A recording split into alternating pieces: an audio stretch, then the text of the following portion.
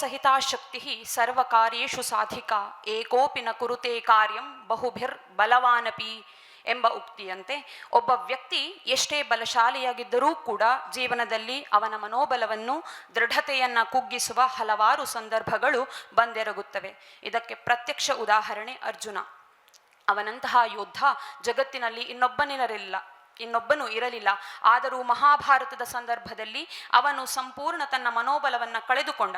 ಆಗ ಅವನ ಕರ್ತವ್ಯವನ್ನು ನೆನಪಿಸಿ ಮತ್ತೆ ಅವನನ್ನು ಯುದ್ಧೋನ್ಮುಖನನ್ನಾಗಿ ಮಾಡಿದ ಶ್ರೀಕೃಷ್ಣ ತನ್ನ ಉಪದೇಶಗಳಿಂದ.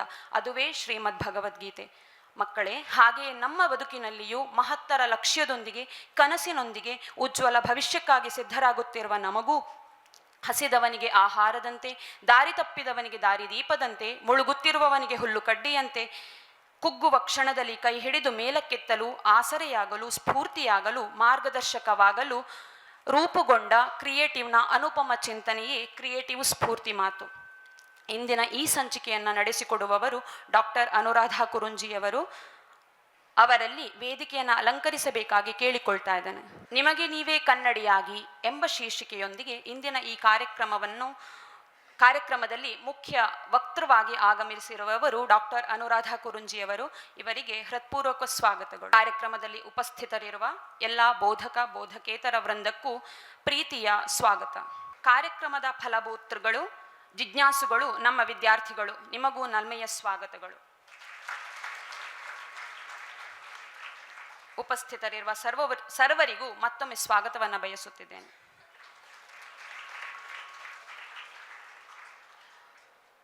ಡಾಕ್ಟರ್ ಅನುರಾಧಾ ಕುರುಂಜಿ ಮೂಲತಃ ಕುರುಂಜಿ ಮನೆತನದವರಾದ ಡಾಕ್ಟರ್ ಅನುರಾಧಾ ಕುರುಂಜಿಯವರು ವೃತ್ತಿಯಲ್ಲಿ ಸಹಾಯಕ ಪ್ರಾಧ್ಯಾಪಕರಾಗಿ, ಪ್ರವೃತ್ತಿಯಲ್ಲಿ ಉತ್ತಮ ತರಬೇತುದಾರರು, ಸಂಘಟಕರು, ಲೇಖಕರೂ ಆಗಿ ಗುರುತಿಸಿಕೊಂಡವರು. ಬೆಳಿಯಾರು, ಅರಂತೋಡು, ಎನ್ಎಂಸಿಗಳಲ್ಲಿ ವಿದ್ಯಾಭ್ಯಾಸವನ್ನು ಪಡೆದು ಮಂಗಳೂರು ವಿಶ್ವವಿದ್ಯಾನಿಲಯದಿಂದ ಕನ್ನಡದಲ್ಲಿ ಸ್ನಾತಕೋತ್ತರ ಪದವಿ ಗಳಿಸಿ, ಹಂಪಿ ವಿಶ್ವವಿದ್ಯಾನಿಲಯದಿಂದ ಡಾಕ್ಟರೇಟ್ ಪದವಿ ಪಡೆದುದಲ್ಲದೆ ಮಾಹಿತಿ ಮತ್ತು ತಂತ್ರಜ್ಞಾನದಲ್ಲಿ ಡಿಪ್ಲೊಮೊ ಪದವಿಯನ್ನು ಪಡೆದವರು. ಉಪನ್ಯಾಸಕ ಹುದ್ದೆಯ ಅರ್ಹತಾ ಪರೀಕ್ಷೆ UGCಯಲ್ಲೂ ತೇರ್ಗಡೆ ಹೊಂದಿದ ಇವರು ಹಲವು ಪ್ರಥಮಗಳನ್ನು ಹಾಗೂ ಶಾಶ್ವತ ದಾಖಲೆಗಳನ್ನು ನಿರ್ಮಿಸಿದ ಸುಳ್ಯದ ಬಹುಮುಖ ಸಾಧಕರು. ಸುಳ್ಯದ ಪ್ರತಿಷ್ಠಿತ ಸಂಸ್ಥೆ NMCಯ ವಿದ್ಯಾರ್ಥಿಯಾಗಿದ್ದಾಗ NSSನಿಂದ ರಾಜ್ಯ ಹಾಗೂ ರಾಷ್ಟ್ರಮಟ್ಟದ ಗಣರಾಜ್ಯೋತ್ಸವ ಪಥಸಂಚಲನದಲ್ಲಿ ಭಾಗವಹಿಸಿ ಮುಖ್ಯಮಂತ್ರಿ, ರಾಜ್ಯಪಾಲ, ರಾಷ್ಟ್ರಪತಿ, ಪ್ರಧಾನಮಂತ್ರಿಗಳಿಂದಲೂ ಪುರಸ್ಕಾರ ಪಡೆದ ಇವರು ಕಾಲೇಜಿನ 49 ವರ್ಷಗಳ ಇತಿಹಾಸದಲ್ಲಿಯೇ ಪ್ರಥಮ ಹಾಗೂ ಏಕೈಕ ವಿದ್ಯಾರ್ಥಿನಿ ಎಂಬ ಶಾಶ್ವತ ದಾಖಲೆ ನಿರ್ಮಿಸಿದವರು. ಸುಳ್ಯದ JC-ರೇಟ್ ಅಧ್ಯಕ್ಷರಾಗಿ ವಲಯ ಮತ್ತು ರಾಷ್ಟ್ರಮಟ್ಟದ ಅತ್ಯುತ್ತಮ ಅಧ್ಯಕ್ಷೆ ಮತ್ತು ಘಟಕ ಪ್ರಶಸ್ತಿ ಗಳಿಸುವ ಮೂಲಕ ನೂತನ ದಾಖಲೆಯನ್ನು ಬರೆದವರು.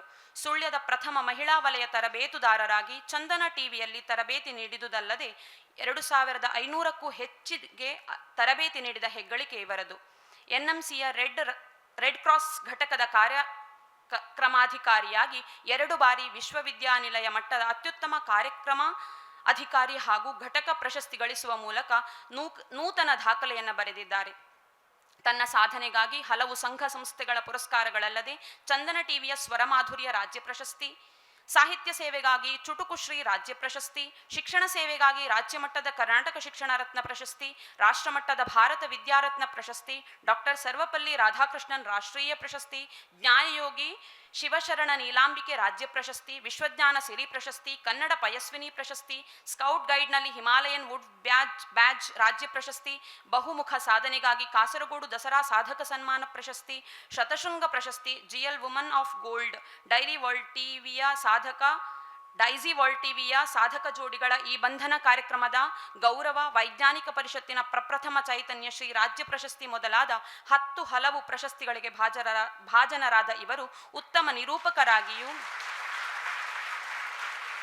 ಅಖಿಲ ಭಾರತ ಸಾಹಿತ್ಯ ಸಮ್ಮೇಳನದಲ್ಲಿ ನಿರೂಪಣೆ ಮಾಡಿ ಸೈ ಎನಿಸಿಕೊಂಡವರು. ಕವಿಯಾಗಿ ರಾಜ್ಯ, ಅಂತಾರಾಜ್ಯ ಮಟ್ಟದಲ್ಲಿ ಕವನ ವಾಚಿಸುವುದಲ್ಲದೆ ಅಂತಾರಾಷ್ಟ್ರೀಯ ಖ್ಯಾತಿಯ ಹಂಪಿ ಉತ್ಸವದಲ್ಲಿ ಕವನ ವಾಚಿಸಿದ ಹೆಮ್ಮೆ ಇವರದು. ಮಂಗಳೂರು ಮತ್ತು ಮಡಿಕೇರಿ ಆಕಾಶವಾಣಿಗಳಲ್ಲಿ ಹಲವು ಬಾರಿ ಇವನ ಕವನ ಭಾಷಣಗಳ ಬಿತ್ತರವಾಗಿದೆ. ಸಾಹಿತ್ಯಿಕವಾಗಿ ಎನ್ಎಂಸಿಯಲ್ಲಿ ವಿದ್ಯಾಚೇತನ ವಾರ್ತಾ ಪತ್ರಿಕೆಯನ್ನು ಹುಟ್ಟುಹಾಕಿದುದಲ್ಲದೆ ಅಚಲ ಪ್ರಕಾಶನವನ್ನು ಹುಟ್ಟುಹಾಕಿ ಅದರಲ್ಲಿ ತಾನೇ ಬರೆದ ಚಿಂತನ ವಾಹಿನಿ ಮೌನವನ್ನು ಮುರಿದಾಗ, ಮಲೆನಾಡಿನ ಸಾಂಸ್ಕೃತಿಕ ನಾಯಕ ಡಾಕ್ಟರ್ ಕುರುಂಜಿ ವೆಂಕಟರಮಣಗೌಡ, ನುಡಿಯೊಳಗೊಂದಾಗಿ ನಡೆ, ಜೀವನ ಪಯಣ, ಡಾಕ್ಟರ್ ಕುರುಂಜಿ ವೆಂಕಟರಮಣಗೌಡ ಅರೆಭಾಷಾ ಕೃತಿಗಳನ್ನು ಸಹೃದಯ ಲೋಕಕ್ಕೆ ಅರ್ಪಿಸಿದವರು. ರಾಜ್ಯ, ರಾಷ್ಟ್ರ, ಅಂತಾರಾಷ್ಟ್ರೀಯ ಮಟ್ಟದಲ್ಲಿ ಸಂಶೋಧನಾ ಪ್ರಬಂಧಗಳನ್ನು ಮಂಡಿಸಿದ ಇವರ ಸಾಧನೆಯ ಹೆಜ್ಜೆಗುರುತುಗಳ ಲೇಖನಗಳು ವಿವಿಧ ಪತ್ರಿಕೆಗಳಲ್ಲಿ ಅನುಪಮ ಸಾಧನೆ, ಸಾಧನೆಯ ಹಾದಿಯಲ್ಲಿ, ಅನುರಾಧಾಗೆ ಸಾಧನೆಯೇ ಖುಷಿ, ನಮ್ಮೊಳಗಿನ ಸಾಧಕರು, ದೆಹಲಿಯ ರಾಜಪಥ್ನಲ್ಲಿ ಮಿಂಚಿದ ಗ್ರಾಮೀಣ ಪ್ರತಿಭೆ ಮುಂತಾದ ಶೀರ್ಷಿಕೆಗಳಲ್ಲಿ ಪ್ರಕಟಗೊಂಡಿದೆ. ವಿವಿಧ ಸಂಘ ಸಂಸ್ಥೆಗಳಲ್ಲಿ ತನ್ನನ್ನು ತೊಡಗಿಸಿಕೊಂಡಿರುವ ಇವರು ಪ್ರಸ್ತುತ ಪತಿ ಚಂದ್ರಶೇಖರ ಬಿಳಿನೆಲೆ ಹಾಗೂ ಪುತ್ರರಾದ ಅಚಲ್ ಬಿಳಿನೆಲೆ ಮತ್ತು ಅಂಶಲ್ ಬಿಳಿನೆಲೆಯವರೊಂದಿಗಿನ ಪುಟ್ಟ ಸಂಸಾರದಲ್ಲಿ ಖುಷಿಯಾಗಿ ಜೀವನವನ್ನು ನಡೆಸ್ತಾ ಇದ್ದಾರೆ. ಪ್ರಸ್ತುತ ಅವರ ಮಾತಿಗಾಗಿ ವೇದಿಕೆ. ಓಂ ಶ್ರೀ ಗುರುಭ್ಯೋ ನಮಃ. ಕ್ರಿಯೇಟಿವ್ PU ಕಾಲೇಜ್ ಇದರ ವತಿಯಿಂದ ಇಂದು ಹಮ್ಮಿಕೊಂಡಂತಹ ಕ್ರಿಯೇಟಿವ್ ಸ್ಫೂರ್ತಿ ಮಾತು 11 ಈ ಒಂದು ಕಾರ್ಯಕ್ರಮದಲ್ಲಿ ಉಪಸ್ಥಿತರಿರುವಂತಹ ಈ ಸಂಸ್ಥೆಯ ಎಲ್ಲ ಗೌರವಾನ್ವಿತ ಉಪನ್ಯಾಸಕ ವೃಂದದವರೇ, ಬೋಧಕೇತರ ವೃಂದದವರೇ ಹಾಗೂ ಎಲ್ಲ ಆಡಳಿತ ಮಂಡಳಿಯವರೇ, ನನ್ನ ಪ್ರೀತಿಯ ವಿದ್ಯಾರ್ಥಿನಿಯರೇ, ಕ್ರಿಯೇಟಿವ್ ಸ್ಕೂಲಿನ ಕಾಲೇಜಿನ ಮಕ್ಕಳಿಗೆ ಕ್ರಿಯೇಟಿವ್ ಕಾಲೇಜೇ ಒಂದು ಸ್ಫೂರ್ತಿ, ಹೌದಲ್ವಾ? ಕ್ರಿಯೇಟಿವ್ PU ಕಾಲೇಜಿನ ಮಕ್ಕಳಿಗೆ ಕ್ರಿಯೇಟಿವ್ PU ಕಾಲೇಜೇ ಒಂದು ಸ್ಫೂರ್ತಿ. ಇನ್ನು ನಿಮಗೆ ಸ್ಫೂರ್ತಿಯ ಮಾತು ಬೇಕಾ? ನೋಡಿದೆ ನಿಮ್ಮ ಕ್ಯಾಂಪಸ್ಸನ್ನೆಲ್ಲ, ಫೈನ್, ಖುಷಿಯಾಯಿತು. ಉತ್ತಮವಾದಂಥ ಒಂದು ಕಾರ್ಯಕ್ರಮವನ್ನು ಆಯೋಜನೆ ಮಾಡ್ತಾ ಬಂದಿದ್ದಾರೆ. ಬಹುಶಃ ಇದು ನನ್ನ 11ನೇ ಮಾತು ಅಂತ ಕಾಣ್ತಾ ಇದೆ. ಈ ಹಿಂದೆ ನೀವು ಬಹಳಷ್ಟು ಮಾತನ್ನು ಕೇಳಿದ್ದೀರಾ. ಇಲ್ಲಿ ನಾನು ಕೇವಲ ಮಾತನಾಡುವುದಿಲ್ಲ, ನಿಮ್ಮನ್ನು ಮಾತನಾಡಿಸ್ತೇನೆ. ಅಯ್ಯಪ್ಪ, ಇದು ಬೇಡಾಗಿತ್ತು. ಮಕ್ಕಳೇ, ಒಂದ್ಸಲ ನಿಮ್ಮ 2 ಕೈಯನ್ನು ಮೇಲಕ್ಕೆತ್ತಿ. ಒಂದ್ಸಲ ಈ ಸಂಸ್ಥೆಯ ಉಪನ್ಯಾಸಕರು ಎದುರು ಬಂದು ಗಮನಿಸಿ. ಆ ಬೆರಳನ್ನು ಹಾಗೆ ಅಗಲಕ್ಕೆ ಮಾಡಿ, ಆ ಬೆರಳನ್ನು ಒಂದ್ಸಲ ಅಲ್ಲಾಡಿಸಿ ಚೆನ್ನಾಗಿ. ಇದು ಒಂದು ಸಲ ಎದುರು ಕೂತವ್ರೊಮ್ಮೆ ಹಿಂದೆ ಸ್ವಲ್ಪ ತಿರುಗಿ ನೋಡ್ಕೊಳ್ಳಿ. ಇದು ಕೈ ಕೆಳಗೆ ಹಾಕಬೇಡಿ. ಇದು ಕ್ರಿಯೇಟಿವ್ PU ಕಾಲೇಜಿನ ಅರಳುವ ಹೂಗಳು. ಎಷ್ಟು ಚೆನ್ನಾಗಿ ಅರಳ್ತಾ ಇದೆ ನೋಡಿ. ಬಹುಶಃ ಈ ಕಾರ್ಯಕ್ರಮದ ಉದ್ದೇಶ ಈ ಅರಳುವ ಹೂಗಳು ಮುದುಡಬಾರ್ದು, ಅದು ಹಾಗೆ ಅರಳ್ತಾ ಇರಬೇಕು, ಕಂಪನ್ನು ಸೂಸ್ತಾ ಇರಬೇಕು ಅಂತ. ಸೊ ಆ ನಿಟ್ಟಿನಲ್ಲಿ ಇಂದು ಹಮ್ಮಿಕೊಂಡಂಥ ಈ ಒಂದು ಕಾರ್ಯಕ್ರಮಕ್ಕೆ ಬಹುದೂರದಿಂದ ನನ್ನನ್ನು ಆಹ್ವಾನಿಸಿದಂತಹ ಈ ಸಂಸ್ಥೆಯ ಸರ್ವರಿಗೂ ಕೂಡ ಮನದಾಳದಿಂದ ವಂದಿಸುತ್ತಾ, ಒಂದಷ್ಟು ಅಂತ ಹೇಳಲ್ಲ ನಾನು, ಒಂದಿಷ್ಟು ಹೊತ್ತು ನಿಮ್ಮ ಜೊತೆಗೆ ಕಳಿತೇನೆ. ಆತ್ಮೀಯ ವಿದ್ಯಾರ್ಥಿಗಳೇ, ನಿಮ್ಮನ್ನು ನೋಡಿದಾಗ ನನಗೆ ಯಾವಾಗಲೂ ನೆನಪಾಗೋದು, ಬಹುಶಃ ನೀವೆಲ್ಲರೂ ಈ ಸಂಸ್ಥೆಯ ಸ್ಫೂರ್ತಿಯ ಚಿಲುಮೆಗಳು. ಎಷ್ಟು ಚೆನ್ನಾಗಿ ಕೂತಿದ್ದೀರಾ, ಏನೋ ಒಂದು ಸಿಗ್ತಾ ಇದೆ ಇಲ್ಲಿಂದ ಎನ್ನುವಂತಹ ಭರವಸೆಯಲ್ಲಿ ನೀವೆಲ್ಲರೂ ಕೂತಿದ್ದೀರಾ. ನಿಮ್ಮ ಮುಖದಲ್ಲಿ ಎಷ್ಟು ಚೆನ್ನಾಗಿ ನಗು ಇದೆ. ಈ ನಗು ಯಾವತ್ತಿಗೂ ಶಾಶ್ವತವಾಗಿರಲಿ ಅಂತ ಹೇಳುತ್ತಾ, ಆತ್ಮೀಯ ವಿದ್ಯಾರ್ಥಿಗಳೇ, ಒಂದಿಷ್ಟು ವಿಚಾರಗಳನ್ನು ಹೇಳಬೇಕು ಅಂತ ಕೆಲವೊಂದು ಪಾಯಿಂಟ್ಗಳನ್ನು ಮಾಡ್ಕೊಂಡು ಬಂದಿದ್ದೀನಿ. ಬಟ್ ಎಷ್ಟು ಸಾಧ್ಯ ಆಗ್ತದೋ ನನಗೆ ಗೊತ್ತಿಲ್ಲ, ಯಾಕಂದರೆ ಸಮಯ ಸೀಮಿತ ಇದೆ. ಆ ಸಮಯದೊಳಗೆ ನನಗೆ ಎಲ್ಲ ವಿಚಾರಗಳನ್ನು ಹೇಳಲಿಕ್ಕೆ ಆಗ್ತದೋ ಇಲ್ವೋ ಗೊತ್ತಿಲ್ಲ. ಅದ್ಭುತವಾದಂತಹ ಶೀರ್ಷಿಕೆ ನನಗೆ ಇಷ್ಟ ಆದದ್ದು ಇಲ್ಲಿ ಸ್ಫೂರ್ತಿ ಮಾತು, ಮೋಟಿವೇಶನಲ್ ಟಾಕ್. ಬಹುಶಃ ಸ್ಫೂರ್ತಿ ಮಾತು ಎಂಥ ಅದ್ಭುತವಾದಂಥ ಶಬ್ದ. ಬಹುಶಃ ಎಲ್ಲ ರೀತಿಯಲ್ಲೂ ಕ್ರಿಯೇಟಿವ್ ಅನ್ನು ಕಾಣ್ತಾ ಬಂದೆ. ನಾನು ಬರ್ತಾ ಪವಿತ್ರ ಮೇಡಮ್ ನನ್ನನ್ನು ಬಹಳ ಆತ್ಮೀಯವಾಗಿ ಬರಮಾಡಿಕೊಂಡ್ರು. ಅಂದರೆ ನಾವು ಎಲ್ಲಿ ಈ ಸ್ಫೂರ್ತಿಯನ್ನು ಕಾಣ್ತೇವೆ ಅಂದರೆ ಆ ಹೆಸರಿಗೆ ತಕ್ಕುದಾಗಿ ಬಹುಶಃ ನನ್ನ ಕಾಲೇಜ್ ಕ್ಯಾಂಪಸ್ ಒಂದು ಗಮನಿಸಿದೆ, ಡೈನಿಂಗ್ ಹಾಲ್ಗೆ ಹೋದೆ, ಅಲ್ಲಿ ಎಷ್ಟು ಚೆನ್ನಾಗಿ ನೀವು ಚೇರನ್ನೆಲ್ಲ ಇಟ್ಟಿದ್ದೀರಾ. ಪ್ರತಿಯೊಂದು ಸ್ಟೆಪ್ ಬೈ ಸ್ಟೆಪ್ ನನ್ನನ್ನು ಬರಮಾಡ್ಕೊಂಡಂಥ ರೀತಿ, ಅವ್ರು ನನ್ನನ್ನು ಫೋನ್ ಮಾಡಿ ಕರೆದಾಗ ಕೂಡ ಅವ್ರು ಆಡಿದ ಮಾತುಗಳು, ಇಲ್ಲಿ ಬಂದಾಗ ಬಹುಶಃ ನಾನು ಬಂದ 1 ಗಂಟೆ ಆಯಿತು ನಾನು ಬಂದು ನಿಮ್ಮ ಜೊತೆಗೆ ಸೇರಿಕೊಂಡು, ಯಾಕಂದರೆ ದೂರದಿಂದ ಬರಬೇಕಲ್ಲಂತ ಭಾಳ ಬೇಗ ಬಂದೆ. ಬಂದಾಗ ಅವ್ರು ನನ್ನ ಜೊತೆ ಆ ಹಾಸ್ಪಿಟ್ಯಾಲಿಟಿ ಇದೆ ಅಲ್ವಾ, ಆತಿಥ್ಯ, ಬಹುಶಃ ನಂಗೊಂದು ಮಾತು ನೆನಪಾಯಿತು, ಮಾತೃದೇವೋಭವ, ಪಿತೃದೇವೋಭವ, ಆಚಾರ್ಯ ದೇವೋಭವ, ಅತಿಥಿ ದೇವೋಭವ ಅಂತ. ಬಹುಶಃ ಹೌದು, ಈ 4 ಶಬ್ದಗಳು ಅದ್ಭುತವಾದದ್ದು. ಆದರೆ ಇವತ್ತು ಸ್ವಲ್ಪ ಬದಲಾಗ್ತಾ ಕೂಡ ಇದೆ, ಆದರೆ ಅದು ಕ್ರಿಯೇಟಿವ್ ಸಂಸ್ಥೆಯಲ್ಲಿ ಆ ಬದಲಾವಣೆ ಕಾಣಿಸ್ಲಿಲ್ಲ. ನಾನು ಯಾವಾಗಲೂ ನನ್ನ ಮಕ್ಕಳಿಗೆ ಹೇಳ್ತಾ ಇರ್ತೇನೆ, ಮಾತೃದೇವೋಭವ ಇವತ್ತು ಅದು ಮಾತೃದೇವೋಭವ ಆಗಿದೆ. ಪಿತೃದೇವೋಭವ ಇನ್ನೊಂದು ಕೇಳೋದೇ ಬೇಡ, 3ನೇ ಪದ ಆಚಾರ್ಯ ದೇವೋಭವ, ಆಚಾರ್ಯ ದೆವ್ವ ಅಂತ ಆಗ್ತಾ ಇದೆಯೋ ಏನೋ ಅಂತ. ಇನ್ನು ಲಾಸ್ಟಿಗೆ ನೋಡಿ ಅತಿಥಿ ದೇವೋಭವ, ಮನೆಗೆ ಅತಿಥಿಗಳು ಬಂದಾಗ ನಾವು ಹೇಗೆ ಬರಮಾಡ್ಕೊಳ್ತೀವಿ ಅದರ ಮೇಲೆ ನಮ್ಮ ಕಲ್ಚರ್, ಸಂಸ್ಕಾರ, ಸಂಸ್ಕೃತಿ ಎಲ್ಲ ನಿಂತ್ಬಿಟ್ಟಿರ್ತದೆ. ಬಟ್ ಇವತ್ತು ಮನೆಗೆ ಬಂದರೆ ಅತಿಥಿಗಳು ಒಳ್ಳೆ ಸೀರಿಯಲ್ ನಡೀತಾ ಇದೆ, ಈಗಲೇ ಬರಬೇಕಾಗಿ ಗೆಸ್ಟ್ ಅಂತ ಆಲೋಚನೆ ಮಾಡುವಂಥ ಕಾಲಘಟ್ಟ ನಮ್ಮದು. ಯಾಕಂದರೆ ಆಧುನಿಕ ಯುಗಕ್ಕೆ ಬಂದಿದ್ದೇವೆ ನೋಡಿ ನಾವು. ಬಟ್ ಇದನ್ನೆಲ್ಲವನ್ನು ಮೀರಿ ನಿಂತಿದೆ ಕ್ರಿಯೇಟಿವ್ ಕಾಲೇಜ್. ಸೊ ಬಹುಶಃ 7 ಜನರು ಆ ಒಂದು ಟೀಚಿಂಗ್ ಮೈಂಡಿನಿಂದ ಹೊರಬಂದಂಥ ಈ ಸಂಸ್ಥೆ ಖಂಡಿತ ಅದ್ಭುತವಾದ. ಯಾಕಂದರೆ ಒಬ್ಬ ಟೀಚರಿಗೆ ಮಾತ್ರ ಇನ್ನೊಬ್ಬ ಟೀಚರ್ ಸಮಸ್ಯೆ ಅರ್ಥ ಆಗ್ತದೆ, ಟೀಚರ್ಗಳಿಗೆ ಮಾತ್ರ ಮಕ್ಕಳ ಸಮಸ್ಯೆಗಳು ಅರ್ಥ ಆಗ್ತವೆ. ತಂದೆ ತಾಯಿ ಗುರುಗಳು ಇವರು ಯಾವಾಗಲೂ ಕೂಡ ನಮಗೆ ಆದರ್ಶವಾಗಿರ್ಬೇಕಂತೆ. ನಾನು ಯಾವಾಗಲೂ ಹೇಳೋ ಮಾತು, ಮಕ್ಕಳೇ, ತಂದೆ ತಾಯಿ ಗುರುಗಳು ನಿಮಗೆ ಬುದ್ಧಿವಾದ ಹೇಳ್ತಾ ಇದ್ದಾರೆ ಅಂತಾದರೆ ಅಲ್ಲಿ ನಿಮ್ಮ ಭವಿಷ್ಯ ಇದೆ, ನಿಮ್ಮ ಫ್ಯೂಚರ್ ಇದೆ. ಅದೇ ನಿಮ್ಮ ಫ್ರೆಂಡ್ಸ್ ಬಾಮರೆಯ ಸುತ್ತಾಡ್ಕೊಂಡು ಬರೋಣ, ಬಾಮರೆಯ ಇನ್ಯಾವುದೋ ನೆಗೆಟಿವ್ ಕಡೆಗೆ ನಿಮ್ಮನ್ನು ಕೊಂಡು ಹೋಗ್ತಾ ಇದ್ದಾರೆ ಅಂತಾದರೆ ಅಲ್ಲಿ ನಿಮ್ಮ ನಾಶ ಇದೆ ಅಂತ ನಾನು ಯಾವಾಗಲೂ ನನ್ನ ಮಕ್ಕಳಿಗೆ ಹೇಳ್ತಾ ಇರ್ತೇನೆ. ಎಲ್ಲಿ ತಂದೆ ತಾಯಿ ಗುರುಗಳು ಬುದ್ಧಿವಾದ ಹೇಳ್ತಾರೋ ನಿಮ್ಮ ಫ್ಯೂಚರ್ ಇದೆ ಅಲ್ಲಿ, ಎಲ್ಲಿ ಸ್ನೇಹಿತರು ನಿಮ್ಮನ್ನು ದಾರಿ ತಪ್ಪಿಸ್ತಾರೋ ಅಲ್ಲಿ ನಿಮ್ಮ ನಾಶ ಇದೆ ಅಂತ. ಇದು ನಾನು ಸಾಮಾನ್ಯವಾಗಿ ನನ್ನ ಮಕ್ಕಳಿಗೆ ಹೇಳೋ ಮಾತು ಕೂಡ. ಹಾಗಾಗಿ ಮಕ್ಕಳೇ, ಒಂದು ಒಳ್ಳೆಯ ವಿಚಾರವನ್ನು ಇಟ್ಕೊಂಡಿದ್ದಾರೆ, ಸ್ಫೂರ್ತಿಯ ಮಾತು. ಹೌದು, ಇಂದಿನ ಶಿಕ್ಷಣ ವ್ಯವಸ್ಥೆ ಎತ್ತ ಸಾಗ್ತಾ ಇದೆ. ನಿಮ್ಮ ಮಧ್ಯಕ್ಕೆ ಬರಬೇಕಾ, ಇಲ್ಲೇ ಮಾತಾಡಬೇಕಾ? ಮೇಡಮ್ ನೀವು ಕಾಣಬೇಕು, ಹೌದಾ? ಮಧ್ಯಕ್ಕೆ ಬಂದರೆ ನಾವು ತಿರುಗಿ ನೋಡಬೇಕು, ಹಾಗನ್ನಿಸ್ತಾ ಇದೆಯಾ? ನಾನು ಆ್ಯಕ್ಚುಲಿ ಟ್ರೈನಿಂಗ್ ಕೊಡೋ ಸಂದರ್ಭದಲ್ಲಿ ನಿಮ್ಮ ಮಧ್ಯೆ ಬರ್ತೇನೆ, ಬಟ್ ನಿಮ್ಮನ್ನು ನೋಡಿದಾಗ ನೀವು ಭಾಳ ಚೆನ್ನಾಗಿ ಕೂತ್ಕೊಂಡು ಕೇಳ್ತಾ ಇದ್ದೀರಪ್ಪ. ಎಲ್ಲೂ ನನಗೆ ನೀವು ತಲೆ ಅಲ್ಲಾಡಿಸೋದು ಕಾಣೋದಿಲ್ಲ. ನೀವು ಸ್ವಲ್ಪ ಹೀಗೆ ಕೂತಂತ ಆ ದೃಷ್ಟಿಕೋನದಲ್ಲಿ ನೀವು ಸ್ವಲ್ಪ ತಲೆ ಅಲ್ಲಾಡಿಸಿದ್ರೆ ನಂಗೆ ಗೊತ್ತಾಗ್ಬಿಡುತ್ತೆ. ಹಾಗಾಗಿ ಯಾರು ತಲೆಯನ್ನು ಬೇರೆ ಕಡೆಗೆ ಒಬ್ಬರು ತಲೆ ಅಡುಗೆ ಹಾಕಿದ್ರು ಅಷ್ಟಾಗೋಗಲ್ಲಿ, ಬೇರೆ ಕಡೆಗೆ ಕೊಂಡೋಗ್ತಾನೇ ಇಲ್ಲ. ಹಾಗಾಗಿ ಇಲ್ಲೇ ನಿಂತು ಮಾತನಾಡಬೇಕಾ? ಮತ್ತೆ ಆಮೇಲೆ ಕೊಡ್ಲಿಸ್ ಇದೆ ಅಂತ ಇದೆ ಅಲ್ವಾ? ಸರಿ, ಬೇಕಿದ್ರೆ ಸರ್ ಕೇಳ್ತೀನಿ. ಓಕೆ, ಬೇಕಿದ್ರೆ ಬರ್ತೀನಿ ಮಧ್ಯೆ, ಆಗ್ಬೋದಲ್ಲ? ಸರಿ, ಫೈನ್ ಮಕ್ಕಳೇ. ಇವತ್ತಿನ ಈ ಒಂದು ಆಧುನಿಕ ಮಾಡರ್ನ್ ಎಜುಕೇಷನ್, ಮೆಕಾಲೆ ಶಿಕ್ಷಣ ನಮ್ಮದು, ಹೌದಲ್ವಾ?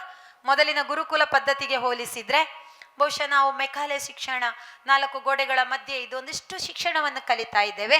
ಅದರ ವಿಪರ್ಯಾಸ ಏನು ಗೊತ್ತಾ? ಇವತ್ತಿನ ಶಿಕ್ಷಣದ ವ್ಯವಸ್ಥೆ ಹೇಗಿದೆ ಅಂತ ಹೇಳಿದರೆ, ನಾನು 2 ದೃಷ್ಟಿಕೋನವನ್ನು ಇಟ್ಟು ಮಾತನಾಡ್ತೇನೆ. ಇವತ್ತು ನಾವು ನಮ್ಮ ಶಿಕ್ಷಣ ಹೇಗಿದೆ ಅಂದರೆ 365 ದಿನ ಓದ್ತೇವೆ, 3 ಗಂಟೆ ಎಕ್ಸಾಮ್ ಬರಿತೇವೆ, 30 ನಿಮಿಷ ಕೂಡ ಇಲ್ಲ, 3 ನಿಮಿಷದಲ್ಲಿ ಟೀಚರ್ಸ್ ತಿದ್ದುತ್ತಾರೆ, ನೀನು ಮುಂದಿನ ಕ್ಲಾಸಿಗೆ ಹೋಗೋದಕ್ಕೆ ಪಾಸೋ ಫೇಲು, ಇಷ್ಟು ಹೇಳಿ ಬಿಡ್ತೇವೆ. ಇದು ನಮ್ಮ ಇವತ್ತಿನ ಶಿಕ್ಷಣ ವ್ಯವಸ್ಥೆ. ಹೌದು, ಆದರೆ ಅದು ಬೇಕು.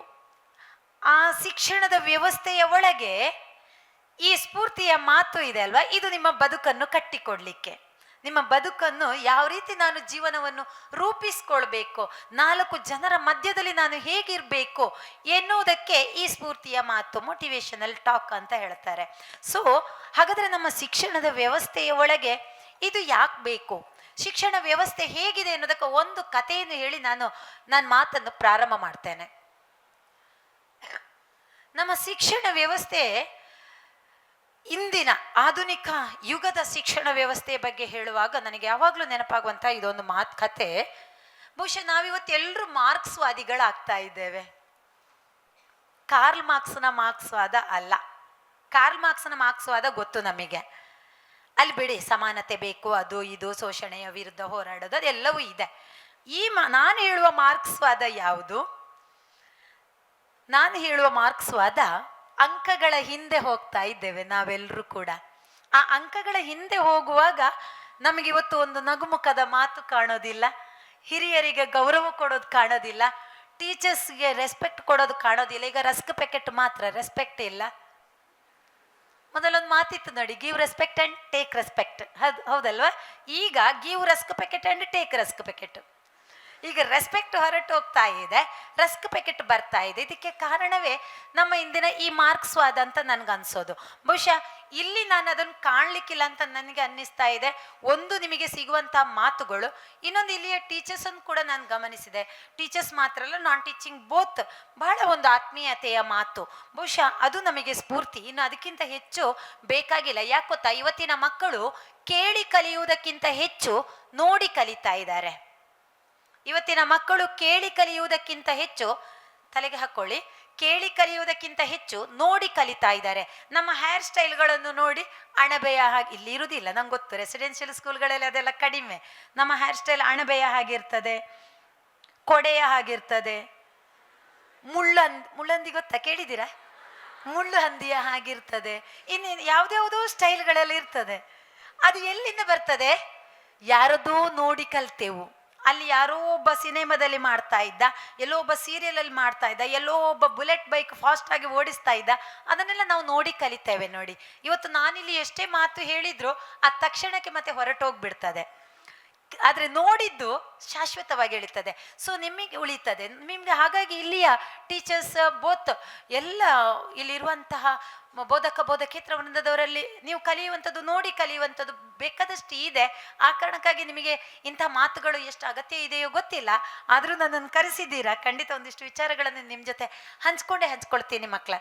ಸೊ ಆಧುನಿಕ ಶಿಕ್ಷಣದ ವ್ಯವಸ್ಥೆ ಮಾರ್ಕ್ಸ್ವಾದ ಅಂತ ನಾನೇನು ಹೇಳಿದ್ನೋ ಹೌದು. ಇವತ್ತು ನಮ್ಮ ತಂದೆ ತಾಯಿಯರಿಗೆ, ಅದರಲ್ಲೂ ಬಹುಶಃ ತಾಯಿಯಂದಿರು ಜಾಸ್ತಿ ಸ್ವಲ್ಪ, ನನ್ನ ಮಗ ಕೂಡ ಇಲ್ಲಿ ಇದ್ದಾನೆ, ತಂದೆ ತಾಯಿಯಂದಿರಿಗೆ ಮನೆಯ ಅಂಗಳದಲ್ಲಿರುವ ಅಡಿಕೆಗಿಂತ, ಕನ್ನಡ ಸ್ಪಷ್ಟ ಅರ್ಥ ಆಗ್ತದೆ ಅಂತ ಭಾವಿಸ್ತೇನೆ, ಮನೆಯ, ಯಾವಾಗಲೂ ಕ್ಲಾಸ್ ಒಳಗೆ ಇಂಗ್ಲೀಷ್ ಕೇಳಿ ಕೇಳಿ ಕೇಳಿ ಇದೇ ಚಂದ ಮೇಡಮ್ ಅಂತಲೂ ಅನ್ನಿಸ್ತದೆ. ಓಕೆ, ಮನೆಯ ಅಂಗಳದಲ್ಲಿರುವ ಅಡಿಕೆಗಿಂತ, ಗೋದ್ರೇಜಿನ ಒಳಗಿರುವ ಅಮ್ಮನ ರೇಷ್ಮೆಯ ಸೀರೆಗಿಂತ, ಬೆಲೆ ಬಾಳುವ ಮುತ್ತಿನ ಒಡವೆಗಳಿಗಿಂತ ನಮ್ಮ ಮನೆಯ ಮಗು ಗಳಿಸುವ ಅಂಕ ಶ್ರೇಷ್ಠ. ಹೌದಲ್ಲ? ಹೌದಲ್ಲ? ಇವ್ರು ಕ್ಲಾಪೇ ಹೊಡಿತಾ ಇಲ್ಲ ನೋಡಿ, ಅವ್ರು ಹೊಡಿತಾ ಇದ್ದಾರೆ. ಹೌದಲ್ಲ? ನಮ್ಮ ಅಪ್ಪ ಅಮ್ಮ ಹೇಳ್ತಾರೆ ಇಲ್ವಾ? ಅಪ್ಪ ಮಗನಿಗೆ ಹೇಳ್ತಾರೆ, ಮಗನೇ 90-95% ತೆಗಿಬೇಕು ಅಂತ. ಆದ್ರೆ ಇನ್ನೊಂದು ಕಡೆಯಿಂದ ನಿಮ್ಮಲ್ಲಿ ಬರಲ್ಲ ಅದು. ಇನ್ನೊಂದು ಕಡೆಯಿಂದ ಮಗ ಹೇಳ್ತಾನೆ, 35 ತೆಗೆದ ಕಷ್ಟ, ಅಪ್ಪನಿಗೆ ಹುಚ್ಚು 90 ಅಂತೆ ಅಂತ. ಅಂದ್ರೆ ನಾವು ಹೇಗಿರ್ತೀವಿ ಗೊತ್ತಾ? ಮಾರ್ಕ್ಸ್ಗಳ ಹಿಂದೆ ಇವತ್ತು ಮಕ್ಕಳು ಮಾತ್ರ ಹೋಗ್ತಾ ಇಲ್ಲ, ಅಪ್ಪ ಅಮ್ಮನೂ ಹೋಗ್ತಾ ಇದ್ದಾರೆ ಅಂತ.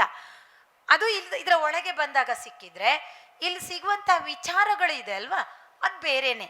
ಸೊ ಹಾಗಾಗಿ ಈ ಮಾರ್ಕ್ಸಿನ ಹಿಂದೆ ಹೋಗ್ತಿರುವಂತ ಇಂದಿನ ಕಾಲಘಟ್ಟದ ಈ ಶಿಕ್ಷಣದ ವ್ಯವಸ್ಥೆ ಬದಲಾಗಬೇಕು ಅಂತಿದ್ರೆ ಇಂಥ ವಿಚಾರಗಳ ಅಗತ್ಯತೆ ಬಹಳಷ್ಟಿದೆ. ಅದಕ್ಕೆ ನಮ್ಮ ಶಿಕ್ಷಣದ ವ್ಯವಸ್ಥೆ ಗೊತ್ತಿಲ್ಲ, ಅದು ಕಥೆಯಾಗಿ ಉಳೀಲಿ, ಜೀವನದಲ್ಲಿ ಬೇಡ ಅಂತ ನಾನು ಹೇಳ್ತೀನಿ. ನನಗೆ ನೆನಪಾಗುವ ಒಂದು ಕತೆ ಏನಂತ ಹೇಳಿದ್ರೆ, ನಮ್ಮಲ್ಲಿ ಒಂದು ಅಪರಾಧಿಗಳಿಗೆ, ತಪ್ಪು ಮಾಡಿದವರಿಗೆ ಗಲ್ಲು ಶಿಕ್ಷೆ, ಮರಣದಂಡನೆ ಅಂತ ಒಂದು ವ್ಯವಸ್ಥೆ ಇದೆ. ನಮ್ಮ ಭಾರತದಲ್ಲಿ ಹೇಗೆ ಮರಣದಂಡನೆ ಆಗ್ತದೆ ಅಂತ ಹೇಳಿದ್ರೆ, ಹಗ್ಗ ಹಾಕಿ ನೇತಾಡಿಸ್ತಾರೆ, ಗೊತ್ತಿದೆ ನಮಗೆ ಅಲ್ವಾ? ಸಿಂಪಲ್ ಆಗಿ, ನನ್ನ ಕಥೆಯನ್ನು ದೀರ್ಘವಾಗಿ ಎಳೆಯುವುದಿಲ್ಲ, ಟೈಮ್ ಇಲ್ಲ, ಸಿಂಪಲ್ ಇದು ಭಾರತದಲ್ಲಿ. ಬಟ್ ವಿದೇಶದಲ್ಲಿ ಹಾಗಲ್ಲ. ಇದೇ ಶಿಕ್ಷೆ ವಿದೇಶದಲ್ಲಿ ನಡೀತಾ ಇತ್ತು, ಇದು ಕತೆ. ವಿದೇಶದಲ್ಲೂ ಇದೇ ರೀತಿಯ ಶಿಕ್ಷೆ ನಡೀತಾ ಇತ್ತು. ಅಲ್ಲಿ ಹೇಗೆ ಶಿಕ್ಷೆ ಕೊಡ್ತಾ ಇದ್ರು ಅಂತ ಹೇಳಿದ್ರೆ, ಒಬ್ಬ ಸೇನಾಧಿಕಾರಿ ಇರ್ತಾ ಇದ್ದ, 10 ಜನ ಸಹಸೇನಾಧಿಕಾರಿಗಳು ಇರ್ತಾ ಇದ್ರು. ಅವರ ಕೈಗೆ ಒಂದು ಗನ್ ಕೊಡ್ತಾ ಇದ್ರು 10 ಜನರಿಗೂ. ಸೇನಾಧಿಕಾರಿಯ ಅಪರಾಧಿಯನ್ನು ಬಂಡೆಕಲ್ಲಿನ ಮೇಲೆ ನಿಲ್ಲಿಸ್ತಾ ಇದ್ರು. ಸೇನಾಧಿಕಾರಿಯ ಕೆಲಸ ಇಷ್ಟೇ, ಸ್ಟಾರ್ಟ್, ಸ್ಟಡಿ, ಶೂಟ್. 3 ಶಬ್ದದ ಮೂಲಕ ಅಪರಾಧಿಗೆ ಶಿಕ್ಷೆಯನ್ನು ಕೊಡುವಂಥದ್ದು. 3 ಶಬ್ದ. ನನಗೆ ಯಾವಾಗಲೂ ಇದು ನೆನಪಾಗೋದು, 365 ದಿನ ಓದೋದು, 3 ಗಂಟೆ ಬರೆಯೋದು, ಪಾಸು ಫೇಲ್ ಅಥವಾ ಉದ್ಯೋಗಕ್ಕೆ ಹೋಗೋದು. ಅಂದರೆ ಯಾಕೆ ಈ ಕತೆ ಹೇಳ್ತೇನೆ ಅಂತ ಹೇಳಿದರೆ, ಇಂದಿನ ಸಮಾಜ ಅಥವಾ ಇಂದಿನ ಒಂದು ಮಾಧ್ಯಮವನ್ನು ಬೆಳಗ್ಗೆದ್ದ ತಕ್ಷಣ ಒಮ್ಮೆ ಗಮನಿಸಿ ಬಿಡಿ. ಕೊಲೆ, ದರೋಡೆ, ಸುಲಿಗೆ, ಗೊತ್ತಿಲ್ಲ ಇಲ್ಲಿ ನಿಮಗೆ ಟಿ ವಿ ವೀಕ್ಷಣೆ ಇದೆಯಾ ಮ್ಯಾಮ್? ನ್ಯೂಸ್ ಮಾತನಾಡಲ್ಲ ಇದೆಯಾ? ನಾನು ಇವರನ್ನು ಕೇಳ್ತೀನಿ. ನ್ಯೂಸ್ ಪೇಪರ್ ಒಂದೇ, ಓಕೆ ಇರಲಿ, ಅದೇ ಸಾಕು, ಅದು ತಗೊಳ್ಳಿ, ಫೈನ್. ಟಿ ವಿಯು ಒಂದೇ, ನ್ಯೂಸ್ ಪೇಪರ್ ಒಂದೇ, ಏನಿಲ್ಲ, ಅದು ಮುದ್ರಣ ಮೀಡಿಯಾ ಅಷ್ಟೇ, ಅಲ್ಲಿ ನಮಗೆ ಕಾಣಿಸ್ತಾ ಇರ್ತದೆ, ವ್ಯತ್ಯಾಸ ಏನಿಲ್ಲ, ಸೇಮ್ ಇರಲಿ. ಅಥವಾ ನೀವು ಮನೆಗೆ ಹೋದಾಗಾದರೂ ನೋಡ್ತೀರಲ್ವಾ, ಓಕೆ. ಮಾಧ್ಯಮದಲ್ಲಿ ಏನು ಬರ್ತಾ ಇದೆ? ಕೊಲೆ, ದರೋಡೆ, ಸುಲಿಗೆ, ಅತ್ಯಾಚಾರ, ಅನಾಚಾರ, ಭ್ರಷ್ಟಾಚಾರ, ಭಯೋತ್ಪಾದನೆ, ನಕ್ಸಲೈಟ್ಸ್ ಇದ್ದೇ ಕಾಣಿಸ್ತಾ ಇದೆ ಎಲ್ಲಿ ನೋಡಿದ್ರು ಕೂಡ, ಹೌದಲ್ವಾ? ಹಾಗಾದ್ರೆ ನಾವು ಕಲ್ತಂತ ಶಿಕ್ಷಣ ಎಲ್ಲಿಗೋಯ್ತು? ಕೊಲೆ ಮಾಡ್ಲಿಕ್ಕ, ದರೋಡೆ ಮಾಡ್ಲಿಕ್ಕ, ಕಳ್ಳತನ ಮಾಡ್ಲಿಕ್ಕ, ಸುಲಿಗೆ ಮಾಡ್ಲಿಕ್ಕ? ಇಂಥ ಸ್ಫೂರ್ತಿಯ ಮಾತುಗಳು ಎಲ್ಲಿಗೆ ಹೋಯಿತು? ಕೇವಲ ಇಲ್ಲಿ ಕೇಳೋದು, ಇಲ್ಲಿ ಬಿಡೋದಾ ಅಂತ ಅನ್ನಿಸ್ತಾ ಇದೆ. ಹೌದು, ಆ ಕಥೆಯಲ್ಲೂ ಕೂಡ ಹಾಗೆ ಆಗ್ತದೆ. ಒಬ್ಬ ಅಪರಾಧಿಯನ್ನು ಬಂಡೆಕಲ್ಲಿನ ಮೇಲೆ ನಿಲ್ಲಿಸೋದು, 3 ಶಬ್ದಗಳಿಂದ ಅವರಿಗೆ ಶಿಕ್ಷೆಯನ್ನು ಕೊಡೋದು. ಒಂದು ದಿನ ಒಬ್ಬ ನಿರಪರಾಧಿಗೆ ಶಿಕ್ಷೆ ಆಗ್ತದೆ. ಒಂದು ದಿನ ಒಬ್ಬ ನಿರಪರಾಧಿಗೆ ಶಿಕ್ಷೆ ಆಗ್ತದೆ. ಈ ಕಥೆಯಲ್ಲಿ ನಮ್ಮಲ್ಲೊಂದು ಕಾನೂನಿನಲ್ಲಿ ನಿಯಮ ಇದೆ, ನಮ್ಮ ಲಾದಲ್ಲಿ. 10 ಜನ ನಿರಪರಾಧಿಗಳು ತಪ್ಪಿಸಿಕೊಂಡರೂ ಅಡ್ಡಿ ಇಲ್ಲ, 10 ಜನ ಅಪರಾಧಿಗಳು ತಪ್ಪಿಸಿಕೊಂಡರೂ ಅಡ್ಡಿ ಇಲ್ಲ, ಒಬ್ಬ ನಿರಪರಾಧಿಗೆ ಶಿಕ್ಷೆ ಆಗಬಾರ್ದು. ಇದು ನಮ್ಮ ಕಾನೂನು. ವಿದೇಶದಲ್ಲೂ ಇದ್ದಿರಬಹುದು. ನಮ್ಮಲ್ಲಿ ನಿರಪರಾಧಿಗೆ ಶಿಕ್ಷೆ ಆಗ್ತಾ ಇದೆ ಅಂತ ಗೊತ್ತಾದ್ರೆ ರಾಷ್ಟ್ರಪತಿ ಹತ್ರ ಹೋಗಿ ಕ್ಷಮಾದಾನ ಪತ್ರವನ್ನು ತರಬಹುದು. ಆ ಕ್ಷಣಕ್ಕೆ ಬಿಡುಗಡೆ ಇದೆ, ಮತ್ತೆ ಎನ್ಕ್ವೈರಿಗಳು ಆಗ್ತವೆ. ಅಲ್ಲೂ ಕೂಡ ಅದೇ ನಿಯಮ ಇತ್ತು.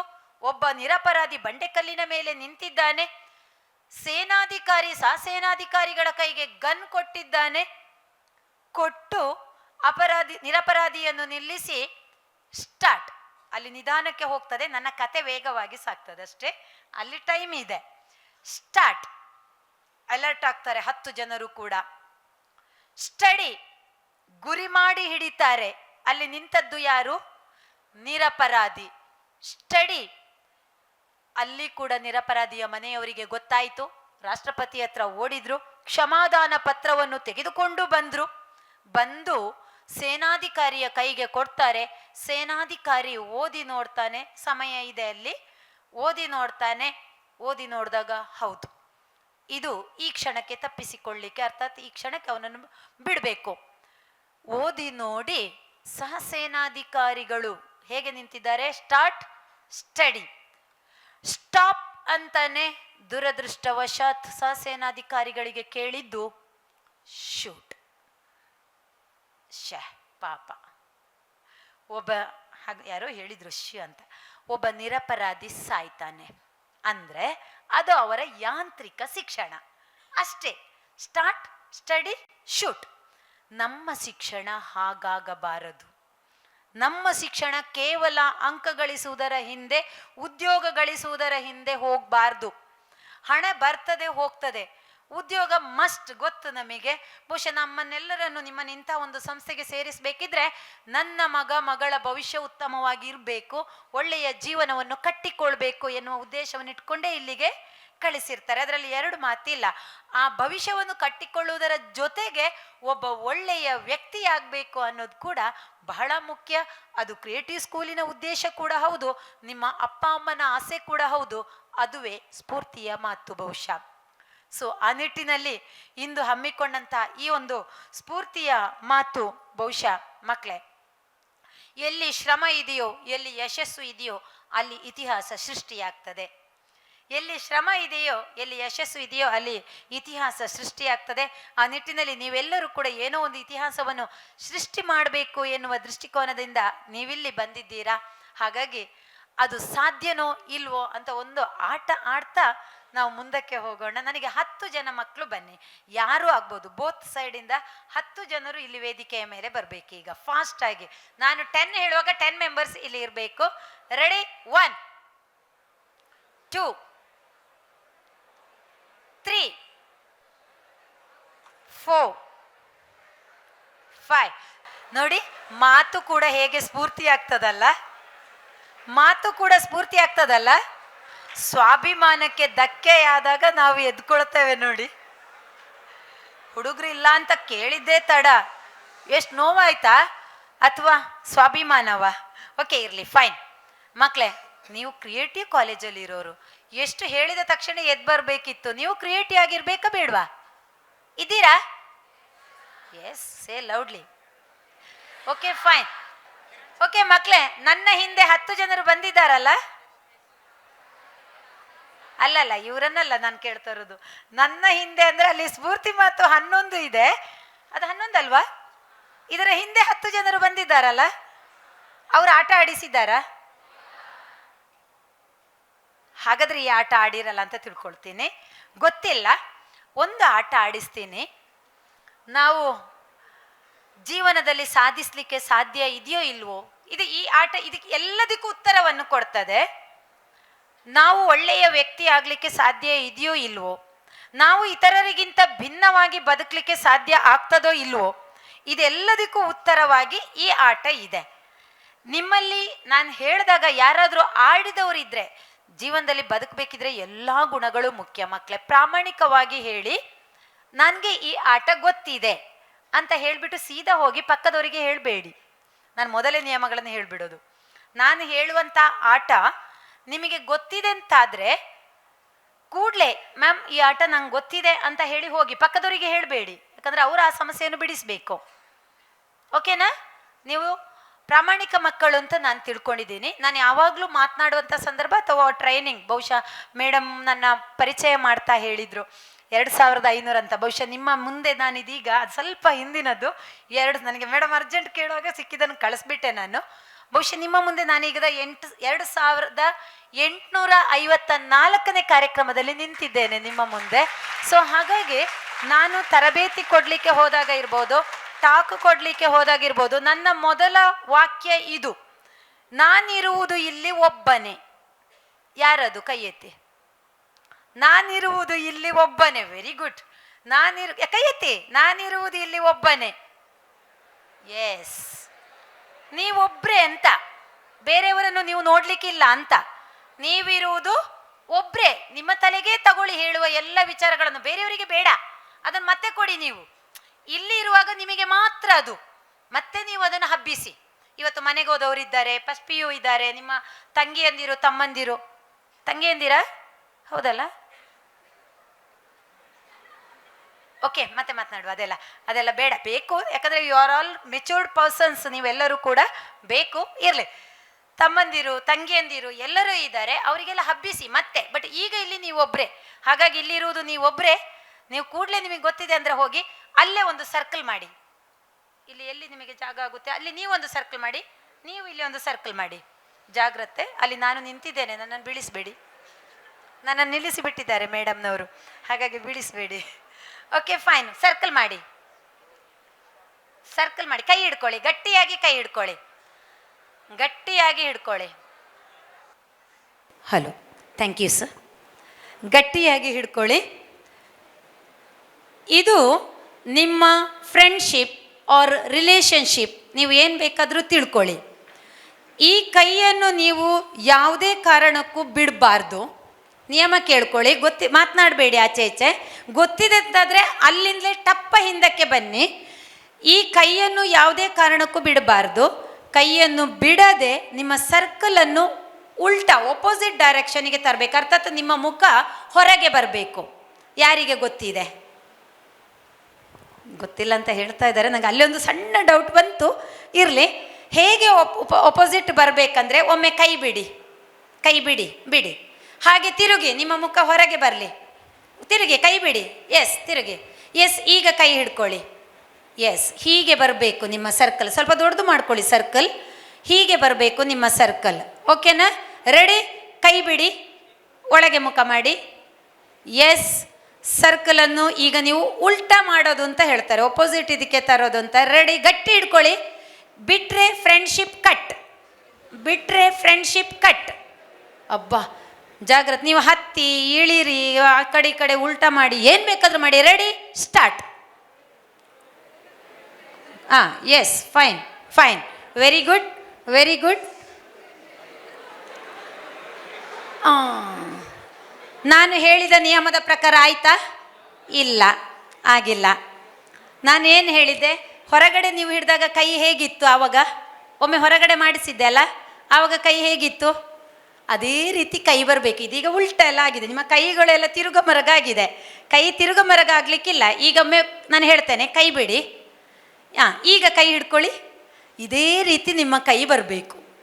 ಇದೇ ರೀತಿ ತಿರುಗಿ ಇದೇ ರೀತಿ ಬರಬೇಕು. ಇಲ್ಲಿ ಉಲ್ಟ ಉಂಟ ನಿಮ್ಮ ಕೈಯಲ್ಲಿ? ಆದರೂ ತಿರುಗ ಮರ್ಗ ಇದೆಯಾ? ಇಲ್ಲ ಅಲ್ಲ, ಹೀಗೇ ಬರಬೇಕು. ಕೈ ಬಿಡಬಾರ್ದು, ಆದರೂ ಹೀಗಾಗಬೇಕು. ತಿರುಗಿ, ಕೈ ಬಿಟ್ಟು ತಿರುಗಿ, ಅಷ್ಟು. Okay fine, last chance. 1 minute ಬೇಕಾಯ್ತು, 1 ಮಿನಿಟ್ ಕೊಡ್ತೇನೆ. Last, start. ತಿರುಗಿ, ಗುಡ್ ಗುಡ್, ತಿರುಗಿ. Yes fine.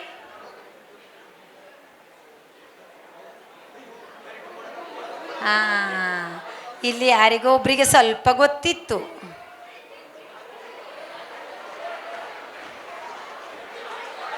ಕೈ ಬಿಡಬೇಡಿ. ವಾವ್, ಇಲ್ಲ ಇಲ್ಲ ಆಗ್ಲಿಲ್ಲ. ಗುಡ್. ಎಷ್ಟು ಖುಷಿ ಪಟ್ರು ನೋಡಿ, ಅಲ್ಲಿ ಆಗ್ತಾನೆ ಇಲ್ಲ.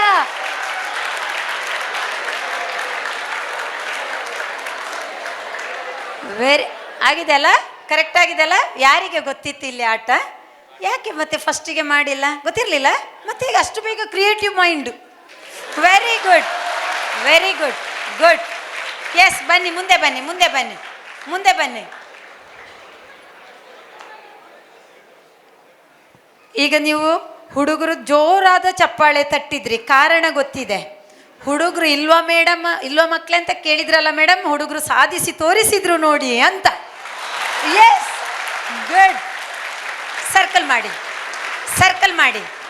ಈಗ ಈ ಸರ್ಕಲನ್ನು ಬನ್ನಿ, ಎದುರು ಬನ್ನಿ, ಅವರು ಎಲ್ಲರಿಗೂ ಗೊತ್ತಾಗಲಿ. ಎಷ್ಟು ಸುಲಭ ಇದೆ ನೋಡಿ. ನಮ್ಮ ಜೀವನವೂ ಅಷ್ಟೇ, ಕಟ್ಕೊಳ್ಳೋದು ತುಂಬ ಸುಲಭ.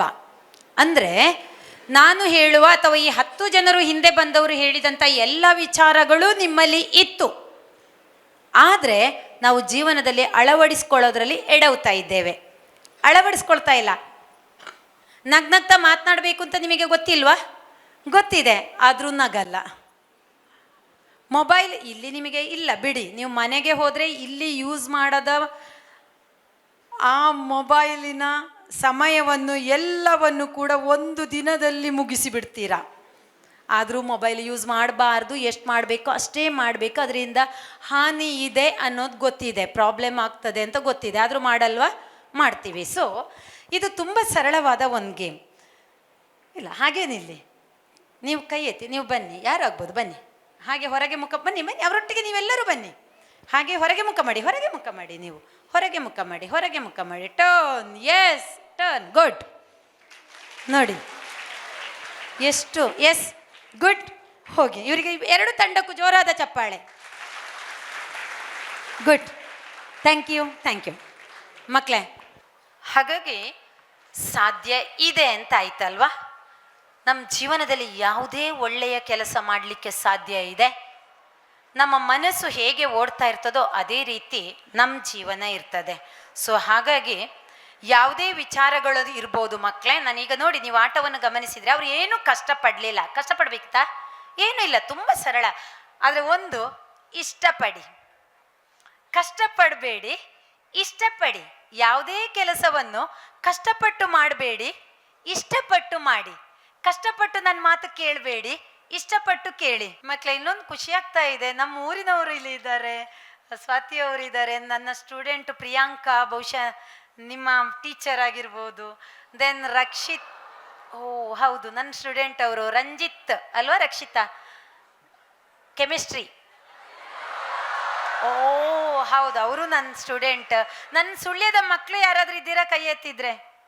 ಓ ವೆರಿ ಗುಡ್, ಸುಳ್ಯದವ್ರು ಇದ್ದಾರೆ. 1 2 3 4. ಓಕೆ, ಮತ್ತೆ ಮಾತನಾಡಿಸಿ ಯಾವವರು ಅಂತ ಕೇಳೋಣ. ಹಾಗೆಂತೇಳಿ ಸುಳ್ಯದವರು ಅಂತ ನನಗೆ ಏನು ಪ್ರತ್ಯೇಕ ಇಲ್ಲ, ನೀವೆಲ್ಲರೂ ಈ ಕ್ರಿಯೇಟಿವ್ ಸ್ಕೂಲಿನ ಮಕ್ಕಳು. ಖುಷಿ ಅನ್ನಿಸ್ತಾ ಇದೆ ಮಕ್ಕಳೇ. ಹಾಗಾಗಿ ಆಯಿತು, ಯಾರು ಏನು ಮತ್ತೆ ಮಾತನಾಡ್ಕೊಳ್ಳೋಣ. ಅವ್ರು ಈಗಲೇ ಮಾತನಾಡಿಸ್ಲಿಕ್ಕೆ ಹೊರಟರು, ಆಮೇಲೆ ಮಾತನಾಡೋಣ. ಯಾವುದೇ ವಿಚಾರವನ್ನು ಕಷ್ಟಪಟ್ಟು ಮಾಡಬೇಡಿ, ಕಷ್ಟಪಟ್ಟು ಕೇಳಬೇಡಿ, ಕಷ್ಟಪಟ್ಟು ನಡೆದುಕೊಳ್ಬೇಡಿ, ಎಲ್ಲವನ್ನು ಇಷ್ಟಪಟ್ಟು ಮಾಡಿ, ಖಂಡಿತ ಜೀವನ ಸಕ್ಸಸ್ ಆಗ್ತದೆ. ಮೋಟಿವೇಶನ್, ನಿಮ್ಮ ಕೈಯಲ್ಲಿ ಒಂದು ಪುಸ್ತಕ ಇದೆ, ಅದರಲ್ಲಿ ಕೆಳಗೆ ಕೆಳಗೆ ಕೆಳಗೆ ಒಮ್ಮೆ ಮೋಟಿವೇಶನ್ ಅಂತ ಬರೀರಿ. ಸ್ಪೆಲ್ಲಿಂಗ್ ಮೋಟಿವೇಶನ್, ಸ್ಪೆಲ್ಲಿಂಗ್ ಗೊತ್ತಿದೆ ಅಂತ ಭಾವಿಸ್ತೇನೆ. ಮೋಟಿವೇಶನಲ್ಲಿ ಟಾಕ್ ಅಂತ ಇದೆ ಅಲ್ವಾ, ಸೊ ಹಾಗಾಗಿ motivation, what is the meaning of motivation? ಒಬ್ಬ ಸ್ಫೂರ್ತಿ. ಅದನ್ನು ಇಷ್ಟು ಚೆನ್ನಾಗಿ ಕನ್ನಡಕ್ಕೆ ತಂದಿದ್ದಾರೆ. ಬಹುಶಃ ನನಗೆ ಮೋಟಿವೇಶನ್, ನಾನು ಕನ್ನಡದ ಅಧ್ಯಾಪಕಿಯಾಗಿಯೋ ಗೊತ್ತಿಲ್ಲ, ಮೋಟಿವೇಶನ್ ಅನ್ನೋದಕ್ಕಿಂತ ಇಂಗ್ಲೀಷ್ ಮೇಡಮ್ನವರು ಸರ್ನವರು ಇದ್ರೆ ನಂಗೆ ಬೈದಾರು. ಸ್ಫೂರ್ತಿ ಮಾತು ತುಂಬ ಚೆನ್ನಾಗಿ ಅನ್ನಿಸ್ತಾ ಇದೆ ನನಗೆ. ನಾನು ಅದನ್ನು ನಿಮ್ಮ ಈ ಒಂದು ಇನ್ವಿಟೇಷನ್ ನನಗೆ ಮೇಡಮ್ ಕಳಿಸ್ಕೊಟ್ರು, ಸ್ಟೇಟಸ್ ಹಾಕಿದ್ದೆ. ಎಂಥ ಅದ್ಭುತ ಶಬ್ದ ಅದು ಅಂತ ಹೇಳ್ಕೊಂಡ್ರು. ಸೊ ಹಾಗಾಗಿ ಗೊತ್ತಿಲ್ಲ ಮೇಡಮ್ನವ್ರು ಈಗ ಇಂಗ್ಲೀಷ್ ಪದ ಚೆನ್ನಾಗಿಲ್ವ ಅಂತ. ಇಲ್ಲ, ಕನ್ನಡವೇ ಚಂದ. ಹೌದು, ಕನ್ನಡದಲ್ಲಿ ಸಿಗುವಂತಹ ವಿಚಾರಗಳು, ಸಿಗುವಂತಹ ಪದ್ಯ, ಸಿಗುವಂತಹ ಎಲ್ಲ ವಿಚಾರ ನೀವು ನೋಡಿ. ಒಂದು ಭೂಮಿ ಅಂತ ಹೇಳಿ ಇಂಗ್ಲೀಷ್ನಲ್ಲಿ ಏನು ಹೇಳ್ತೀರಾ? ಅರ್ಥ ಅಂತ ಹೇಳ್ತೀರಾ. ನಾನು ಕನ್ನಡದ ಬಗ್ಗೆ ಮಾತನಾಡ್ಲಿಕ್ಕೆ ಹೋಗಲ್ಲ, ಅರ್ಥ ಅಂತ ಮಾತ್ರ ಹೇಳಿ ಬಾಯಿ ಮುಚ್ಚಿ ಕೂತ್ಕೊಳ್ತೀರಾ. ಇಂಗ್ಲೀಷ್ ಅವರು ಬೈಬೇಡಿ. ಅದೇ ನೀವು ಕನ್ನಡಕ್ಕೆ ಬನ್ನಿ, ಹೇಳಿ. ಭೂಮಿ ಅಂತೀರಾ, ಪೃಥ್ವಿ ಅಂತೀರಾ, ಪೊಡವಿ ಅಂತೀರಾ, ದರಿತ್ರಿ ಅಂತೀರಾ, ದಾತ್ರಿ ಅಂತೀರಾ, ವಸುಂಧರ ಅಂತೀರಾ, ನೆಲ ಅಂತೀರಾ, ವಾವ್, ಹೇಳಿ. ಅವನಿ ಅಂತೀರಾ, ಇಳೆ ಅಂತೀರಾ, ನೋಡಿ. ಧರಿತ್ರಿ, ದಾತ್ರಿ, ಎಸ್, ಧರಣಿ, ನೋಡಿ ಎಂಥ ಧರಣಿ ಮಂಡಲ ಮಧ್ಯದೊಳಗೆ, ಎಂಥ ಅದ್ಭುತ ಅಲ್ವಾ? ಹಾಗೇನೆ ಇನ್ನು ಹಾಡುಗಳಂತೂ ಕೇಳೋದೇ ಬೇಡ. ಇವತ್ತಿನ ಹಾಡು ಬೇಡ, ಇವತ್ತಿನ ಹಾಡುಗಳನ್ನು ಹೇಳಲಿಕ್ಕೆ ಹೋದ್ರೇನೆ ಬೇಜಾರು ಅನ್ನಿಸ್ತಾ ಇದೆ. ಅಪ್ಪ ಲೂಸ, ಅಮ್ಮ ಲೂಸ, ಕೊನೆಗೆ ಇವರೇ ಲೂಸ್ ಆಗಿಬಿಡೋದು. ಎಂಥ ಅದ್ಭುತ ಅಲ್ವಾ? ಅಂದರೆ ನಮ್ಮ ಸಾಹಿತ್ಯವನ್ನು ಹಾಳು ಮಾಡ್ತಾ ಇದ್ದಾರೆ. ಇಲ್ಲ, ಮಕ್ಕಳು ಮಾತನಾಡಲ್ಲ, ಮಕ್ಕಳು ಪದ್ಯವನ್ನು ಕೇಳಿ ಖುಷಿ ಪಟ್ಟದಷ್ಟೇ. ಪಾಪ ಸರ್ನವರು ಮಧ್ಯೆ ಮಧ್ಯೆ ನಿಲ್ತಾ ಇದ್ದಾರೆ. ನಿಲ್ಬೇಕಾ ಮಧ್ಯೆ ಮಧ್ಯೆ ಸರ್ನವರು?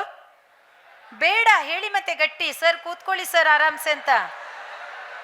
ಸರಿ, ಅಷ್ಟು ಹೇಳಿ ನೀವು ನಿಲ್ಲಿಸ್ಬೇಕು. ಓಕೆ, ಬನ್ನಿ ಈ ಕಡೆಗೆ, ಎದ್ದು ಬರಬೇಡಿ. ಸರಿ, ಸೊ ಹಾಗಾಗಿ ಇರಲಿ ಬಿಡಿ, ನಾವು ಅದನ್ನು ಈಗ ಬದಿಗೆ ಇಡೋಣ. ಆದರೂ ನಮ್ಮನ್ನು ಬೆಳೆಸ್ತಾ ಇರೋದು, ಅಥವಾ ನಾನು 4 ಜನರ ಜೊತೆಗೆ ಈ ರೀತಿಯಾಗಿ ಗುರುತಿಸ್ಕೊಳ್ತಾ ಇರೋದು, ನಮ್ಮನ್ನು ಬೆಳೀಲಿಕ್ಕೆ ಕಾರಣ ಮಾಡ್ತಾ ಇರೋದು ಅದು ಭಾಷೆ ಅಂತ ನನ್ಗನ್ನಿಸ್ತದೆ. ಎಲ್ಲಿ ಭಾಷೆ ಉಳಿತದೋ ಅಲ್ಲಿ ಸಂಸ್ಕೃತಿ ಸಂಸ್ಕಾರ ಎಲ್ಲ ಉಳಿತದೆ. ಇರಲಿ, ಮೋಟಿವೇಶನ್ ಹಾಗೆಂತೇಳಿ ನಾನು ಯಾವುದನ್ನು ಕೂಡ ದೂರುವುದಿಲ್ಲ. ಅಭಿಮಾನ ಇರಬೇಕು, ಅಂಧಾಭಿಮಾನ ಇರಬಾರ್ದು. ಅಂಧಾಭಿಮಾನ ಗೊತ್ತಾ? ನನ್ನದೇ, ನಾನೇ ಸರಿ, ನನ್ನ ಭಾಷೆಯೇ ಸರಿ, ನಾನು ಬೇರೆ ಪದಗಳಿಗೆ ಹೋಗೋದಿಲ್ಲ, ಅದು ಅಂಧಾಭಿಮಾನ. ಅಭಿಮಾನ ಅದು ಬೇಕು, ಇದು ಬೇಕು, ಇದು ಅಭಿಮಾನ ಅಲ್ವಾ? ಸೊ ಇರಲಿ, ಮೋಟಿವೇಶನ್, ನಾನು ಈ ಶಬ್ದಗಳನ್ನು, ಈ ಅಕ್ಷರಗಳನ್ನು ಇಟ್ಟುಕೊಂಡೇ ಇವತ್ತು ನಿಮ್ಮ ಜೊತೆಗೆ, ಬಹುಶಃ ನನಗೆ ಇನ್ನು 1 ಗಂಟೆ ಅಂತೂ ಟೈಮ್ ಇದೆ. ಈ ಅಕ್ಷರಗಳನ್ನು ಇಟ್ಟುಕೊಂಡು ಒಂದಿಷ್ಟು ಕತೆ, ಒಂದಿಷ್ಟು ಆಟಗಳ ಮೂಲಕ ನಿಮಗೆ ಒಂದಿಷ್ಟು ಸ್ಫೂರ್ತಿಯ ಮಾತನ್ನು ಕೊಡುವ ಪ್ರಯತ್ನ ಮಾಡ್ತೇನೆ. ಮೋಟಿವೇಶನ್ ಏನು? What is motivation? ಏನು ಮೋಟಿವೇಶನ್ ಅಂದರೆ ಅಂತ ಹೇಳಿದರೆ, ತುಂಬ ಸರಳವಾಗಿ ನಾನು ಕನ್ನಡದಲ್ಲಿ ಒಂದು ವಾಕ್ಯ ಹೇಳ್ತೇನೆ. ಕೇವಲ 3 ಶಬ್ದಗಳ ಒಂದು ವಾಕ್ಯ. ಅದು ಹೇಗಿದೆ ಆ ಶಬ್ದಗಳು ಅಂತ ಹೇಳಿದ್ರೆ, ಮೊದಲ ಶಬ್ದದಲ್ಲಿ ಒಂದೇ ಅಕ್ಷರ, ಎರಡನೇ ಶಬ್ದದಲ್ಲಿ 2 ಅಕ್ಷರ, ಮೂರನೇ ಶಬ್ದದಲ್ಲಿ 3 ಅಕ್ಷರ. ಮೋಟಿವೇಶನ್. What is motivation? ಈ ಕ್ಷಣ ಅಮೂಲ್ಯ. ವಾವ್, ಈ ಕ್ಷಣ ಅಮೂಲ್ಯ ಅಂತ ನಾವು ಹೇಳೋದಿದೆ ಅಲ್ವಾ, ದಟ್ ಈಸ್ ಮೋಟಿವೇಶನ್. ಅಷ್ಟೇ ನೀವು ತಿಳ್ಕೊಳ್ಬೇಕಾದದ್ದು, ಅಷ್ಟೇ. ಈ ಕ್ಷಣ ಅಮೂಲ್ಯ, ಹೌದಾ? ಒಮ್ಮೆ ಲೆಕ್ಕ ಹಾಕೊಳ್ಳೆ, ಈ ಕ್ಷಣ ಅಮೂಲ್ಯ. ಎಸ್, ಹೇಗಿರಬೇಕು ಓರ್ವ ವ್ಯಕ್ತಿಯಾಗಿ? ಯಾವುದೇ ಒಂದು ವಸ್ತು ಇರಲಿ, ಯಾವುದೇ ಒಂದು ಗಿಡ ಮರಗಳಿರಲಿ, ಅವರು ಯಾವತ್ತೂ ಕೂಡ ಅಲೈವ್ ಆಗಿ ಇರಬೇಕಂತೆ. ಹಾಗೆಯೇ ನೀವು ಕೂಡ ಹಾಗೆಯೇ ಅಲೈವ್ ಆಗಿ ಇರ್ತೀರಾ ಅಂತ ಭಾವಿಸ್ತಾ ಒಂದು ಸಣ್ಣ ಕ್ಲಿಪ್ಪಿಂಗ್ಸ್ ಇದೆ, ಅದನ್ನು ನೋಡಿ ನಾನು ಮುಂದಕ್ಕೆ ನಿಮಗೆ ತೋರಿಸ್ಬಿಟ್ಟು ಮುಂದಕ್ಕೆ ಹೋಗ್ತೀನಿ. ಇಲ್ಲಿ ಒಂದು ಸಾಂಗ್ ಬರ್ತದೆ, ಕೆಲವು ವರ್ಡಿಂಗ್ಸ್ ಬರ್ತದೆ, ಅದನ್ನು ನೀವೆಲ್ಲರೂ ಕೂಡ ಜೇನ್ನೊಣದಾಗೆ ಆಗೋದು ಬೇಡ. ನಂಗೆ ಗೊತ್ತಿದೆ ನಿಮ್ಮ ಸ್ಟ್ರೆಂತ್ ದೊಡ್ಡದಿದೆ ಅನ್ನೋದು ನಂಗೆ ಗೊತ್ತಿದೆ. ನಾನು ಮೇಡಮ್ ಕೇಳಿದೆ, ಅವರು 2 ವಿಭಾಗ ಮಾಡೋದು ಅಂತ ಒಂದ್ಸಲ ಹೇಳಿದರು ನನ್ನ ಹತ್ರ. ಬಟ್ ಪರವಾಗಿಲ್ಲ, ನನಗೇನು ನಿಮ್ಮ ದೊಡ್ಡ ಕ್ಲೌಡ್ ಅಂತ ಅನ್ನಿಸ್ತಾ ಇಲ್ಲ, ಯಾಕಂದರೆ ನೀವೆಲ್ಲರೂ ಕೂಡ ಈ ಕಡೆಗೆ ಇದ್ದೀರಾ. ನಂಗೆ ಖುಷಿ ಅನ್ನಿಸ್ತಾ ಇದೆ ಮಕ್ಕಳೇ. ಎಲ್ಲೂ ಕೂಡ ನಿಮ್ಮನ್ನು ಎಳೆದು ತರುವಂಥ ಕೆಲಸ ನಾನು ಮಾಡ್ತಾ ಇಲ್ಲ, ನೀವಾಗೆ ನನ್ನ ಜೊತೆಗೆ ಬರ್ತಾ ಇದ್ದೀರಾ. ಸೊ ಇಲ್ಲಿ ಕೆಲವು ವರ್ಡಿಂಗ್ಸ್ ಬರ್ತಾ ಇದೆ, ಅದನ್ನು ನೀವು ಗಟ್ಟಿಯಾಗಿ ಕಾಣ್ತಾ ಇದೆಯಲ್ಲ ಎಲ್ರಿಗೂ, ಎಸ್, ಗಟ್ಟಿಯಾಗಿ ನೀವು ಹೇಳಬೇಕು. ಅದು ಜೇನ್ನೊಣದಾಗೆ ಆಗದೆ ಚೆನ್ನಾಗಿ ಹೇಳಿದರೆ ನಂಗೆ ಮತ್ತೂ ಇಷ್ಟ, ಹೇಳ್ತೀರಂತ ಭಾವಿಸ್ತೇನೆ. ಓಕೆ, ರೆಡಿನಾ? ಮತ್ತು ಅದನ್ನು ಅರ್ಥ ಮಾಡ್ಕೊಳ್ಳಿ. ಅಲ್ಲಿ ಬರುವಂಥ ಶಬ್ದಗಳನ್ನು ನೀವೆಲ್ಲರೂ ಅರ್ಥ ಮಾಡಿಕೊಳ್ಳಬಲ್ಲಿರಿ. ರೆಡಿ?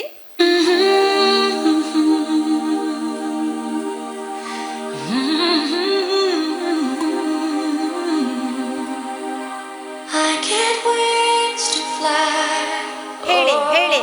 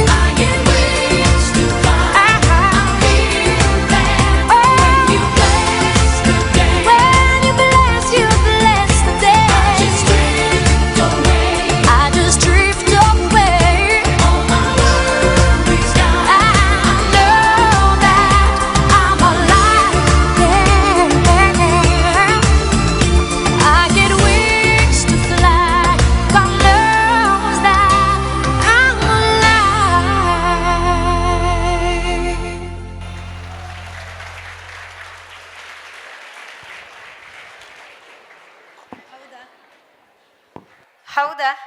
ನೀವು ಲೈವ್ ಆಗಿದ್ದೀರಲ್ಲ? ಎಸ್. ಹೇಗಿತ್ತು? ನೀವು ಹೇಳಲೇ ಇಲ್ಲ, ಹೇಳಿದ್ರಾ? ಮನಸ್ಸಲ್ಲೇ ಹಿಡ್ಕೊಂಡ್ವಿ ಮ್ಯಾಮ್. Okay, fine. ಹಾಗಾದರೆ ನೀವೆಲ್ಲರೂ ಲೈವ್ ಆಗಿರ್ತೀರಲ್ಲ ನಾನು ಮಾತನಾಡೋರೆಗೆ? ಈ ಕಡೆ ಗಮನ ಇರುತ್ತಲ್ಲ? ಮೋಟಿವೇಶನ್ ಎಂ, ಆ ಪದದ ಎದುರು ಅಕ್ಷರದ ಎದುರು ಬರ್ಕೊಳ್ಳಿ. ಮಾರ್ಕೆಟೈಸ್ ಯುವರ್ ಸೆಲ್ಫ್. ಮಾರ್ಕೆಟೈಸ್ ಯುವರ್ ಸೆಲ್ಫ್ ಏನು ಹಾಗೆಂದರೆ, ಮಾರ್ಕೆಟೈಸ್ ಯುವರ್ ಸೆಲ್ಫ್ ಅಂದ್ರೆ ಏನು? ನಿಮ್ಮನ್ನು ನೀವೇ ಮಾರ್ಕೆಟ್ ಮಾಡ್ಕೋಬೇಕಂತೆ. ಈಗ ಮೇಡಮ್ ನನ್ನ ಪರಿಚಯ ಮಾಡಿದರು, ಅವರಿಗೆ ಅಷ್ಟು ನನ್ನ ಬಗ್ಗೆ ಗೊತ್ತಿತ್ತಾ? ಇಲ್ಲ, ನಾನೇ ಮಾರ್ಕೆಟೈಸ್ ಮಾಡಿದ್ದು. ನಾನೇ ಹೇಳಿದ್ದು ಅವರಿಗೆ, ಹೇಳಲೇಬೇಕು. ನನ್ನ ಬಗ್ಗೆ ನಿಮ್ಗೆ ಏನು ಗೊತ್ತು? ಏನೂ ಗೊತ್ತಿಲ್ಲ. ನಿಮ್ಮ ಬಗ್ಗೆ ಬೇರೆಯವ್ರಿಗೆ ಏನು ಗೊತ್ತು? ಏನೂ ಗೊತ್ತಿಲ್ಲ. ಆದರೂ ಕೆಲವರು ಮಾತನಾಡ್ತಾರಲ್ಲ, ಅವನು ಹಾಗೆ, ಅವಳು ಹೀಗೆ, ಅವನು ಸರಿ ಇಲ್ಲ, ಇವನು ಸರಿ ಇಲ್ಲ. ಹೌದಲ್ಲ? ಹೇಗೆ ಮಾತಾಡ್ತಾರೆ? ಎಲ್ಲಿಂದ ಮಾತಾಡ್ತಾರೆ? ಬೇರೆಯವರು ಹೇಳಿದ್ದನ್ನು ಕೇಳಿ. Am I right? ಹೌದಲ್ಲ? ನಿಮ್ಮ ಬಗ್ಗೆ ಯಾರೋ ಒಬ್ಬ ಏನೋ ಹೇಳಿರ್ತಾನೆ, ಯಾರೋ ಏನೋ ಒಂದು ಹೇಳಿರ್ತಾಳೆ, ಅದನ್ನು ಕೇಳಿ ಇಲ್ಲಿ ಮಾತನಾಡಲಿಕ್ಕೆ ಶುರು ಮಾಡ್ತಾರೆ. ಹೌದಲ್ವಾ? ಅಷ್ಟು ಮಾತ್ರ ಅಲ್ಲ ಮಕ್ಕಳೇ, ದಿನದ 24 ಗಂಟೆಯಲ್ಲಿ 99% ನಾವು ಮಾತನಾಡೋದು ಬೇರೆಯವರ ಬಗ್ಗೆ. 99% ಮಾತನಾಡೋದು, ಆಲೋಚನೆ ಮಾಡೋದು ಬೇರೆಯವ್ರ ಬಗ್ಗೆ. ಅವನು ಹಾಗಂತೆ, ಇವಳು ಹೀಗಂತೆ, ಅವಳು ಓಡಿ ಹೋದ್ಲಂತೆ, ಇವನು ಓಡಿ ಹೋದಂತೆ, ಓಡಿಸ್ಕೊಂಡು ಹೋದಂತೆ, ಅಲ್ಲಿ ಹಾಗಂತೆ, ಇಲ್ಲಿ ಹೀಗಂತೆ. ಗೊತ್ತಿಲ್ಲ, ನಾನು ಈ ಪದಗಳನ್ನು ನಿಮ್ಮ ಏಜ್ ಆಗಿದ್ದ ಕಣ್ಣು ನಾನು ಬಳಸೋದಕ್ಕೆ ಏನು ತಪ್ಪಿಲ್ಲ. ನೀವು ಮಾತನಾಡದಿದ್ರೆ ನಿಮಗೆ ಕೋಪ. ಹೌದಾ? ಕೋಪನಾ? ತಮಾಷೆ ಇರಲಿ. ನೀವು ಮಾತನಾಡದಿದ್ರು ನಾನು ಹೇಳ್ತೀನಿ ಕೆಲವೊಂದು, ಯಾಕಂದರೆ ಅದು ನಿಮ್ಮ ವಯಸ್ಸು, ನಿಮ್ಮ ಮನಸ್ಸು. ಓಕೆ ಅಲ್ಲ? ಅದು ನಿಮ್ಮ ವಯಸ್ಸು, ನಿಮ್ಮ ಮನಸ್ಸು. ಮಾತನಾಡ್ಬೋದಲ್ಲ, ನಾವು ಮಾತನಾಡ್ಬೋದಲ್ಲ. Okay fine. ಸೊ ಹಾಗಾಗಿ ಇನ್ನೇನೇನೋ ಮಾತಾಡ್ತಾರೆ ಅಲ್ಲಿ. ಹಾಗೆ ಅವನು ಕುಡಿದು, ಇನ್ನು ಕೆಲವು ಹಳ್ಳಿಗಳಲ್ಲಿ ಜಾಸ್ತಿ ಇರ್ತದೆ ಮಕ್ಕಳೇ. ಹೇಗಿರುತ್ತೆ ಗೊತ್ತಾ? ಅವನು ನಿನ್ನೆ ಕುಡಿದು ಬಂದು ಸರಿ ಹೊಡಿತಿದ್ದಂತೆ ಅವಳಿಗೆ. ಇವರ ಮನೆಯಲ್ಲಿ ನಡೀತಾ ಇರೋದು ಜಗಳ ಗೊತ್ತೇ ಇಲ್ಲ. ಅಂದರೆ ನಾವು ದಿನದ 90% ಯಾರ ಬಗ್ಗೆ ಮಾತನಾಡ್ತೇವೆ? 90 ಅಲ್ಲ, 99 ಬೇರೆಯವರ ಬಗ್ಗೆ ಮಾತನಾಡ್ತೇವೆ. 1% ನಮ್ಮ ಬಗ್ಗೆ ಥಿಂಕ್ ಮಾಡ್ತೇವೆ, ನಮ್ಮ ಬಗ್ಗೆ ಮಾತಾಡ್ಕೊಳ್ತೇವೆ. ಅದು ಎಲ್ಲೋ ಹೇಗೋ ಗೊತ್ತಿಲ್ಲ. ಸೊ ಹಾಗಾಗಿ ಇಲ್ಲ, ನಿಮ್ಮ ಬಗ್ಗೆ ನೀವೇ ಮಾರ್ಕೆಟೈಸ್ ಮಾಡಬೇಕು. ನಿಮ್ಮಲ್ಲಿರುವ ಪ್ರತಿಭೆಯನ್ನು ನೀವೇ ಬೇರೆಯವರಿಗೆ ಹೇಳಬೇಕು. ನಿಮ್ಮಲ್ಲಿ ಏನು ಟ್ಯಾಲೆಂಟ್ ಇದೆ ಅಂತ ಟೀಚರ್ನವರಿಗೆ ಗೊತ್ತಾಗೋದು ಹೇಗೆ? ನೀವೇ ಹೇಳಿದಾಗ, ನಾನು ಕೀಬೋರ್ಡ್ ನುಡಿಸ್ತೇನೆ, ನೀವೇ ಹೇಳಬೇಕು ಮಿಸ್ಸಿಗೆ ಬಂದು. ಇಲ್ಲಾಂದ್ರೆ ಮಿಸ್ನವ್ರಿಗೆ ಗೊತ್ತಾಗುತ್ತಾ? ಇಲ್ಲ, ನಾನು ಬಹಳ ಚೆನ್ನಾಗಿ ಆರ್ಟ್ ಮಾಡ್ತೇನೆ. ನಿಮ್ಮನ್ನು ನೀವೇ ಮಾರ್ಕೆಟೈಸ್ ಮಾಡ್ಕೊಳ್ಬೇಕು. ಅದು ನಿಜವಾದ ಮೋಟಿವೇಶನ್. ನಿಮ್ಮನ್ನು ನೀವು ಮೋಟಿವೇಟ್ ಮಾಡಿಕೊಳ್ಳಿಕ್ಕೆ ಇರುವಂತಹ ಮೊದಲ ಇದು, ನಿಮ್ಮನ್ನು ನೀವು ಮಾರ್ಕೆಟೈಸ್ ಮಾಡ್ಕೊಳ್ಳಿ ಮೊದಲು, ಬೇರೆಯವರ ಬಗ್ಗೆ ಆಮೇಲೆ ನಾವು ಮಾತನಾಡೋಣ. ಒಂದು ಪ್ರಶ್ನೆ, ಎಷ್ಟು ಜನರು ಬೇರೆಯವರ ಬಗ್ಗೆ ಮಾತನಾಡ್ತೀರಿ? ಕೈ ಎತ್ತಿ ಪ್ರಾಮಾಣಿಕವಾಗಿ. ನೀವೊಬ್ಬರೇ ಇರೋದು.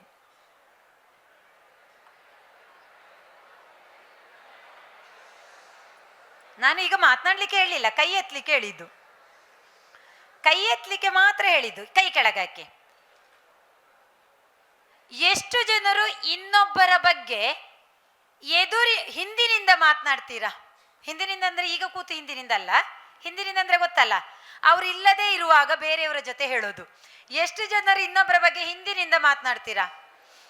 ಆಲ್ಮೋಸ್ಟ್ ಎಸ್, ಕೈ ಕೆಳಗಾಕಿ. ಅವ್ರು ಮಾತನಾಡಲ್ಲಂತೆ. ಎಷ್ಟು ಜನರು ಇನ್ನೊಬ್ಬರ ಬಗ್ಗೆ ಅವರ ಎದುರಿನಿಂದಲೇ ಮಾತನಾಡ್ತೀರಾ? ಅದು ಏನ್ ಮಾತನಾಡ್ತೀರಾ? ಕೈ ಕೆಳಗಾಕಿ. ಅದು ನಾನು ಹೇಳ್ತೇನೆ. ಊಟ ಆಯ್ತಾ? ಕಾಫಿ ಆಯ್ತಾ? ಹೋಮ್ವರ್ಕ್ ಮಾಡಿ ಆಯ್ತಾ? ಬರ್ದಾಯ್ತಾ? ಅದ್ ಬಿಟ್ರೆ, ನೀನು ಮಾತನಾಡುವ ಶೈಲಿ ಚೆನ್ನಾಗಿಲ್ಲ, ಸರಿ ಇಲ್ಲ, ಅದನ್ನು ತಿದ್ದಿಕೋ ಆಯ್ತಾ? ನಿನ್ನ ಡ್ರೆಸ್ ಕೋಡ್ ಇವತ್ತು ಚೆನ್ನಾಗಿಲ್ಲ, ಅದನ್ನು ಸರಿ ಮಾಡ್ಕೋ ಆಯ್ತಾ? ಹೇಳಿದ್ದೀರಾ ಒಂದಿನಾದ್ರೂ? Very good. ಆದ್ರೂ ನೆಕ್ಸ್ಟ್ ಕ್ವಶನ್, ಹಿಂದಿನಿಂದ ಮಾತನಾಡಿದಷ್ಟು ಎದುರಿನಿಂದ ಹೇಳಿದ್ದೀರಾ?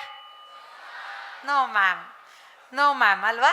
S, correct. ಒಂದು ಕ್ವಶನ್, ಹಿಂದಿನಿಂದ ಮಾತನಾಡಿ ನಿಮಗೆ ಏನಾದರೂ ಲಾಭ ಆಯ್ತಾ? ಏನೂ ಲಾಭ ಆಗಿಲ್ಲ ಅಲ್ವಾ? ಅದೇ ನೀವು ಎದುರಿನಿಂದ ಅವರ ಡ್ರೆಸ್ ಕೋಡ್, ಅವರ ಮಾತಿನ ಶೈಲಿ, ಒಂದು ಸ್ವಲ್ಪ ನಗು ಇರಲಿ, ಇಷ್ಟು ಸಿಟ್ಟು ಮಾಡ್ಕೋಬೇಡ, ಅದು ಒಳ್ಳೇದಲ್ಲ, ನಿನ್ನ ಹೇರ್ ಸ್ಟೈಲ್ ಚೆನ್ನಾಗಿಲ್ಲ ಅಂತೆಲ್ಲ ನೀವು ಎದುರಿನಿಂದ ಹೇಳಿದ್ದಿದ್ರೆ ಏನಾದರೂ ಲಾಭ ಆಯ್ತಾ? ಏನು ಲಾಭ ಆಯಿತು? ಒಂದು ಅವರು ಬದಲು ಮಾಡಿಕೊಂಡ್ರು, ಇನ್ನೊಂದು ನಿಮಗೆ ನಷ್ಟ ಆಯಿತು. ಏನು ನಷ್ಟ ಆಯಿತು? ಫ್ರೆಂಡ್ಶಿಪ್ ಕಟ್ ಆಗೋ ಚಾನ್ಸಸ್ ಇರುತ್ತೆ. ಹೌದಲ್ಲ? ಎಸ್, ಫ್ರೆಂಡ್ಶಿಪ್ ಕಟ್ ಆಗುತ್ತೆ. ಒಬ್ಬ ಒಳ್ಳೆಯ ವ್ಯಕ್ತಿ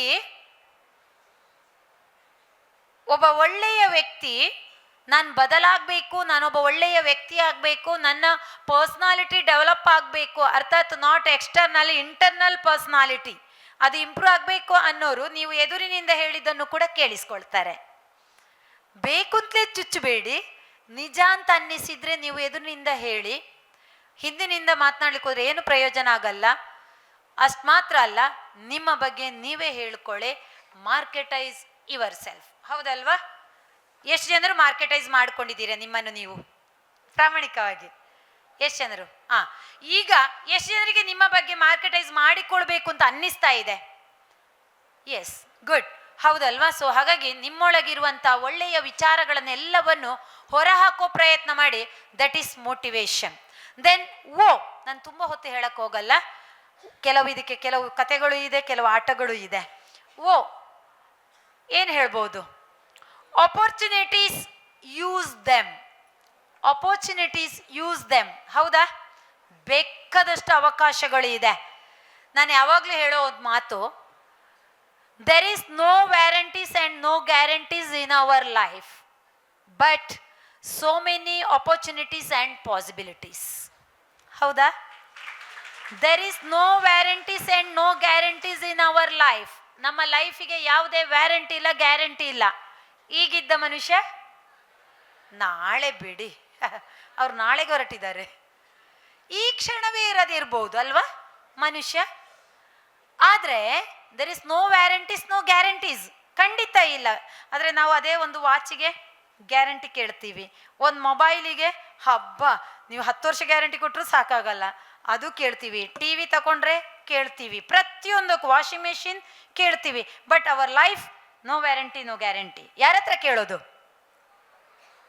ಯಮನ ಹತ್ರ ಕೇಳೋಣವಾ? ಅಥವಾ ಬ್ರಹ್ಮ, ವಿಷ್ಣು, ಮಹೇಶ್ವರ 3 ಜನರಿದ್ದಾರೆ. ಒಬ್ಬ ನಮ್ಮ ಸೃಷ್ಟಿಕರ್ತ, ಇನ್ನೊಬ್ಬ ಪಾಲನಕರ್ತ, ಇನ್ನೊಬ್ಬ ಲಯಕರ್ತ. ಈ 3ರಲ್ಲಿ ಕೇಳೋಣವಾ? ಗೊತ್ತಿಲ್ಲ ಅಲ್ವಾ? ಕೇಳಿದ್ರೂ ಸಿಗಲ್ಲ. ಸೊ ಹಾಗಾಗಿ ಮಕ್ಕಳೇ, ಬಟ್ ಸೋ ಮೆನಿ ಆಪರ್ಚುನಿಟೀಸ್. ಹೌದಾ? ಬೇಕಾದಷ್ಟು ಅವಕಾಶಗಳಿದೆ. So many possibilities. ಬೇಕಾದಷ್ಟು ಸಾಧ್ಯತೆಗಳಿದೆ. ಕ್ರಿಯೇಟಿವ್ ಸ್ಕೂಲಿಗೆ ಬಂದಿದ್ದೀರಾ, ಏನಾದರೂ ಒಂದು ಸಾಧಿಸಿ ತೋರಿಸಿ. ಸಿಕ್ಕ ಅವಕಾಶಗಳನ್ನು ಬಳಸ್ಕೊಳ್ಳಿ. ಒಂದು ಕತೆ ನೆನಪಾಗ್ತಾ ಇದೆ. ಒಂದ್ಸಲ ಜೋರಾಗಿ ಮಳೆ ಬರ್ತದೆ. ಒಂದು ಅಜ್ಜಿ ಒಂದು ಮನೆಯಲ್ಲಿ ವಾಸವಾಗಿರ್ತಾಳೆ. ಆ ಮನೆ ಕೊಚ್ಚಿಕೊಂಡು ಹೋಗುವಷ್ಟರ ಮಟ್ಟಿಗೆ ನೀರು ತುಂಬಿ ಹರಿತಾ ಇದೆ. ಅಜ್ಜಿ ರೂಫಿನ ಮೇಲೆ ಹತ್ತಿ ಕೂತ್ಕೊಂಡು ಬಿಡ್ತಾಳೆ.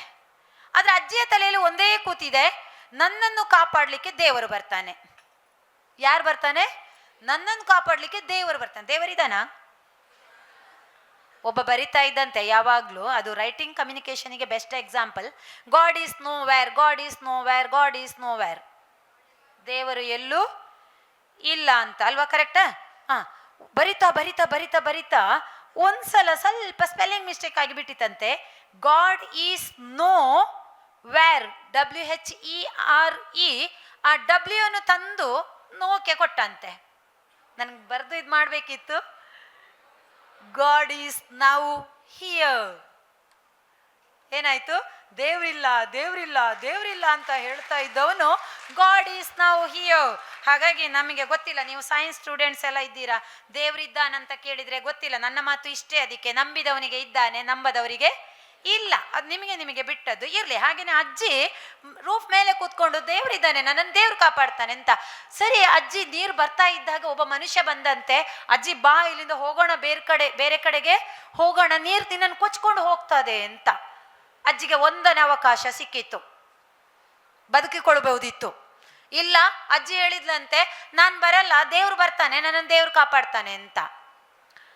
ಬರಲಿಲ್ಲ, ಹೋಗ್ಲಿಲ್ಲ. ಅಷ್ಟಾಗ ನೀರು ತೇಲ್ತಾ ತೇಲ್ತಾ ತೇಲ್ತಾ ಒಂದು ದೋಣಿ ಬಂತಂತೆ. ಅಜ್ಜಿ ಬಾ, ದೋಣಿಯಲ್ಲಿ ಕೂತ್ಕೋ ಹೋಗೋಣ ಅಂತ. ಇಲ್ಲ, ಮತ್ತೆ ಅಜ್ಜಿ ಹೇಳಿದ್ಲಂತೆ, ನಾನು ಬರಲ್ಲ, ನನ್ನನ್ನು ಕರ್ಕೊಂಡು ಹೋಗ್ಲಿಕ್ಕೆ ದೇವ್ರು ಬರ್ತಾನೆ ಅಂತ. 2ನೇ ಅವಕಾಶ ಸಿಕ್ಕಿತ್ತು. ಯಾವುದು? ದೋಣಿ. ಅಜ್ಜಿ ಮತ್ತೂ ಹೋಗ್ಲಿಲ್ಲ. ಮತ್ತು ಅಜ್ಜಿ ನೀರು ಬರ್ತಾನೆ ಇದೆ, ಇನ್ನೇನು ಕೊಚ್ಕೊಂಡು ಹೋಗ್ತದೆ. ಅಷ್ಟಾಗೊಂದು ಹೆಲಿಕಾಪ್ಟರ್ ಬಂತಂತೆ. ಬಾ ಅಜ್ಜಿ, ಹೆಲಿಕಾಪ್ಟರ್ ಇಲ್ಲಾದ್ರೂ ಹೋಗೋಣ ಅಂತ ಒಂದು ಹಗ್ಗಲ್ಲಿ ಇಳಿಸ್ತಾರೆ. ಅಜ್ಜಿ ಇಲ್ಲ, ನಾನು ಬರಲ್ಲ, ದೇವ್ರು ಬರ್ತಾನೆ ಅಂತ. ಕೊನೆಗೆ ಅಜ್ಜಿಯನ್ನು ಕೊಚ್ಚಿಕೊಂಡೇ ಹೋಯ್ತಂತೆ. ಅಜ್ಜಿ ಅಲ್ಲಿಗೆ ಹೋಗಿ, ಅಜ್ಜಿ ಹೋದ್ಲು, ಕೊಚ್ಕೊಂಡೇ ಹೋದ್ಲು. ಹೋಗಿ ದೇವ್ರ ಹತ್ರ ಕೇಳಿತ್ಲಂತೆ, ಅಲ್ಲಪ್ಪ, ನಾನು ನಿನ್ನನ್ನು ಇಷ್ಟು ನಂಬಿದ್ದೀನಿ, ನಿಂಗೆ ಇಷ್ಟು ಪೂಜೆ ಮಾಡಿದ್ದೀನಿ, ಆದರೆ ನೀನು ನನ್ನನ್ನು ರಕ್ಷಿಸ್ಲಿಲ್ಲ ಅಲ್ಲ ಅಂತ. ಆಗ ದೇವ್ರು ಹೇಳಿದ್ರಂತೆ, ನೋಡು, ನಾನು ನಿನ್ನ ಹತ್ರ 3 ಸಲ ಬಂದೆ. ಮೊದಲು ಮನುಷ್ಯನಾಗಿ ಬಂದೆ ಬಾ ಅಂತ, ನೀನು ಬರಲಿಲ್ಲ. ದೋಣಿಯಾಗಿ ಬಂದೆ, 2ನೇ ಅವಕಾಶವಿತ್ತು ನಿನಗೆ, ಆಪರ್ಚುನಿಟೀಸ್. ಎರಡನೇ ಅವಕಾಶ ಕೊಟ್ಟೆ, ದೋಣಿಯಾಗಿ ಬಂದೆ, ನೀನು ಬರಲಿಲ್ಲ. ಮೂರನೇ ಸಲ ಹೆಲಿಕಾಪ್ಟರ್ ಆಗಿ ಬಂದೆ, ನೀನು ಬರಲಿಲ್ಲ. ದೇವರು ನೇರವಾಗಿ ಇಳಿದು ಬರಲ್ಲ, ಯಾವುದೋ ರೂಪದಲ್ಲಿ ಬರ್ತಾನೆ ಅಂತ. ಸೊ ಹಾಗಾಗಿ ಮಕ್ಕಳೇ, ಅವಕಾಶಗಳು ಕೂಡ ಅಷ್ಟೇ, ಬೇಕಾದಷ್ಟು ಅವಕಾಶಗಳು ಸಿಗ್ತವೆ. ಸೊ ಹಾಗಾಗಿ ಆ ಅವಕಾಶಗಳನ್ನು ಸಿಕ್ಕಾಗ ಬಳಸ್ಕೊಳ್ಬೇಕು. ನಿಮ್ಮ ಜೀವನದಲ್ಲೂ ಅಷ್ಟೇ ಬೇಕಾದಷ್ಟು, ಬಹುಶಃ ಇಲ್ಲಿ ಕೂಡ ನಿಮಗೆ ಬೇಕಾದಷ್ಟು ಅವಕಾಶಗಳು ಸಿಗ್ತವೆ. ಆದರೆ ನೀವು ನಾನಾಗೊಂದು ಕರೆದೆ ನಿಮ್ಮನ್ನು ಬನ್ನಿ ಅಂತ, ನೀನು ಹೋಗು ಅಂತ ದೂಡಿದ್ರಿ ಅಷ್ಟೇ. ಹಾಗಲ್ಲ, ನಮಗೆ ಅವಕಾಶಗಳು ಸಿಕ್ಕಾಗ ನಾವು ಎದ್ದು ಹೋಗೋದು. ನಾವಿಲ್ಲಿ ಇವತ್ತು ನಿಂತಿದ್ದೇವೆ ಅಂತ ಇದ್ರೆ ಬಹುಶಃ ನಾವು ಅವಕಾಶಗಳು ಸಿಕ್ಕಾಗ ಇಲ್ಲಿ ಸ್ವಾತಿ ಅಲ್ಲ, ಕರೆಕ್ಟ್ ಅಲ್ಲ, ಸ್ವಾತಿ ಅವರಿಗೆಲ್ಲ ಗೊತ್ತಿದೆ, ನಾವು ಸಿಕ್ಕ ಅವಕಾಶವನ್ನು ನಿಮ್ಮ ಹಾಗಿರುವಾಗಲೂ ಕೂಡ ಅಷ್ಟೇ ಬಿಡ್ತಿರ್ಲಿಲ್ಲ. ನನಗೆ ಈಗಲೂ ನೆನಪಿದೆ, ನಾನು ಸುಮಾರು ಒಂದು 4-5ನೇ ಕ್ಲಾಸಿಂದ ಶುರು ಮಾಡಿದ್ದೇನೆ. ಯಾರು ಬರ್ತೀರಿ ಅಂತ ಟೀಚರ್ ಕರೆದ್ರೆ ಸಾಕು, ನಾನು ತಲುಪಿ ಆಯ್ತು ಅಲ್ಲಿಗೆ. ಸೊ ಹಾಗಾಗಿ ಅವಕಾಶವನ್ನು ಈಗಿನ ಮಕ್ಕಳು ನಂಗೆ ಗೊತ್ತಿಲ್ಲ ಮೇಡಮ್, ಇಲ್ಲಿ ಹೇಗಿದ್ದಾರೋ ಗೊತ್ತಿಲ್ಲ, ಅಷ್ಟು ಫಾಸ್ಟ್ ಅಂದರೆ ನಮಗೆ ಫಾಸ್ಟ್ ಅಂತ ನಾನು ಹೇಳ್ತಾ ಇಲ್ಲ, ಬಟ್ ಅಷ್ಟು ಬೇಗ ಸಿಕ್ಕ ಅವಕಾಶವನ್ನು ಬಳಸ್ಕೊಳ್ತಾ ಇದ್ರೆ ಖಂಡಿತ ಜೀವನದಲ್ಲಿ ಏನೋ ಒಂದು, ನಾವು ಬರೀ ಉದ್ಯೋಗ ಅಲ್ಲ, ಬರೀ ಹಣ ಅಲ್ಲ, ಬಟ್ ಏನೋ ಒಂದು ಗಳಿಸ್ತಾ ಇರ್ತೀವಿ. ನನಗೀಗ ಇದರಲ್ಲಿ ಒಂದು ಖುಷಿ ಇದೆ. ಬಹುಶಃ ನನ್ನನ್ನು ವೃತ್ತಿ ಆದರೆ ಇದು ನೋಡಿ, ಇಷ್ಟು ಸಾವಿರಾರು ಜನರ ಜೊತೆ ಹೋಗಿ ಮಾತನಾಡೋದು, ಎಲ್ಲೋ ಒಂದಷ್ಟು ವಿಚಾರಗಳು ಸಿಗೋದು, ಎಲ್ಲೋ 1000 ಜನರನ್ನು ಬದಲು ಮಾಡ್ಲಿಕ್ಕೆ ಆಗ್ತದೆ ಅಂತಲ್ಲ, ಆ 1000ದಲ್ಲಿ 2-3 ಸೊನ್ನೆ ತೆಗೆದ್ರೂ ಅಡ್ಡಿಲ್ಲ, ಒಬ್ರು ಬದಲಾದ್ರೂ ಕೂಡ ಏನೋ ಒಂದು ಬದಲಾವಣೆ. ನಮಗೆ ಅದಕ್ಕಿಂತ ದೊಡ್ಡ ಪ್ರಶಸ್ತಿಗಳು ಏನೊಂದಿಲ್ಲ. ಹಾಗಾಗಿ ಮಕ್ಕಳೇ, ಅವಕಾಶ ಸಿಕ್ಕಾಗ ಬಳಸ್ಕೊಳ್ಳಿ, ಅದು ಬಹಳ ಮುಖ್ಯ. ಹಾಗೇನೆ ನಂಗೆ ಇನ್ನೊಂದು ಇದನ್ನು ಹೇಳುವಾಗ, ಆಪರ್ಚುನಿಟಿ ಹೇಳುವಾಗ ನೆನಪಾಗೋದು, ಒಂದ್ಸಲ ಲಕ್ಷ್ಮಿ ಬಂದು ಬಾಗಿಲು ತಡ್ತಾಳಂತೆ. ಗುಡಿಸಲುಗಳು ಇತ್ತು, ಮುರುಕಲು ಮನೆಗಳು. ಲಕ್ಷ್ಮಿ ಬಂದು ಬಾಗಿಲು ತಡ್ದಾಗ ಒಬ್ಬ ಮನೆಯೊಳಗಿದ್ದಂತೆ ಮಧ್ಯರಾತ್ರಿ ಬಂದು ಬಾಗಿಲು ತಡ್ತಾಳೆ. ನಾಕ್ ಮಾಡಿದಾಗ ಯಾರು ಅಂತ ಕೇಳಿದಾಗ, ನಾನು ಲಕ್ಷ್ಮಿ ಬಂದಿದ್ದೇನೆ, ಬಾಗಿಲು ತೆಗೆಯಿರಿ ಅಂತ ಹೇಳ್ತಾಳಂತೆ. ಅವನಿಗೆ ಆ ಲಕ್ಷ್ಮಿ ಎನ್ನುವ ಪದ ಕೇಳಲಿಲ್ಲ, ಹುಡುಗಿಯ ಸ್ವರ ಮಾತ್ರ ಕೇಳಿತ್ತು. ಇವನು ಒಳಗಿದ್ದಂತೆ, ಓ ಹುಡುಗಿ ಬಂದಿದ್ದಾಳೆ ಯಾರು, ನಾನು ಸ್ವಲ್ಪ ಡ್ರೆಸ್ ಮಾಡ್ಕೊಳ್ತೇನೆ ಅಂತೇಳಿ ಡ್ರೆಸ್ ಚಂದ ಮೇಕಪ್ ಮಾಡಿ ಹೊರಟಂತೆ. ಕನ್ನಡಿ ಎದುರು ನಿಂತಂತೆ, ಡ್ರೆಸ್ ಮಾಡ್ತಾ ನಿಂತ. 2ನೇ ಸಲ ಕರೆದ್ಲು, ಇವನು ಹೋಗ್ಲೇ ಇಲ್ಲ, ಮತ್ತೆ ಮೇಕಪ್ ಅಲ್ಲೇ ಇದ್ದಾನೆ. ಸರಿ, ಲಕ್ಷ್ಮಿ ತುಂಬೋತಿರ್ತಾಳ? ಇಲ್ಲಲ್ವ, ಅದು ಬರ್ತದೆ ಜಾರ್ತದೆ. ಪಕ್ಕದ ಮನೆಯಲ್ಲಿ ಇನ್ನೊಂದು ಗುಡಿಸಲಿತ್ತು, ಅಲ್ಲಿ ಹೋಗಿ ಕೂಡಲೇ ಲಾಕ್ ಮಾಡಿ ಕರೆದ್ಲು. ಅವ್ನು ಕೂಡಲೇ ಓಪನ್ ಮಾಡ್ದ, ಲಕ್ಷ್ಮಿ ಅಲ್ಲಿ ನುಗ್ಗಿಬಿಟ್ಟಿತ್ತು. ಇವನು ಹೋಗಿ ಮತ್ತೆ ಡೋರ್ ತೆಗಿತಾನಂತೆ, ಫಸ್ಟಿಗೆ ತಟ್ಟಿದ್ಲಲ್ಲ, ಅಲ್ಲಿ ಹೋಗಿ ತೆಗೆದು ನೋಡುವ ಪಕ್ಕದ ಮನೆ ಅರಮನೆ ಆಗಿದೆ, ಇದು ಗುಡಿಸಲಾಗಿಯೇ ಉಳಿದಿದೆ. ಅಂದ್ರೆ ಅವಕಾಶಗಳು ಹೇಗೆಲ್ಲ ಬರ್ತದೆ ನೋಡಿ. ಅವನು ತಟ್ಟಿದ ಕೂಡಲೇ ಬಾಗಿಲು ತೆಗ್ದ, ಲಕ್ಷ್ಮಿ ಅಲ್ಲಿ ನುಗ್ಗಿಬಿಟ್ಲು, ಅರಮನೆ ಆಗ್ಬಿಡ್ತು, ಈ ಗುಡಿಸಲಿನೂ ಹಾಗೆ ಉಳಿಯಿತು ಅಂತ. ಸೊ ಹಾಗಾಗಿ ಮಕ್ಕಳೇ, ನಮ್ಮ ಲೈಫಲ್ಲಿ ಕೂಡ ಅಷ್ಟೇ ಬೇಕಾದಷ್ಟು ಅವಕಾಶಗಳು ಬರ್ತವೆ, ಬಳಸ್ಕೊಳ್ಳಿ. ನೆಕ್ಸ್ಟ್ ಟಿ, ಕರೆಕ್ಟಾ? Motivation. T, time management, very important in our life. Time management. ಈ ಕ್ಷಣ ಅಮೂಲ್ಯ, ಹೇಳಿದೆಲ್ಲ ಆಗ್ಲೇ, ಈ ಕ್ಷಣ ನಾನು ಮಾತನಾಡಿದ್ದು ನಿಮ್ಮ ಲೈಫಿಗೆ ಏನೂ ಕೊಟ್ಟಿಲ್ಲ ಅಂದರೆ, ನಾನು 2 ಗಂಟೆಗೆ ಸುಳ್ಯದಿಂದ ಹೊರಟು ಬಂದದ್ದು ವೇಸ್ಟ್. 3 ಗಂಟೆ ಜರ್ನಿ ಮಾಡ್ಕೊಂಡು ಅದೇ ನಾನೇ ಕಾರ್ ಓಡಿಸ್ಕೊಂಡು ಬಂದದ್ದು. ನೀವೇ ಕಾರ್ ಓಡಿಸ್ಕೊಂಡು ಬಂದದ್ದಾ? ಗೊತ್ತೇ ಇರಲಿಲ್ಲ ಮೇಡಮ್. ಕೆಲವರು ಹಾಗೆ ನೆನೆಸ್ಕೊಂಡ್ರೆ ಏನೋ ವೇಸ್ಟ್, ಹೌದಲ್ವಾ? ಸೊ ಏನೋ ಒಂದಿಷ್ಟು ನಿಮಗೆ ಈ ಕ್ಷಣದಿಂದ ಸಿಕ್ಕಿತ್ತು ಅಂತಂದರೆ ಅದು ಅಮೂಲ್ಯ. ಹಾಗಾಗಿ time management is very important. Time ಅಂದ ತಕ್ಷಣ ನೆನಪಿಗೆ ಬರುವ 3 ಶಬ್ದಗಳು, ಒಂದು time sense, then another one time management, then another one importance of time. 3 is also important. 3 ಕೂಡ ಬಹಳ ಮುಖ್ಯ ಟೈಮಲ್ಲಿ. ನಾನು ಸಂಕ್ಷಿಪ್ತವಾಗಿ ಹೇಳ್ತಾ ಹೋಗ್ತೇನೆ, ಟೈಮ್ ಓಡ್ತಾ ಇದೆ ಈಗ ನೋಡಿದರೆ ಟೈಮ್ ಓಡ್ತಾ ಇದೆ. Time sense, time management, importance of time. Time sense ಅಂದರೆ ಆ ಕ್ಷಣಕ್ಕೆ ಮಾಡೋ ಕೆಲಸ. ಕರೆಂಟ್ ಶಾಕ್ ಹೊಡಿತಾ ಇದೆ, ಏನು ಮಾಡಬೇಕು? ಕರೆಂಟ್ ಶಾಕ್ ಹೊಡಿತಿದೆ, ದಟ್ ಈಸ್ ಸಮಯ ಪ್ರಜ್ಞೆ ಅಂತ ಹೇಳ್ತಾರೆ ಅದನ್ನು. ಕರೆಂಟ್ ಶಾಕ್ ಹೊಡೆದ್ರೆ ಏನು ಮಾಡಬೇಕು? ಮೇನ್ ಸ್ವಿಚ್ ಆಫ್ ಮಾಡಬೇಕು. ಅದೆಲ್ಲ ಹೇಳಿದ್ದು ನೀವು. Very good. Your name please. ಅವ್ರು ಆಗಿಂದ ಬಹಳ ಇಂಟ್ರೆಸ್ಟಿಂದ ಕೇಳ್ತಾ ಇದ್ದಾರೆ. Your name please? ನಿಕ್ಷೇಪ್. ಯಬ್ಬಾ, nice name. Okay, sweet name. Nikshepa. ಏನೋ ನಿಕ್ಷೇಪದಲ್ಲಿ ನಿಕ್ಷೇಪ ಇದೆ ಅಲ್ಲಿ ಈಗ. Okay, fine. ಟೈಮ್ ಸೆನ್ಸ್, ಹೌದಲ್ವಾ? ಬೆಂಕಿ ಈಗ ತಾನೇ ಇಲ್ಲಿ ಹೊತ್ತಿ ಉರಿತಾ ಇದೆ, ಏನು ಮಾಡಬೇಕು? ನೀರಾಕಿ ಆರಿಸಬಹುದು ಅಲ್ವಾ? ಇಲ್ಲದಿದ್ರೆ ಹೊತ್ಕೊಂಡು ಹೋಗ್ತದೆ. ನಾವು ಬೆಂಕಿ ಅಗ್ನಿಶಾಮಕ ದಳದವರಿಗೆ ಫೋನ್ ಮಾಡೋದು, ಕರೆಯೋದು, ಬೊಬ್ಬೆ ಹೊಡೆಯೋದು, ಊರಿನವ್ರನ್ನ ಸೇರಿಸೋದು, ಇದು ಹೊತ್ತಿ ಹೋಯ್ತು, ಹೌದಲ್ವಾ? That is time sense. ಒಂದು ಐನ್ಸ್ಟೀನಿನ ಸಾಪೇಕ್ಷ ಸಿದ್ಧಾಂತ ಗೊತ್ತಿದೆಯಾ? ಎಸ್, ಐನ್ಸ್ಟೀನ್ ಸಾಪೇಕ್ಷ ಸಿದ್ಧಾಂತವನ್ನು ಕಂಡು ಹಿಡಿದಾಗ ನನಗೆ ಪ್ರತಿಯೊಂದಕ್ಕೂ ಕೂಡ ಒಂದೊಂದು ಕತೆ ನೆನಪಾಗೋದು ಯಾವಾಗಲೂ. ಕತೆ ಅಂದರೆ ನಿಮಗೆ ತುಂಬ ಇಷ್ಟ ಅಲ್ಲ? ಎಸ್. ಸಾಪೇಕ್ಷ ಸಿದ್ಧಾಂತ ಐನ್ಸ್ಟೀನ್ ಕಂಡು ಹಿಡಿದಾಗ ಅವನನ್ನು ಎಲ್ಲ ಊರವರು ಕರೆದ್ರಂತೆ, ಹೀಗೆ ನಮ್ಮನ್ನು ಟಾಕ್ಗೆ ಕರೆದ ಹಾಗೆ, ಅದನ್ನು ಹೇಗೆ ಮಾಡಿದ್ಯಪ್ಪ ಹೇಳು ಹೇಳು ಅಂತ. ಇವನೊಂದು ಡ್ರೈವರನ್ನು ಕೂರಿಸ್ಕೊಳ್ಳೋದಂತೆ, ಹೋಗೋದಂತೆ. ಇವನಿಗೆ ಹೋಗಿ ಹೋಗಿ ಲಾಸ್ಟಿಗೆ ಸಾಕಾಗಿ ಹೋಯ್ತು.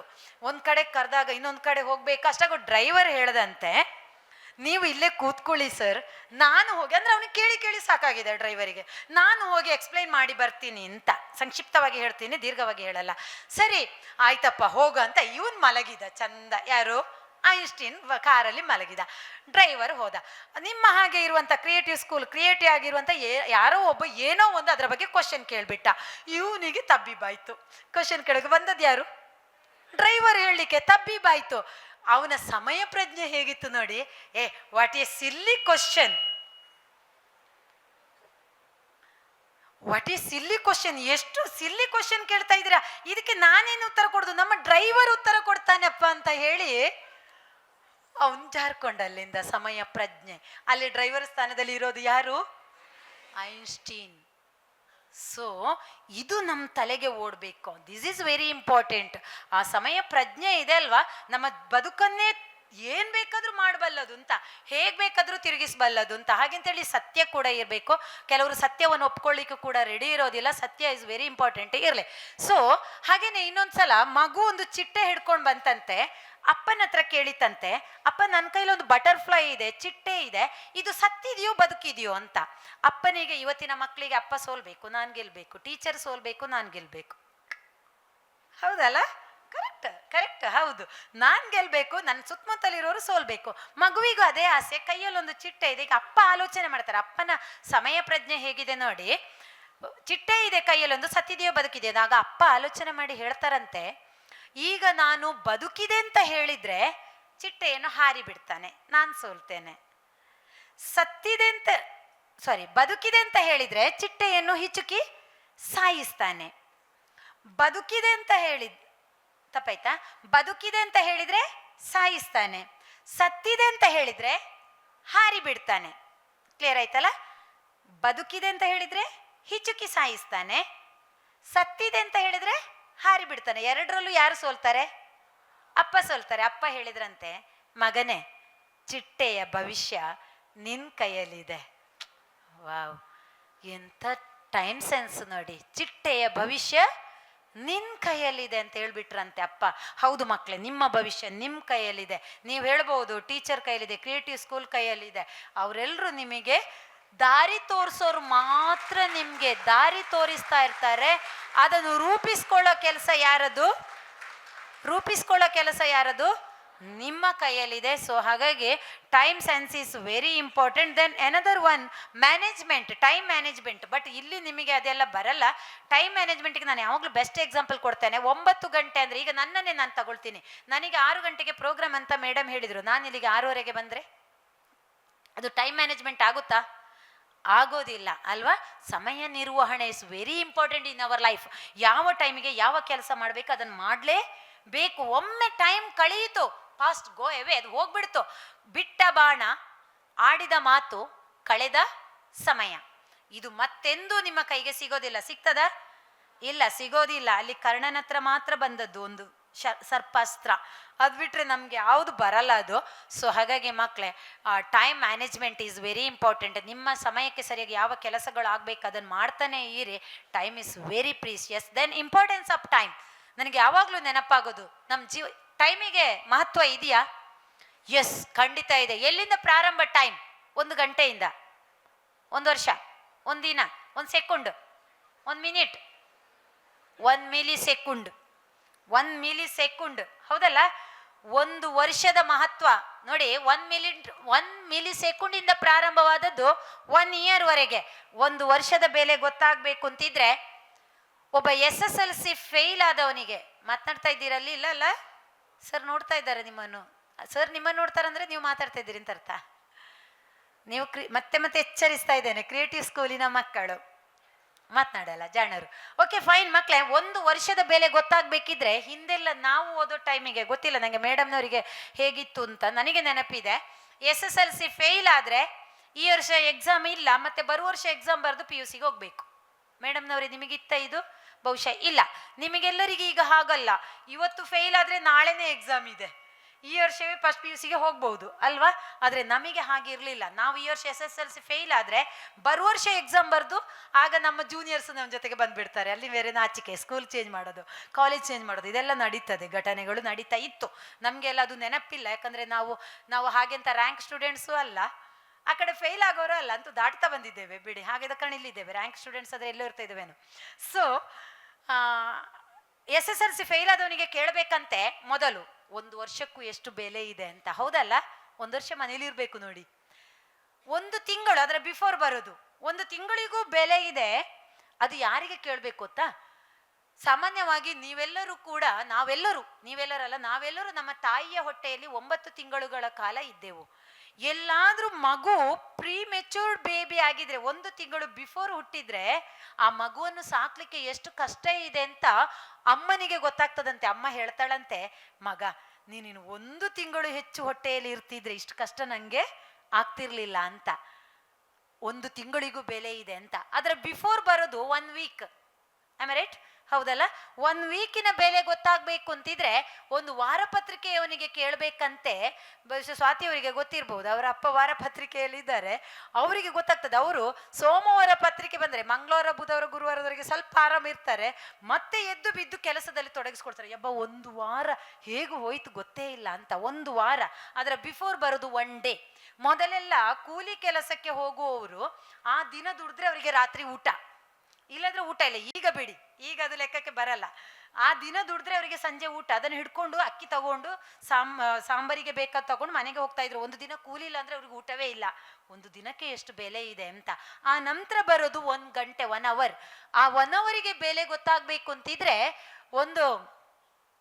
ನಿಮ್ಮ ತುಂಬ ಪ್ರೀತಿ ಪಾತ್ರರು, ಆತ್ಮೀಯರು, ಇನ್ನು ನಾನು ಹೇಳ್ಬಹುದು ಅಂತ ತಿಳ್ಕೊಂಡು ಹೇಳ್ತೇನೆ, ಯಾರು ಲವ್ ಮಾಡ್ತಾ ಇದ್ದೀರೋ ಲವ್ವರ್ಸ್ ಎಲ್ಲಾದ್ರೂ 1 ಗಂಟೆ ಪಾರ್ಕಲ್ಲಿ ಕೂತು ಕಾಯ್ತಾ ಇದ್ರೆ, 1 ಗಂಟೆ ಆದ್ರೂ ಬರ್ಲಿಲ್ಲ ಅವಳು, ಯಬ್ಬ ಲವ್ ಎನ್ನುವ ಶಬ್ದವೇ ಹೇಳಬೇಡಿ ಮೇಡಮ್, ಆ ಹುಡುಗಿ ಇನ್ನೂ ಬರ್ಲಿಲ್ಲ ಅಂತಾದಾಗ 1 ಗಂಟೆಗೂ ಎಷ್ಟು ಬೆಲೆ ಇದೆ ಅಂತ ನಮ್ಮ ಆತ್ಮೀಯರನ್ನು ನಾವು ಕಾಯೋದಿದೆ ಅಲ್ವಾ, ಅಲ್ಲಿ ಗೊತ್ತಾಗ್ತದಂತೆ. 1 ಗಂಟೆಯ ಬಿಫೋರ್ ಬರೋದು 1 ನಿಮಿಷ. ಹೌದಾ? ಆ 1 ನಿಮಿಷ 12 ಗಂಟೆಗೆ ನಿಮ್ಮ ಊರಿಗೆ ಬಸ್ಸು, ನೀವು ಬಂದದ್ದು 12 ಗಂಟೆ 1 ನಿಮಿಷಕ್ಕೆ. ಈಗ ಟೈಮಿಗೆ ಕರೆಕ್ಟ್ ಯಾವುದು ಆಗಲ್ಲ ಬಿಡಿ, ನಮ್ಮದು ಇಂಡಿಯನ್ ಟೈಮ್ ಅಂತ ನಾನು ಯಾವಾಗಲೂ ಹೇಳೋದಿದೆ. ಬಟ್ ಇಲ್ಲಿ ಖುಷಿ ಆಯಿತು ನನಗೆ, 6:15 ಟೈಮಿಗೆ ಕೊಟ್ಟು 6 ಗಂಟೆಗೆ ಕರೆಕ್ಟ್ ಸ್ಟಾರ್ಟ್ ಮಾಡಿದ್ರಿ ಮೇಡಮ್, ಖುಷಿ ಆಯಿತು. Time management that is very important. So 1 ನಿಮಿಷ, 12 ಗಂಟೆಗೆ ಬಸ್, ನೀವು 12:01ಕ್ಕೆ ಬಂದ್ರಿ, ಇನ್ನು ಬಸ್ ಇಲ್ಲ. 1 ನಿಮಿಷಕ್ಕೂ ಎಷ್ಟು ಬೆಲೆ ಇದೆ. ಅದರ ಬಿಫೋರ್ ಬರೋದು 1 ಸೆಕೆಂಡ್. ಒಂದು ಬೈಕ್ ಬರ್ತಾ ಇತ್ತು, ನಡ್ಕೊಂಡು ಹೋಗ್ತಾ ಇದ್ದೇನೆ, ಇನ್ನೇನು ನನ್ನ ಕಾಲ್ ಮೇಲೆ ಆ ಬೈಕ್ ಹೋಗ್ತಾ ಇತ್ತು, ಕಾಲನ್ನು ಎಳೆದು ಬಿಟ್ಟೆ, ಇಲ್ಲದ್ರೆ 1 ಸೆಕೆಂಡಲ್ಲಿ ನನ್ನ ಕಾಲು ಹೋಗ್ತಿತ್ತು. ಹೌದಲ್ಲ? 1 ಸೆಕೆಂಡಿಗೂ ಬೆಲೆ ಇದೆ. 1 ಮಿಲಿ ಸೆಕೆಂಡ್. PT ಉಷಾ ಇನ್ನೇನು ಹಾರಬೇಕು, 100 ಮೀಟರ್ ರೇಸಲ್ಲಿ ಜಂಪ್ ಆಗಬೇಕು, 1 ಮಿಲಿ ಸೆಕೆಂಡಲ್ಲಿ ಹಿಂದಿನವಳು ಹಾರ್ಬಿಟ್ಲು, ಅವಳ ರೆಕಾರ್ಡ್ ಹೋಯ್ತು. 1 ಮಿಲಿ ಸೆಕೆಂಡಿಗೂ ಬೆಲೆ ಇದೆ. ಸೊ ಮಕ್ಕಳೇ, ಹಾಗಾಗಿ ಜೀವನ ಎನ್ನೋದು ಬಹಳ ಮುಖ್ಯ, ಅದರಲ್ಲೂ ಈ ಕ್ಷಣ ಎನ್ನೋದು ಬಹಳಷ್ಟು ಅಮೂಲ್ಯ. ಆ ಟೈಮಿಗೆ ಇಂಪಾರ್ಟೆನ್ಸ್ ಕೊಡಿ, ದಟ್ ಈಸ್ ವೆರಿ ಇಂಪಾರ್ಟೆಂಟ್. ಮಕ್ಕಳೇ, 1 ಬಾಕ್ಸ್ ಹಾಕೊಳ್ಳಿ, 1 ಚೌಕ ಹಾಕೊಳ್ಳಿ ನಿಮ್ಮ ಪುಸ್ತಕದಲ್ಲಿ, ಅದನ್ನು 4 ಪಾರ್ಟಿಷನ್ ಮಾಡಿ. ನಾನು PPT ಎಲ್ಲ ಮಾಡೋಣ ಅಂತಿದ್ದೆ, ಬಟ್ ಟೈಮು ಆಗಲಿಲ್ಲ, ಇನ್ನೊಂದು ಅದು ಆಗಲ್ಲ ಕೂಡ ಅನ್ನಿಸ್ತು ನನಗೆ. 4 ಅದನ್ನು ಬಾಕ್ಸ್ ಮಾಡ್ಕೊಳ್ಳಿ. ABCD 4 ಬಾಕ್ಸಲ್ಲಿ ಬರೀರಿ. ನಿಮಗೆಲ್ಲ ಅರ್ಥ ಆಗ್ತದೆ, ಬೇಗ ಗೊತ್ತಾಗ್ತದಲ್ಲ ಹಿಂದೆ? ಎಸ್. 4 ಬಾಕ್ಸ್ ಮಾಡಿ. 4 ಪೆನ್ನು ತರಲಿಲ್ಲ ಕೆಲವರು, ಪೆನ್ನನ್ನೆಲ್ಲ ಸಾಲ ಕೊಡ್ತಾ ಇದ್ದಾರೆ ಇಲ್ಲಿ. Okay, good. 4 ಬಾಕ್ಸ್ ಮಾಡಿ ABCD ಬರೀರಿ. ಎಯ ಮೇಲೆ ಇಂಪಾರ್ಟೆಂಟ್ ಬರೀರಿ, ಬಾಕ್ಸಿನ ಹೊರಗೆ ಎಯ ಮೇಲೆ ಇಂಪಾರ್ಟೆಂಟ್, ಅದರ ಪಕ್ಕ ಬಿಯ ಮೇಲೆ ನಾಟ್ ಇಂಪಾರ್ಟೆಂಟ್. ಬರಿತಾ ಇದ್ದೀರಲ್ಲ? ಎಸ್. ಅದರ ಕೆಳಗೆ ಎಯ ಲೆಫ್ಟಿಗೆ ಅರ್ಜೆಂಟ್. ಗೊತ್ತಾಗ್ತಾ ಇದೆ ಅಂತ ಭಾವಿಸ್ತೇನೆ ನಾನು. ಅರ್ಜೆಂಟ್. ಅದರ ಎದುರಿಗೆ ಡಿ ಇದೆ ಅಲ್ಲ, ಡಿಯಲ್ಲಿ ನಾಟ್ ಅರ್ಜೆಂಟ್. ಸಾರಿ, ಅರ್ಜೆಂಟಿನ ಕೆಳಗೆ ಅರ್ಜೆಂಟಿನ ಕೆಳಗೆ ಸಿ ಇದೆ ನೋಡಿ.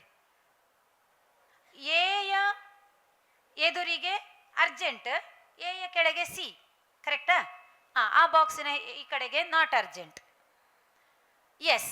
ಈಗ ಅಲ್ಲಿ ಎಗೆ ಮೇಲೆ ಇಂಪಾರ್ಟೆಂಟ್ ಇದೆ, ಲೆಫ್ಟಿಗೆ ಅರ್ಜೆಂಟ್ ಇದೆ. ಕರೆಕ್ಟಾ ಮಕ್ಕಳೇ? ನಿಮ್ಮ ಲೈಫಿಗೆ ಗಮನಿಸ್ಕೊಳ್ಳಿ, ಇಂಪಾರ್ಟೆಂಟ್ ಅರ್ಜೆಂಟ್ ಯಾವುದು? ಇಂಪಾರ್ಟೆಂಟ್ ಅರ್ಜೆಂಟ್ ಯಾವುದು? ಎಜುಕೇಶನ್, ಎಕ್ಸಾಮ್, ಏನೋ ಹೇಳಿದ್ರು ಬೇರೆ, ಅಲ್ಲಿ ಯಾರಾದ್ರೂ ಹೇಳಿದ್ರೆ ಈ ಪದವನ್ನು ಗೊತ್ತಿಲ್ಲ. ನಿಮಗೀಗ ಇಂಪಾರ್ಟೆಂಟ್ ಯಾವುದು? ಎಜುಕೇಶನ್, ಎಕ್ಸಾಮ್ ಏನು ಬರ್ತದೋ ಅದು ಇಂಪಾರ್ಟೆಂಟ್ ಹೌದು, ಅರ್ಜೆಂಟು ಹೌದು. ಅದು ಈ ವರ್ಷ ಬಿಟ್ಟರೆ ಬರೋ ವರ್ಷ ಮಾಡೋಕ್ಕಾಗಲ್ಲ. ಸೆಕೆಂಡ್ PUC ಈ ವರ್ಷವೇ ಮಾಡಬೇಕು, ಅದೇ ಚಂದ. ದೆನ್ ಬಿ ಯಲ್ಲಿ ಏನಿದೆ? ನಾಟ್ ಇಂಪಾರ್ಟೆಂಟ್ ಇದೆ, ಈಚೆ ಎಗೆ ಅರ್ಜೆಂಟ್ ಇದೆ. ಅರ್ಜೆಂಟ್ ಬಟ್ ನಾಟ್ ಇಂಪಾರ್ಟೆಂಟ್ ಯಾವುದು? ಒಂದು ಫೋನ್ ಕಾಲ್ ಬಂತು, ತೆಗಿಬೇಕು, ಅರ್ಜೆಂಟ್ ಇರ್ಬೋದು, ಬಟ್ ಅದು ಈಗ ಇಂಪಾರ್ಟೆಂಟ್ ಅಲ್ಲದೆಯೂ ಇರ್ಬೋದು, ಮತ್ತೆ ಬೇಕಿದ್ರೆ ತಗೊಂಡು ಮಾತಾಡ್ಬೋದು. ದೆನ್ ಅಲ್ಲಿ ಎ ನೋಡಿ, ಸಿ ನೋಡಿ, ಎ ಯಲ್ಲಿ ಯಾವುದಿದೆ? ಅರ್ಜೆಂಟ್ ಇದೆ, ಕೆಳಗೆ ನಾಟ್ ಅರ್ಜೆಂಟ್ ಇದೆ. ಸಾರಿ, ಕರೆಕ್ಟ್ ಅಲ್ಲ? ಇಂಪಾರ್ಟೆಂಟ್ ಇದೆ, ನಾಟ್ ಅರ್ಜೆಂಟ್ ಇದೆ. ಸಾರಿ, ಮೇಲೆ ಇಂಪಾರ್ಟೆಂಟ್ ಇದೆ, ಕೆಳಗೆ ನಾಟ್ ಅರ್ಜೆಂಟ್. ಯಾವ್ದು ಹೇಳ್ತೀರಾ? ಮ್ಯೂಸಿಕ್ ಕಲಿಬೇಕು, ಭರತನಾಟ್ಯ ಕ್ಲಾಸಿಗೆ ಹೋಗಬೇಕು, ಇಂಪಾರ್ಟೆಂಟ್ ಬಟ್ ಈ ವರ್ಷಕ್ಕೆ ಬೇಕು ಅಂತ ಇಲ್ಲ, ನಾಟ್ ಅರ್ಜೆಂಟ್. ಹೌದಲ್ಲ? Not urgent. ಈಚೆ ನಾಟ್ ಇಂಪಾರ್ಟೆಂಟ್ ಇದೆ, ಡಿ ಯಲ್ಲಿ ನಾಟ್ ಅರ್ಜೆಂಟ್. ಕರೆಕ್ಟಾ? ನಾಟ್ ಇಂಪಾರ್ಟೆಂಟ್, ನಾಟ್ ಅರ್ಜೆಂಟ್ ಯಾವುದು? ಇಂಪಾರ್ಟೆಂಟು ಅಲ್ಲ, ಅರ್ಜೆಂಟು ಅಲ್ಲ. ಮೊಬೈಲ್ ಯೂಸ್ ಮಾಡೋದು, ಚಾಟ್ ಮಾಡೋದು, ತಿರ್ಗಾಡೋದು, ಹೌದಲ್ವಾ? ಅದು ಈಗ ಇಂಪಾರ್ಟೆಂಟು ಅಲ್ಲ, ಅರ್ಜೆಂಟ್ ಕೂಡ ಅಲ್ಲ. Not important, not urgent. ಮಕ್ಕಳ, ಇದನ್ನು ನಿಮ್ಮ ಲೈಫಲ್ಲಿ ಆಲೋಚನೆ ಮಾಡಿ ಪಟ್ಟಿ ಮಾಡ್ಕೊಳ್ಳಿ. ಯಾವುದು ಇಂಪಾರ್ಟೆಂಟ್, ಯಾವುದು ನಾಟ್ ಇಂಪಾರ್ಟೆಂಟ್, ಯಾವುದು ಅರ್ಜೆಂಟ್, ಯಾವುದು ನಾಟ್ ಅರ್ಜೆಂಟ್. ಪಟ್ಟಿ ಮಾಡ್ತಾ ಹೋಗಿ, ಖಂಡಿತ ನೀವು ನಿಮ್ಮ ಜೀವನವನ್ನು ಕಟ್ಟಿಕೊಳ್ಳಿಕ್ಕೆ ಸಾಧ್ಯ ಆಗ್ತದೆ. ನೆಕ್ಸ್ಟ್ ಐ, ಹೌದಾ? ಮೋಟಿವೇಶನ್. ಐ, ಇಂಟ್ರಾಸ್ಪೆಕ್ಟೇಷನ್. ಇಂಟ್ರಾಸ್ಪೆಕ್ಟೇಷನ್, ಆತ್ಮಾವಲೋಕನ ಮಾಡ್ಕೊಳ್ಳಿ. ನಿಮ್ಮನ್ನು ನೀವು ಆತ್ಮಾವಲೋಕನ ಮಾಡ್ಕೊಳ್ಳಿ. ಇಂಟ್ರಾಸ್ಪೆಕ್ಟೇಷನ್, ನಿಮ್ಮನ್ನು ನೀವು ಆತ್ಮಾವಲೋಕನ ಮಾಡ್ಕೊಳ್ಳೋದು ಅಂದ್ರೆ ಏನು ಮಕ್ಕಳೇ? ನಿಮ್ಮ ಬಗ್ಗೆನೇ ನೀವು ಪ್ರಶ್ನೆ ಮಾಡ್ಕೊಳ್ಳಿ, ಆತ್ಮವಿಮರ್ಶೆ ಮಾಡ್ಕೊಳ್ಳಿ. ನಿಮ್ಗೊಂದು ಪ್ರಶ್ನೆ, ನಿಮಗೆ 10 ಸೆಕೆಂಡ್ ಟೈಮ್ ಕೊಡ್ತೇನೆ, ತುಂಬ ಕೊಡಲ್ಲ, ನಾನು ತುಂಬ ಟೈಮ್ ಕೊಡ್ತಾ ಇದ್ದೀನಿ, ಇಲ್ಲಿ ಟೈಮ್ ಇಲ್ಲ. 10 ಸೆಕೆಂಡ್ ಟೈಮ್. ನಿಮ್ಮ ಕೈಲಿ ಪುಸ್ತಕ ಇದೆ, ನನ್ನ ಕಡೆ ಗಮನ ಕೊಡಿ. ಆ 10 ಸೆಕೆಂಡ್ ಟೈಮಲ್ಲಿ ನೀವು ಇಂಟು ಮಾರ್ಕ್ಸ್ ಹಾಕ್ತಾ ಹೋಗಬೇಕು. ಹಾಕಬೇಡಿ, ಈಗ ಹಾಕಬೇಕು. 10 ಸೆಕೆಂಡಲ್ಲಿ ಎಷ್ಟು ಇಂಟು ಮಾರ್ಕ್ಸ್ ಹಾಕಬಲ್ಲಿರಿ ಅನ್ನೋದನ್ನು ಒಂದು ಬರೆದು ಬಿಡಿ, ರೌಂಡ್ ಅಪ್ ಮಾಡಿ. 10 ಹಾಕ್ತೀರಾ, 20 ಹಾಕ್ತೀರೋ, 25 ಹಾಕ್ತೀರೋ, ಸಂಖ್ಯೆ ಮಾತ್ರ ಬರೀರಿ, ಇಂಟು ಹಾಕಬೇಡಿ. ಇಂಟು ಹಾಕ್ಲಿಕ್ಕಿಲ್ಲ, ಇಂಟು ಹಾಕ್ಲಿಕ್ಕಿಲ್ಲ, ಸಂಖ್ಯೆ ಮಾತ್ರ ಬರೆಯುವುದು. ಈಗ ನಾನು 10 ಸೆಕೆಂಡಲ್ಲಿ 5 ಇಂಟು ಹಾಕ್ತೇನೆ. ಇದು ನನ್ನ ಬಗೆಗಿನ ಆತ್ಮಾವಲೋಕನ, ನನ್ನದು. ಅಷ್ಟನ್ನು 5 ಬ್ರಾಕೆಟಲ್ಲಿ ಬರೀತೇನೆ ನಾನು, ನೀವು ಬರೀರಿ ಬ್ರಾಕೆಟಲ್ಲಿ. 5, 10, 15, 20, 50. ನಂಗೆ ಗೊತ್ತಿಲ್ಲ ಎಷ್ಟು ಹಾಕ್ತೀರಿ ಅಂತ. ಬರ್ದ್ರಾ? ಎಷ್ಟು ಬರ್ದ್ರಿ? ಒಂದಿಬ್ರಲ್ಲಿ ಹೇಳಿ. ನೀವು ಕನ್ನಡಕದವ್ರು, ಯಾವ ಇಬ್ರು ಕನ್ನಡಕದವ್ರು ಇದ್ದೀರಾ ಹೇಳಿ. ಮೇಡಮಿನ ಪಕ್ಕ ಕೂತವ್ರು ಮತ್ತು ಆಚೆ ಕೂತವ್ರು, ಅವ್ರು ಬಹಳ ಇದರಲ್ಲಿದ್ದೀರಾ. ಎಷ್ಟು ಬರ್ದಿದ್ದೀರಾ?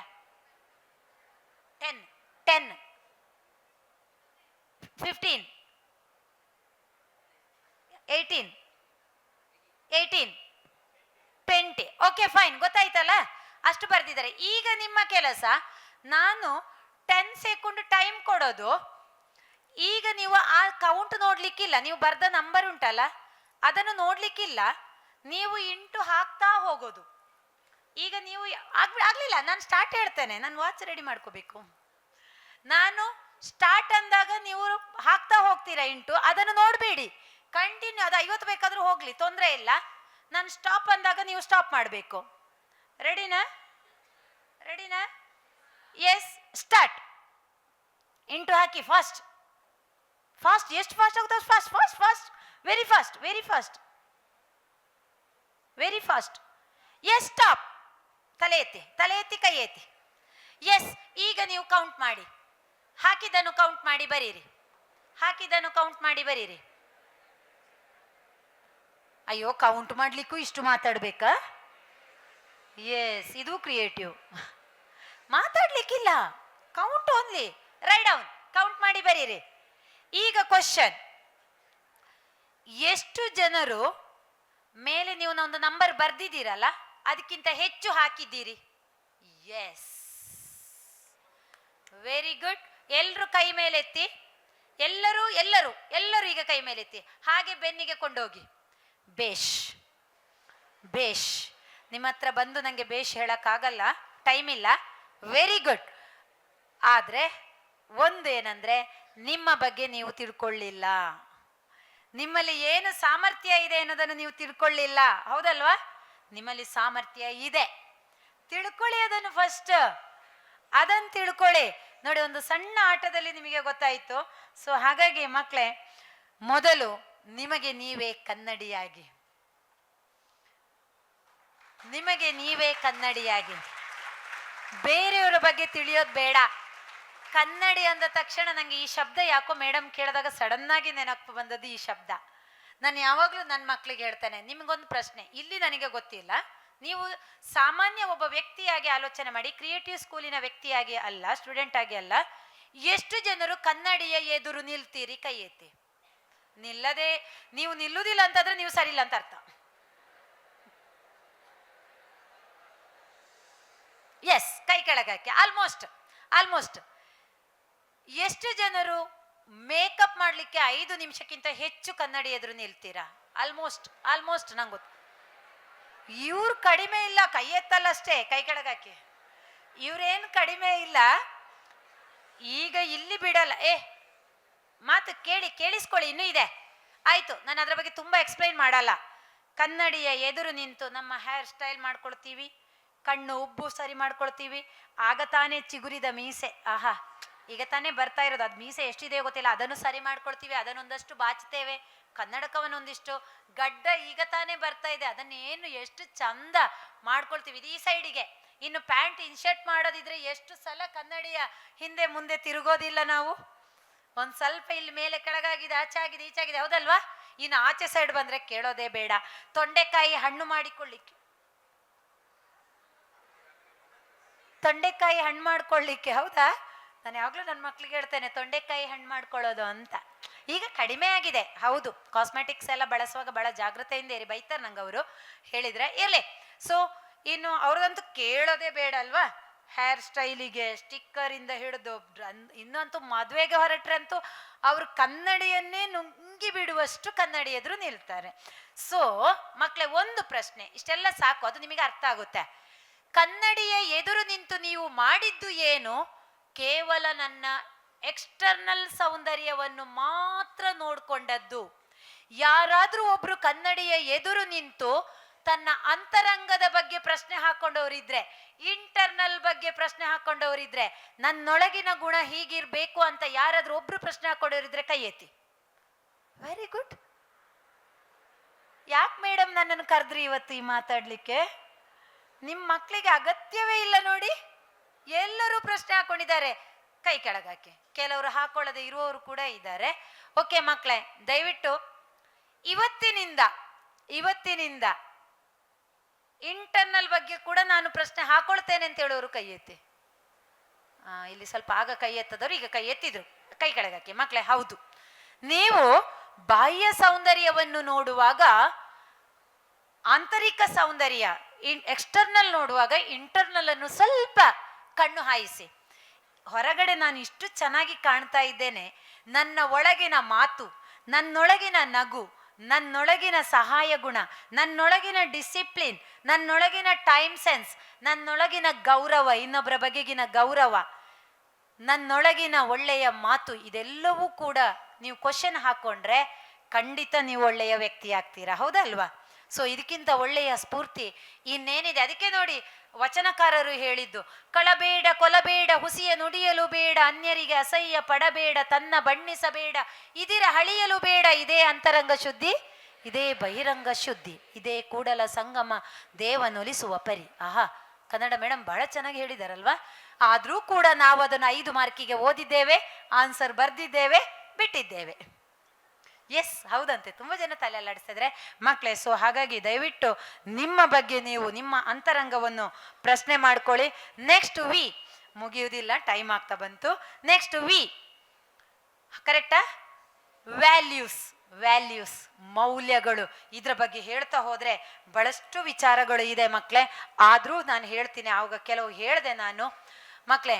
ವ್ಯಾಲ್ಯೂಸ್ ಹೇಗಿರ್ಬೇಕು ಅಂತ ಹೇಳಿದ್ರೆ, ಅದು ರಿಯಲ್ ಲೈಫ್, ರಿಯಲ್ ಲೈಫ್ ಎರಡನ್ನು ಮರೆಯುವ ಹಾಗೆಲ್ಲ, ಒಂದನ್ನು ಮರೆತು ಒಂದನ್ನು ಬೆಳೆಸುವ ಹಾಗಿರಬೇಕು. ನಮ್ಮ ವ್ಯಾಲ್ಯೂಸ್ ಯಾಕೆ ಇವತ್ತು ಕಡಿಮೆ ಆಗ್ತಾ ಇದೆ ಗೊತ್ತಾ? ನಾವೆಲ್ಲರೂ ಇವತ್ತು, ನಿಮಗಿಲ್ಲಿ ಅವಕಾಶ ಇಲ್ಲ ಗೊತ್ತಿದೆ ನನಗೆ, ಆದ್ರೆ ಮನೆಗೆ ಹೋಗುವಾಗ ಸಿಗ್ತದೆ. ಎಷ್ಟು ದಿವಸಕ್ಕೊಮ್ಮೆ ಮನೆಗೆ ಹೋಗ್ತೀರಾ? ಒಂದು ಸೆಮ್ಮಿಗೊಮ್ಮೆ, ಮಂತ್ಲಿ ಸೆಮ್ಮಿಗೆ. Yes, okay.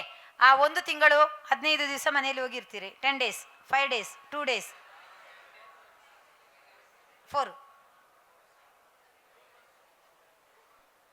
2 days, 10 days ಆಯ್ತು, ಸಾಕು ಬಿಡಿ. ಆ 10 days ಅಲ್ಲಿ ಒಂದು ಸೆಮ್ಮಲ್ಲಿ ನೋಡದೇ ಇರುವ ಮೊಬೈಲನ್ನು ಎಲ್ಲ ಕೂತ್ಕೊಂಡು ಜಾಲಾಡಿಸಿ ಬಿಡ್ತೀರಲ್ವಾ? ಎಷ್ಟು ರೀಲ್ ನೋಡ್ತೀರಾ ಮಕ್ಕಳೇ? ಒಂದು ರೀಲ್ ನೋಡ್ತಾ ನೋಡ್ತಾ ರಿಯಲ್ ಲೈಫನ್ನು ಮರಿಬೇಡಿ. ರೀಲ್ ನೋಡ್ತಾ ನೋಡ್ತಾ ರಿಯಲ್ ಲೈಫನ್ನು ಮರಿಬೇಡಿ. ಹೌದು, ಇವತ್ತು ಯಾಕೆ ವ್ಯಾಲ್ಯೂಸ್ ಕಡಿಮೆ ಆಗ್ತಾ ಇದೆ ಗೊತ್ತಾ? ನಾವು ರೀಲ್ಸ್ ಅನ್ನು ನೋಡಿದ್ದನ್ನು ರಿಯಲ್ ಲೈಫಿಗೆ ತರ್ತಾ ಇದ್ದೇವೆ. ಒಂದ್ಸಲ ಒಂದು 3-4 ಹುಡುಗರು ಯೂತ್ಸ್, 18ರಿಂದ 23 ವರ್ಷದ ಹುಡುಗರು, ನನ್ನ ಮಕ್ಕಳು ಹೇಳ್ಬೇಕಾ ಹುಡುಗರು ಹೇಳ್ಬೇಕು, 18 ಆಫ್ಟರ್ 18 ಹುಡುಗರು ಅಂದ್ರೆ ಯೂತ್ಸ್ ಅವರು. ಸೊ ಒಂದು 7ನೇ ಕ್ಲಾಸಿನ ಹುಡುಗನನ್ನು ಕಿಡ್ನ್ಯಾಪ್ ಮಾಡ್ತಾರೆ. 7ನೇ ಕ್ಲಾಸಿನ ಹುಡುಗನನ್ನು ಕಿಡ್ನ್ಯಾಪ್ ಮಾಡ್ತಾರೆ. 18, 19, 22, 23 ವಯಸ್ಸು ಅವ್ರದ್ದು. ಇದು ರಿಯಲ್. ಆದರೆ ಕಿಡ್ನಾಪ್ ಮಾಡಿ ಸಿಕ್ಕಿ ಬೀಳ್ತಾರೆ. 10 ಲಕ್ಷಕ್ಕೆ ಡಿಮಾಂಡ್ ಇಡ್ತಾರೆ, ಸಿಕ್ಕಿ ಬೀಳ್ತಾರೆ. ಸಿಕ್ಕಿ ಬಿದ್ದಾಗ ಪೊಲೀಸರು ಒಂದು ಪ್ರಶ್ನೆ ಕೇಳಿದ್ರಂತೆ, ಯಾಕಪ್ಪ ಹೀಗೆ ಮಾಡಿದ್ರಿ? ಎಲ್ಲಿಂದ ನಿಮಗೆ ಸ್ಫೂರ್ತಿ? ಇದಕ್ಕೆ ಸ್ಫೂರ್ತಿ ಅದಲ್ಲ, ಇದು ಸ್ಫೂರ್ತಿ ಆಗೋದು ಬೇಡ. ಎಲ್ಲಿಂದ ನಿಮಗೆ ಇದಕ್ಕೆ ಸ್ಫೂರ್ತಿ, ಪ್ರೇರಣೆ ಸಿಕ್ತ ಅಂತ ಕೇಳಿದಾಗ ಆ ಪುಣ್ಯಾತ್ಮರು ಹೇಳಿದ ಮಾತೇನು ಗೊತ್ತಾ? ಕೆಂಪೇಗೌಡ ಸಿನಿಮೆಯ ಮಾದರಿಯಲ್ಲಿ ನಾವು ಕಿಡ್ನ್ಯಾಪ್ ಮಾಡಿದೆವು. ಸಿನಿಮಾಗಳಿರುವುದು ಮನೋರಂಜನೆಗಾಗಿ, ಎಂಟರ್ಟೈನ್ಮೆಂಟ್. ಸೀರಿಯಲ್ಗಳು ಇರುವುದು, ಇವತ್ತಿನ ಸೀರಿಯಲ್ಗಳ ಕತೆ ಗೊತ್ತಿದೆ, ರಜೆಯಲ್ಲಿ ಹೋದಾಗ ನೋಡ್ತೀರಲ್ಲ, ಮನೆಯಲ್ಲೊಂದು ಗಂಡ ಕಚೇರಿಯಲ್ಲೊಂದು ಗಂಡ, ಮನೆಯಲ್ಲೊಂದು ಹೆಂಡತಿ ಕಚೇರಿಯಲ್ಲೊಂದು ಹೆಂಡತಿ. ಎಂತ ಅದ್ಭುತ ನೋಡಿ. ಇದನ್ನು ನಾವು ರೀಲನ್ನು ರಿಯಲಿಗೆ ತರುವಂತ ಸ್ಥಿತಿ ಆಗಿದೆ ಇವತ್ತು. ದಯವಿಟ್ಟು ಆಲೋಚನೆ ಮಾಡಿ. That is reel, this is real. ಹಾಗಾಗಿ ಯಾವತ್ತೂ ರಿಯಲ್ ಲೈಫನ್ನು ರಿಯಲಿಗೆ ತರಬೇಡಿ, ಆವಾಗ ವ್ಯಾಲ್ಯೂಸ್ ಹೋಗ್ತದೆ. ಸೊ ಆ ವ್ಯಾಲ್ಯೂಸ್ ಹೋಗಬಾರ್ದು ಅಂತಿದ್ರೆ ನಾವು ರಿಯಲ್ ಬದುಕಲ್ಲೇ ಬದುಕಬೇಕು. ನಮ್ಗೆ ಗೊತ್ತಿದೆ ಇವತ್ತು ಹೇಗಿದೆ ಅಂತ ಹೇಳಿದ್ರೆ, ಫಾರಿನ್ನಲ್ಲೆಲ್ಲ, ಫಾರಿನ್ ಬೇಡ, ನಮ್ಮ ಪಕ್ಕನೇ ಬಂದು ನಿಂತಿದೆ. ಎಲ್ಲೋ ಚೂರಿ ಹಾಕ್ತಾ ಇದ್ರು, ಇವತ್ತು ನಮ್ಮ ಪಕ್ಕನೇ ಚೂರಿ ಹಾಕೋರು ಬಂದಿದೆ. ಅದರ ಅರ್ಥ ಏನು? ವ್ಯಾಲ್ಯೂಸ್ ಕಡಿಮೆ ಆಗ್ತಾ ಇದೆ. ಎಲ್ಲೋ ಮಾದಕ ವಸ್ತುಗಳನ್ನು ಸೇವಿಸ್ತಾ ಇದ್ರು, ಈಗ ನಮ್ಮ ಪಕ್ಕನೇ ಇದ್ದಾರೆ, ನಮ್ಮ ಪಕ್ಕನೇ ಓಡಾಡ್ತಾ ಇದೆ. ಸೊ ಇದೆಲ್ಲವೂ ವ್ಯಾಲ್ಯೂಸ್ ಅನ್ನು ಕಡಿಮೆ ಮಾಡ್ತಾ ಇದೆ ಅಂತ ಅರ್ಥ. ದಯವಿಟ್ಟು ವ್ಯಾಲ್ಯೂಸ್ ಅನ್ನು ಹೆಚ್ಚು ಮಾಡ್ಕೊಳ್ಳಿ, ಮೌಲ್ಯಗಳನ್ನು ಹೆಚ್ಚು ಮಾಡ್ಕೊಳ್ಳಿ. ಖಂಡಿತ ನಿಮ್ಮ ಜೀವನವನ್ನು ಚೆನ್ನಾಗಿ ರೂಪಿಸ್ಕೊಳ್ಳಿಕ್ಕೆ ಆಗ್ತದೆ. ಇನ್ನೊಂದು ಕಾರಣ ಇದೆ ಯಾಕೆ ಮೌಲ್ಯ ಕಡಿಮೆ ಆಗ್ತಾ ಇದೆ. ಎಷ್ಟು ಜನರ ಮನೆಯಲ್ಲಿ ಅಜ್ಜ ಅಜ್ಜಿ ಇದ್ದಾರೆ? ತುಂಬ ಇದ್ದಾರೆ. Very good. ಕೈ ಕೆಳಗಾಕಿ, ಕೇಳೋದೇ ಬೇಡ, ಕ್ವಶನ್ ಕೇಳೋದೇ ಬೇಡ. ಅಜ್ಜ ಅಜ್ಜಿ ಮೊದಲೊಂದು ಅವಿಭಕ್ತ ಕುಟುಂಬ ಅಂತ ಇತ್ತು, ಜಾಯಿಂಟ್ ಫ್ಯಾಮಿಲಿ. ಎಷ್ಟು ಜನರ ಮನೆಯಲ್ಲಿ ಜಾಯಿಂಟ್ ಫ್ಯಾಮಿಲಿ ಇದೆ ಮೇಡಮ್? ಇಲ್ಲಿ ಎಲ್ಲದಕ್ಕೂ ಜನ ಇದ್ದಾರೆ ತುಂಬ. ಇಲ್ಲಿ ನಾನು ಕ್ವಶನ್ ಕೇಳಿ ನಾನು ಬರೋದೇ ಬೇಡಾಗಿತ್ತು. Okay good. ಅವಿಭಕ್ತ ಕುಟುಂಬ ಇತ್ತು. ಅಲ್ಲಿ ಅಜ್ಜ ಅಜ್ಜಿ ಹೇಳ್ತಾ ಇದ್ರು, ಒಂದು ಚಾಕ್ಲೇಟ್ ಕೊಟ್ರೆ ಅದನ್ನು ಗುದ್ದಿ ಪುಡಿ ಮಾಡಿ 10 ಜನರಿಗೆ ಹಂಚಿ ಕೊಡ್ತಾ ಇದ್ರು. ಇವತ್ತು ಇಲ್ಲಿ ಚಾಕ್ಲೇಟ್ ಬಂದ ತಕ್ಷಣ ಬಾಯಿಗೆ ಹೋಗಿ ಆಯ್ತು, ಸಿಪ್ಪೆ ಬಿಸಾಕಿ ಆಯ್ತು. ಅದನ್ನ ಆಚೆ ಪಕ್ಕದವರಿಗೆ ಕೊಡಬೇಕು ಅಂತ ನಮಗೆ ಗೊತ್ತೇ ಇಲ್ಲ. ಯಾರು ಆ ವ್ಯಾಲ್ಯೂವನ್ನು ಹೇಳೇ ಕೊಟ್ಟಿಲ್ಲ. ಯಾಕೆ? ಇವತ್ತು ವಿಭಕ್ತ ಕುಟುಂಬ ಆಯಿತು.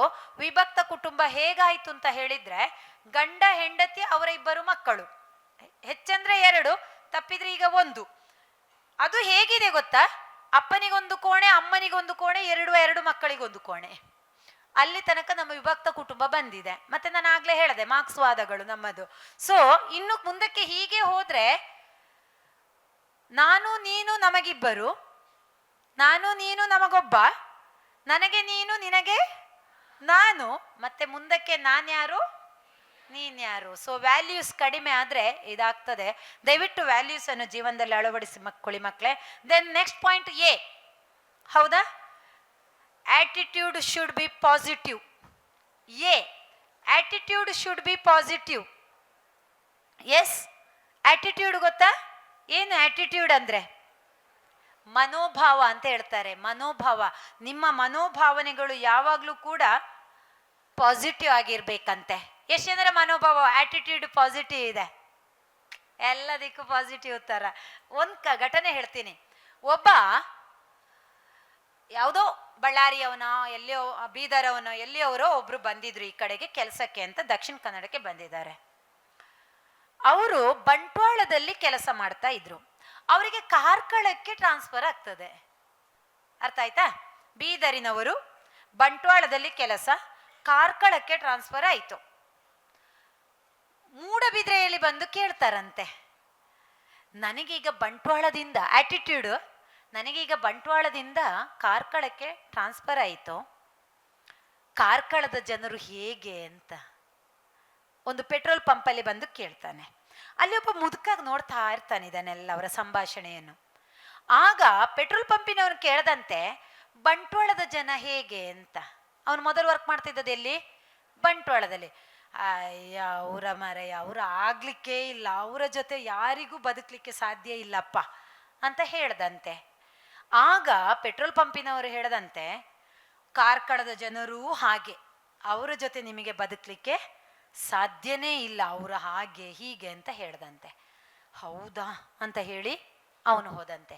ಇನ್ನೊಬ್ಬ ಬಂದಂತೆ, ಹಾಗೆ ಬೀದರ್ನವನೆಯೋ ಅಥವಾ ಬಳ್ಳಾರಿಯವನೋ. ಅವನು ಕೇಳ್ದಂತೆ, ಅದೇ ನನಗೆ, ನಾನು ಬಂಟ್ವಾಳದಲ್ಲಿ ಕೆಲಸ ಮಾಡ್ತಾ ಇದ್ದೆ, ನನಗೆ ಕಾರ್ಕಳಕ್ಕೆ ಟ್ರಾನ್ಸ್ಫರ್ ಆಗಿದೆ, ಕಾರ್ಕಳದ ಜನ ಹೇಗೆ ಅಂತ. ಅವನಲ್ಲೂ ಅವನು ಅದೇ ಕ್ವಶನ್ ಕೇಳಿದಂತೆ, ಬಂಟ್ವಾಳದ ಜನ ಹೇಗೆ ಅಂತ. ಆಗ ಅವನು ಹೇಳ್ದಂತೆ, ಅಯ್ಯೋ, ಬಂಟ್ವಾಳದ ಜನ ಅಂದರೆ ಮಾರಾಯ ಎಂತ ಹೆಲ್ಪಿಂಗ್ ನೇಚರ್ ಗೊತ್ತಾ, ಅವ್ರ ಜೊತೆ ಬದುಕುದೇ ಒಂದು ಖುಷಿ ಅಂತ ಹೇಳ್ದಂತೆ.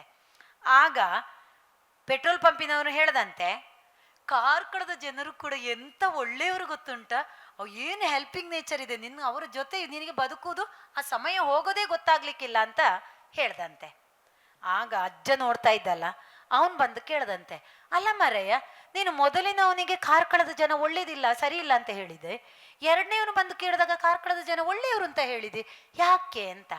ಆಗ ಅವನು ಹೇಳ್ದಂತೆ, ಮೊದಲಿನವನಿಗೆ ಬಂಟ್ವಾಳದ ಜನರು ಸರಿ ಕಾಣಲಿಲ್ಲ, ಕಾರ್ಕಳದ ಜನರು ಸರಿ ಕಾಣುವುದಿಲ್ಲ, ಅವನ ಮನಸ್ಸಿನಲ್ಲಿ ಅದೇ ಕೂತಿದೆ. ಎರಡನೇ ಜನನಿಗೆ ಬಂಟ್ವಾಳದವರು ಒಳ್ಳೆಯವರು, ಕಾರ್ಕಳದವರು ಒಳ್ಳೆಯವರಾಗೆ ಕಾಣ್ತಾರೆ, ಅವನ ಮನಸ್ಸಿನಲ್ಲಿ ಅಲ್ಲಿಯವರು ಒಳ್ಳೆಯವರು ಅಂತ ಕಂಡಿದೆ, ಅಲ್ಲಿಯವರು ಒಳ್ಳೆಯವರಂತ ಕಾಣ್ತದೆ ಅಂತ ಹೇಳ್ದಂತೆ. ಅಂದರೆ ನಮ್ಮ ಮನೋಭಾವ ಹೇಗಿರ್ತದೋ ಹಾಗೆ ನಮ್ಮ ಸುತ್ತಮುತ್ತಲೂ ಕೂಡ ಇರ್ತಾರೆ ಅಂತ. ಸೊ ಹಾಗಾಗಿ ನಾವು ಯಾವಾಗಲೂ ಕೂಡ ಪಾಸಿಟಿವ್ ಆಗಿ ನಮ್ಮ ಮನಸ್ಥಿತಿ ಆ್ಯಟಿಟ್ಯೂಡನ್ನು ಬೆಳೆಸ್ಕೊಳ್ಬೇಕಂತೆ.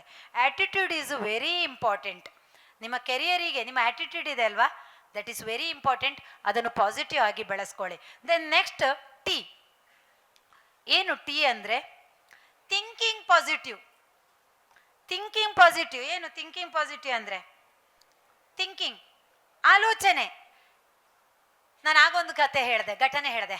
ಅಪ್ಪ ಹೇಳಿದ್ರು 90% ಮಾರ್ಕ್ ತೆಗಿಬೇಕು ಅಂತ, ಮಗ ಹೇಳ್ತಾನೆ 35 ತೆಗೆಯೋದೇ ಕಷ್ಟ. ಇದು ಪಾಸಿಟಿವ್ ಆರ್ ನೆಗೆಟಿವ್? ಅವನು ನೆಗೆಟಿವ್ ಆಗಿ ಆಲೋಚನೆ ಮಾಡಿದ್ದಲ್ವಾ. So thinking positive. ಮಕ್ಕಳೇ, ನಿಮ್ಮ ಆಲೋಚನೆಗಳು ಪಾಸಿಟಿವ್ ಆಗಿರಲಿ. ಹೇಗೆ ಪಾಸಿಟಿವ್ ಅಂದರೆ, 2 ಕಪ್ಪೆಗಳು ಒಂದು ಮೊಸರಿನ ಪಾತ್ರೆಗೆ ಬೀಳ್ತಾವಂತೆ. ಮೊಸರು ಗೊತ್ತಲ್ಲ, ಕರ್ಡ್. ಮೊಸರನ್ನು ಕಡಿದ್ರೆ ಏನು ಬರ್ತದೆ? ಬೆಣ್ಣೆ ಬರ್ತದೆ, ಹೌದಾ? ಎಸ್. 2 ಕಪ್ಪೆಗಳು ಮೊಸರಿನ ಪಾತ್ರೆಗೆ ಬಿದ್ದಾಗ ಒಂದು ಕಪ್ಪೆ ಹೇಳಿತಂತೆ, ನನ್ನ ಜೀವನ ಇಲ್ಲಿಗೆ ಮುಗ್ದೋಯ್ತು ಅಂತ. This is positive negative?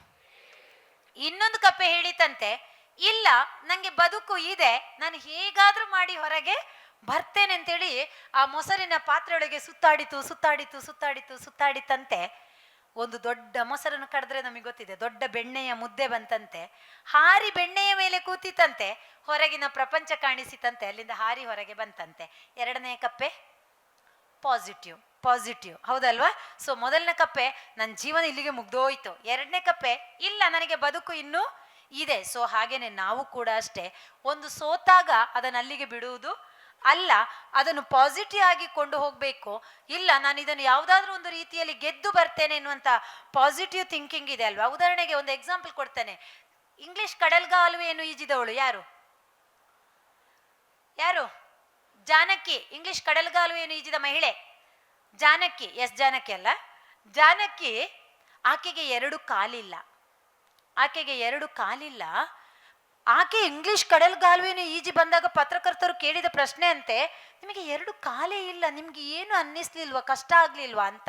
ಆಗ ಆಕೆ ಕೊಟ್ಟ ಉತ್ತರ, ಆಕೆಯ ಪಾಸಿಟಿವ್ ಥಿಂಕಿಂಗ್ ಹೇಗಿತ್ತು ನೋಡಿ, ಇಲ್ಲ, ಈಜಲಿಕ್ಕೆ ಭಾರ ಕಡಿಮೆ ಬೇಕು, ಹಾಗಾಗಿ ನನ್ನ 2 ಕಾಲುಗಳು ಇಲ್ಲದ್ದು ನನಗೆ ಅದು ಪಾಸಿಟಿವ್ ಆಯಿತು, ನನಗೆ ಈಜಲಿಕ್ಕೆ ಈಸಿ ಆಯಿತು ಅಂತ ಹೇಳ್ತಾಳಂತೆ.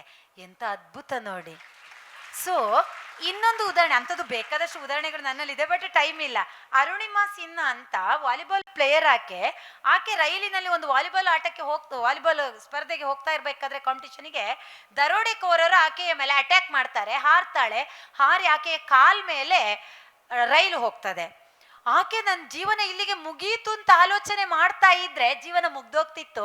ಆಕೆ ಅದನ್ನು ಪಾಸಿಟಿವ್ ಆಗಿ ಆಲೋಚನೆ ಮಾಡಿ ಆಕೆಯ ಕಾಲುಗಳನ್ನು ಸರಿ ಮಾಡ್ಕೊಂಡು ಅದಕ್ಕೆ ಆರ್ಟಿಫಿಷಿಯಲ್ ಕಾಲನ್ನೆಲ್ಲ ಇಟ್ಕೊಂಡು ಮತ್ತೆ ವಾಲಿಬಾಲ್ ಆಡ್ತಾಳೆ.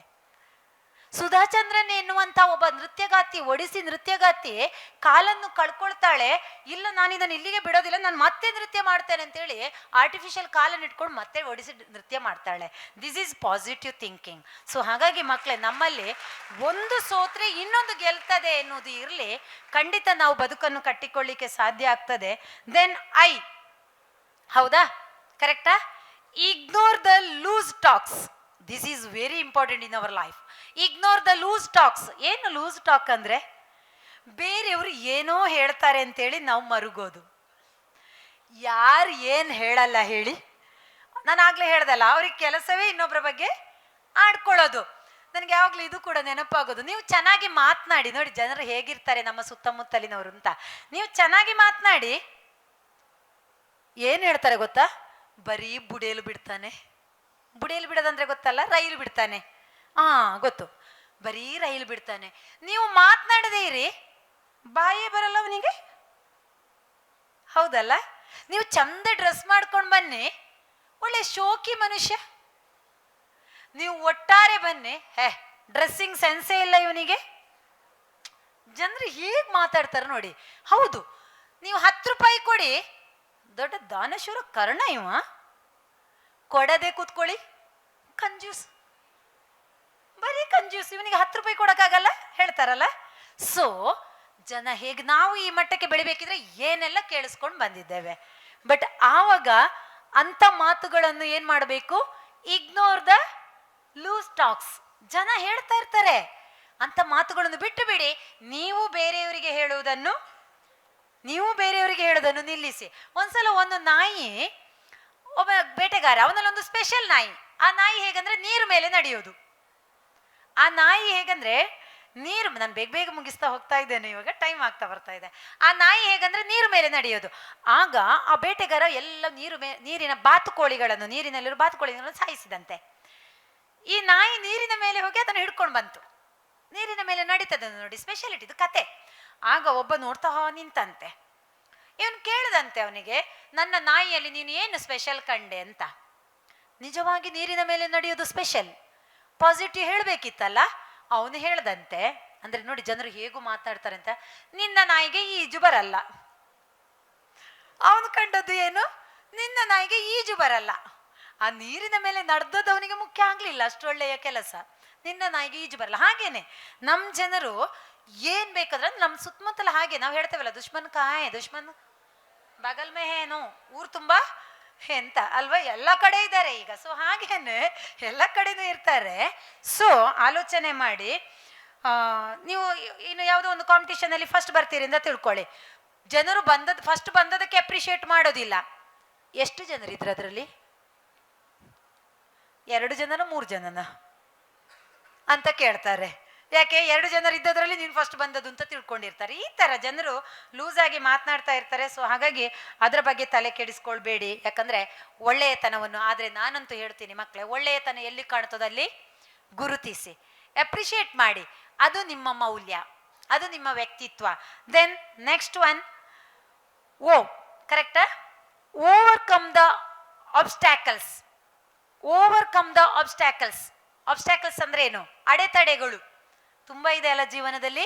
ಹಬ್ಬ, ಅದ್ರಷ್ಟು ಇನ್ನೊಂದಿಲ್ಲ. ಒಂದು ಬೇಲಿ ತಪ್ಪಿದ್ರೆ ಇನ್ನೊಂದು ಬೇಲಿ, ಇನ್ನೊಂದು ಬೇಲಿ ತಪ್ಪಿದ್ರೆ ಅಯ್ಯಪ್ಪ ಹೇಗಪ್ಪ. ಕೊನೆಗೆ ಕೊನೆಗೆ ಒಂದೇ SSLC fail, love failure, remote ಕೊಡ್ಲಿಲ್ಲ, ಮೊಬೈಲ್ ಕೊಡ್ಲಿಲ್ಲ, ಏನ್ ಮಾಡ್ತಾರೆ? ಅಡೆತಡೆಗಳು ಅದೆಲ್ಲ ನಮಗೆ ಆಬ್ಸ್ಟ್ಯಾಕಲ್ಸ್ ಅಲ್ವಾ? ದಯವಿಟ್ಟು ಅದಲ್ಲ, ಅದನ್ನು ಮೀರಿ ನಿಲ್ಲಿ, ಓವರ್ಕಮ್ ಮಾಡಿ, ಅದನ್ನು ಮೀರಿ ನಿಲ್ಲಿ. ಸೊ ಆವಾಗ ಖಂಡಿತ ನೀವು ನಿಮ್ಮ ಜೀವನವನ್ನು ಕಟ್ಟಿಕೊಳ್ಳಿಕ್ಕೆ ಸಾಧ್ಯ ಆಗ್ತದೆ. ತೊಂದರೆಗಳು, ಕಷ್ಟಗಳು, ಸಮಸ್ಯೆಗಳು ಇದು ಮನುಷ್ಯನಿಗೆ ಬರದೆ ಮರಕ್ಕೆ ಬರ್ತದ ಅಂತ ನಮ್ಮ ಹಿರಿಯರು ಕೇಳ್ತಾ ಇದ್ರು, ಹೌದಲ್ಲ? ಇದು ಮನುಷ್ಯನಿಗೆ ಬರಬೇಕು. ಸೊ ಬರುವಾಗ ಅದನ್ನು ಯಾವ ರೀತಿಯಲ್ಲಿ ಮೀರಿ ನಿಲ್ಲಬೇಕು, ಪಾಸಿಟಿವ್ ಆಗಿ ಆಲೋಚನೆ ಮಾಡಿ ಅಡೆತಡೆಗಳನ್ನು ಮೀರಿ ನಿಲ್ಲಿ. ಆಗೊಂದು ಮಾತು ಹೇಳಿದೆ ನಾನು, ಅಡೆತಡೆಗಳು, ಟೀಚರ್ ನಮಗೆ ಬುದ್ಧಿವಾದ ಹೇಳಿದಾಗ ಅಡೆತಡೆ ಅಂತ ಅನ್ನಿಸ್ತದೆ, ಅಪ್ಪ ಅಮ್ಮ ಬುದ್ಧಿವಾದ ಹೇಳಿದಾಗ ಅಡೆತಡೆ ಅನ್ನಿಸ್ತದೆ. ಅಲ್ಲ, ಅದನ್ನು ಜೀವನಕ್ಕೆ ತೆಗೆದುಕೊಳ್ಳಿ, ಖಂಡಿತ ನೀವು ಜೀವನದಲ್ಲಿ ಸಕ್ಸಸ್ ಆಗ್ತೀರಾ. ದೆನ್ ಲಾಸ್ಟ್ ಒನ್ ಎನ್, ಹೌದಾ? Motivation. Never say last, never say last. ನಾನು ಕಳೆದುಕೊಂಡೆ ಅಂತ ಯಾವತ್ತೂ ಹೇಳಬೇಡಿ. ಫಾರ್ ಎಕ್ಸಾಂಪಲ್, ಇವತ್ತು ಈ ಬಲ್ಬ್ ಇಲ್ಲಿ ಉರಿತಾ ಇದೆ ಅಂತಾದ್ರೆ ಅದಕ್ಕೆ ಕಾರಣ ಯಾರು? ಥಾಮಸ್ ಆಲ್ವಾ ಎಡಿಸನ್. ಇನ್ನು ಇವರ ಕಥೆಗಳನ್ನೆಲ್ಲ ಹೇಳ್ತಾ ಹೋದ್ರೆ ಬೇಕಾದಷ್ಟಿದೆ, ನಾನು ಹೇಳಲ್ಲ. ಥಾಮಸ್ ಆಲ್ವಾ ಎಡಿಸನ್ ಎಷ್ಟು ಸಲ ಪ್ರಯತ್ನ ಪಟ್ಟ? ಸಾವಿರಾರು ಅಲ್ವಾ? ಆಗ ಬಂದು ಕೇಳಿದ್ರಂತೆ, ಅಲ್ಲ ಇಷ್ಟು ಸಲ ನೀನು ಮಾಡಿದ್ಯಲ್ಲ, ಪ್ರಯತ್ನ ಪಟ್ಟಿಯಲ್ಲ, ಅದೆಲ್ಲ ಲಾಸ್ ಅಲ್ವಾ ಅಂತ. ಆಗ ಅವ್ರು ಹೇಳ್ತಾರಂತೆ, ಇಲ್ಲ, ಪ್ರತಿಯೊಂದು ಸೋಲಿನಲ್ಲೂ ನಾನು ಏನೋ ಒಂದನ್ನು ಕಂಡುಕೊಂಡೆ ಅಂತ. ಪ್ರತಿಯೊಂದು ಸೋಲಿನಲ್ಲೂ ನಾನು ಏನೋ ಒಂದು ವಿಶೇಷವಾದುದನ್ನು ಕಂಡುಕೊಂಡೆ ಅಂತ ಹೇಳ್ತಾನಂತೆ ಥಾಮಸ್ ಆಲ್ವಾ ಎಡಿಸನ್. ಸೊ ಮಕ್ಕಳೇ, ಹೌದು, ಹಾಗೇನೆ ನಿಮ್ಮ ಜೀವನದಲ್ಲಿ ಏನೋ ಒಂದು ಸೋಲು ಕಂಡಾಗ ಆ ಸೋಲಿನಿಂದ ನಾವೇನೋ ಕಲಿತೇವೆ. ಹಾಗಾಗಿ ಯಾವುದು ಕೂಡ ಲಾಸ್ ಆಯ್ತಂತ ಖಂಡಿತ ಹೇಳಬೇಡಿ. ನಮ್ಗೆ ಗೊತ್ತಿದೆ, 1 ವರ್ಷ ನಮ್ದು ಜಾಸ್ತಿ ಆಯಿತು, ಕಳೆದು ಹೋಯ್ತು ಅಂತ ಆದಾಗ 1 ವರ್ಷದ ಆಯುಷ್ಯ ನಮಗೆ ಕಡಿಮೆ ಆಗ್ತದೆ, ಹೌದಲ್ಲ? ಆದರೆ ಆ 1 ವರ್ಷದಲ್ಲಿ ನಾವು ಏನು ಗಳಿಸಿದ್ದೇವೆ ಅದು ಮುಖ್ಯ ಆಗ್ತದೆ. So never say last.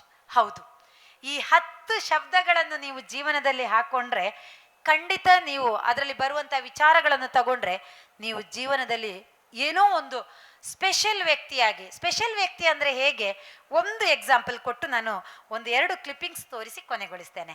Special ವ್ಯಕ್ತಿ ಅಂದರೆ ಹೇಗೆ, ಯಾರ ಹಾಗೆ ಗೊತ್ತಾ? ಸ್ಪೆಷಲ್ ವ್ಯಕ್ತಿ ಅಂದರೆ ಯಾರಾಗಿ ಇರಬೇಕು ಅಂದರೆ ವಿವೇಕಾನಂದರ ಹಾಗೆ ಇರಬೇಕು. ಅಬ್ಬಾ, ವಿವೇಕಾನಂದರ ಅಂದರೆ ಅದು ಏನೋ ಒಂದು ಅಲ್ವಾ? ಹೌದು, ನಾನು ಯಾವುದೇ ಸ್ಪೀಚ್ಗೆ ಹೋಗ್ಬೇಕಿದ್ರು ಒಮ್ಮೆ ವಿವೇಕಾನಂದರ ಸ್ಪೀಚನ್ನು, ನನ್ನ ಗಾಡಿಯಲ್ಲಿ ಕೂಡ ಅಷ್ಟೇ, ನನ್ನ ಮಗನಿಗೆ ಬೋರ್ ಆಗ್ಬೋದು ಬರುವಾಗ, ಅವರಿಗೆಲ್ಲ ಹಾಡುಗಳು ಡಿಜೆಗಳು ಬೇಕು. ಆದರೆ ನನ್ನ ಸಣ್ಣ ಮಗ ಇದ್ದಾನೆ, ಅವನು ಅದರಲ್ಲಿ ನಾನು ಸ್ಪೀಚ್ ಹಾಕ್ಕೊಂಡೇ ಬರ್ತೀನಿ ಕೇಳಿಕೊಂಡು. ನನ್ನ ಸಣ್ಣ ಮಗ ಏನು ಹೇಳ್ತಾನೆ ಗೊತ್ತಾ? ಎಂತಮ್ಮ ಕಾರಲ್ಲಿ ಸ್ಪೀಚ್ ಹಾಕಿದ್ರೆ ಹೊರಗಿನವರೆಲ್ಲ ನಗ್ತಾರೆ, ಡಿಜೆ ಹಾಕು, ಹಾಡು ಹಾಕು ಅಂತ. ಅಂದರೆ ಮಕ್ಕಳ ಮೈಂಡ್ ಹಾಗೆ ಸೆಟ್ ಆಗ್ತಾ ಇರ್ತದೆ ಅಲ್ವಾ? ಬಟ್ ವಿವೇಕಾನಂದರ ಸ್ಪೀಚ್ ಆಗಲಿ ಅಥವಾ ವಿವೇಕಾನಂದರ ಬಗೆಗಿನ ವಿಚಾರಗಳಾಗಲಿ ಅದು ಕೇಳೋದೇ ಒಂದು ಸ್ಪೆಷಲ್. ಸೊ ಹಾಗಾಗಿ ಈಗ ನಿಮ್ಗೊಂದು ಪ್ರಶ್ನೆ ಕೇಳ್ತೀನಿ ನಾನು, ಯಾರು ವಿವೇಕಾನಂದರಾಗ್ತೀರಿ ಮುಂದೆ? ಯಾರು ವಿವೇಕಾನಂದ? ನಾವು ಹೇಳ್ತೀವಲ್ಲ, ಮಹಾನ್ ವ್ಯಕ್ತಿಗಳು ಬದುಕಿದ್ದಾಗ ನಾವು ಯಾವತ್ತೂ ಕೂಡ ಮಾತನಾಡೋದೇ ಇಲ್ಲ, ಸತ್ತ ಮೇಲೆ ಅವರನ್ನು ಹೊಗಳ್ತೇವೆ. ಅಯ್ಯೋ, ಇದು ಸಮಾಜಕ್ಕೆ, ಅವರು ಸತ್ತದ್ದು ಸಮಾಜಕ್ಕೆ ತುಂಬಲಾರದ ನಷ್ಟ. ಬದುಕಿದಾಗ ಎಷ್ಟು ಒಳ್ಳೆಯ ಕೆಲಸ ಮಾಡಿರ್ತಾರೆ, ಒಮ್ಮೆ ಆದ್ರೂ ಹೇಳ್ತಾರ? ಹೇಳೋದೇ ಇಲ್ಲ. ಸತ್ತ ಮೇಲೆ ಅವರ ಫೋಟೋ ಇಡೋದೇನು, ಅವರನ್ನು ಹಾಡಿ ಹೊಗಳೋದೇನಲ್ವಾ? ಆದರೆ ವಿವೇಕಾನಂದರನ್ನು ಬದುಕಿದ್ದಾಗಲೂ ಸ್ಮರಿಸಿದ್ದಾರೆ. ಇರಲಿ ಮಕ್ಕಳೇ, ವಿವೇಕಾನಂದರು ಯಾರಾಗ್ತೀರಿ ಅಂತ ಕೇಳಿದ್ರೆ ನಮ್ಮಲ್ಲಿ ಉತ್ತರ ಇಲ್ಲ. ನಾವು ಹೇಳ್ತೇವೆ ಯಾರಾದರೂ ಸತ್ತಾಗ ಮತ್ತೆ ಹುಟ್ಟಿ ಬರಲ್ಲ. ಹಾಗೇನೆ ವಿವೇಕಾನಂದರು ನಾವು ಯಾರೂ ಆಗ್ಲಿಕ್ಕೆ ಸಾಧ್ಯ ಇಲ್ಲ, ಆದರೆ ವಿವೇಕಾನಂದರ ಮೌಲ್ಯಗಳನ್ನು ಜೀವನದಲ್ಲಿ ಅಳವಡಿಸ್ಕೊಳ್ಳಿಕ್ಕೆ ಸಾಧ್ಯ ಇದೆ. ಯಾಕೆ ವಿವೇಕಾನಂದರನ್ನು ನಾವು ನೆನೆಸ್ಕೊಳ್ಬೇಕು ಗೊತ್ತಾ? ಅವ್ರು ಬದುಕಿದ್ದು ಎಷ್ಟು ಟೈಮ್ ಗೊತ್ತಾ? ಹೇಳ್ತೀರಾ? ನೀವು ವಿವೇಕಾನಂದರ ಹೆಸರು ಹೇಳುವಾಗ ಕ್ಲಾಪ್ ಹಾಕಿದ್ರಲ್ಲ, ತಾಟಿ ಬಟ್ಟಿದ್ರಲ್ಲ, ಎಷ್ಟು ಸಮಯ ಬದುಕಿದ್ರು? 39 ವರ್ಷ 5 ತಿಂಗಳು 22 days, 39 years 5 months 22 days. Only 39 ವರ್ಷ 5 ತಿಂಗಳು 22 ದಿನ. ಬೇಕಿದ್ರೆ ಲೆಕ್ಕ ಹಾಕಿ, ಇವತ್ತು ಹೋಗಿ ಅವರ ಇಸವಿಯನ್ನು ಹುಡುಕಿ ಲೆಕ್ಕ ಹಾಕಿ ಏನು ಬೇಕಾದ್ರೂ ಮಾಡಿ. ಸೊ ಅಷ್ಟೇ ವರ್ಷ ಬದುಕಿದ್ದು. ಆದರೆ ಅವರು ನೋಡಿ, 150 ವರ್ಷ ಕಳೆದೋಯ್ತು, 150 ವರ್ಷ ಕಳೆದೋಯ್ತು ಅವರು ಹುಟ್ಟಿ. ಆದರೂ ಇವತ್ತು ವಿವೇಕಾನಂದರ ಹೆಸರು ಇದೆ. ಬಹುಶಃ ನಮ್ಮ ಅಜ್ಜ ಮುತ್ತಜ್ಜನ ಕಾಲ, ನಮ್ಮ ಮುತ್ತಜ್ಜನ ಹೆಸರು ಕೇಳಿದ್ರೆ ಗೊತ್ತಿಲ್ಲ ಅಲ್ವಾ? ಎಂತ ಅದ್ಭುತ ನೋಡಿ. ಅಂದ್ರೆ ವಿವೇಕಾನಂದರು ಭಾರತ ಅಂದ್ರೆ ಏನು ಅನ್ನೋದನ್ನು ಚಿಕಾಗೋದಲ್ಲಿ ಹೋಗಿ ತೋರಿಸ್ಕೊಟ್ರು. ಅದೇ ಎಂಥ ಅದ್ಭುತ ಆಯ್ತು ಅಂತ ಹೇಳಿದ್ರೆ, ಮಾರಿಸಸ್ನ ಅಧ್ಯಕ್ಷ ವಿಮಾನದಲ್ಲಿ ಬರ್ತಾರೆ ಭಾರತಕ್ಕೆ, ಬಂದು ಭಾರತದ ಮೇಲೆ ಇನ್ನೇನು ತನ್ನ ಕಾಲನ್ನು ಇಡಬೇಕು ಫ್ಲೈಟಿಂದ, ಅವರು ಕಾಲು ಇಳಿಸಲ್ಲಂತೆ, ಕೈಯನ್ನು ನೆಲಕ್ಕೆ ಮುಟ್ಟಿ ನಮಸ್ಕಾರ ಮಾಡ್ತಾರಂತೆ. ಆಗ ಸೆಕ್ಯೂರಿಟಿಗಳು ಹೋಗಿ ಮಾರಿಸಸ್ನ ಅಧ್ಯಕ್ಷರನ್ನು ಹಿಡ್ಕೊಳ್ತಾರಂತೆ, ಅಯ್ಯೋ ಬಿದ್ದು ಬಿಟ್ರು ಅಂತ. ಆಗ ಅವ್ರು ಹೇಳ್ತಾರಂತೆ, ಇಲ್ಲಪ್ಪ ನಾನು ಬೀಳ್ತಾ ಇರೋದಲ್ಲ, ಇಲ್ಲಿಯ ಸಂಸ್ಕೃತಿ ಸಂಸ್ಕಾರ, ಮಹಿಳೆಯರನ್ನು ಗೌರವಿಸುವಂತಹ ಗುಣವನ್ನು ನೋಡಿದ್ರೆ ಆ ವಿವೇಕಾನಂದರಂತಹ ಮಹಾನ್ ವ್ಯಕ್ತಿಗಳು ಈ ನಾಡಿನಲ್ಲಿ ಜನಿಸಿದ್ದಾರೆ. ಇಂಥ ಭೂಮಿಗೆ ನಾನು ನನ್ನ ಪಾದವನ್ನು ಸ್ಪರ್ಶ ಮಾಡುವುದಿಲ್ಲ, ನಾನು ಮೊದಲು ನನ್ನ ಕೈಯನ್ನು ಸ್ಪರ್ಶ ಮಾಡ್ತೇನೆ ಅಂತ ಕೈಯನ್ನು ಮುಟ್ಟಿದೆ ಅಂತ ಹೇಳ್ತಾರಂತೆ. ಎಂಥ ಅದ್ಭುತ ನೋಡಿ. ಇಂಥ ವಿವೇಕಾನಂದರನ್ನು ನಾವು ಓದ್ತೇವೆ.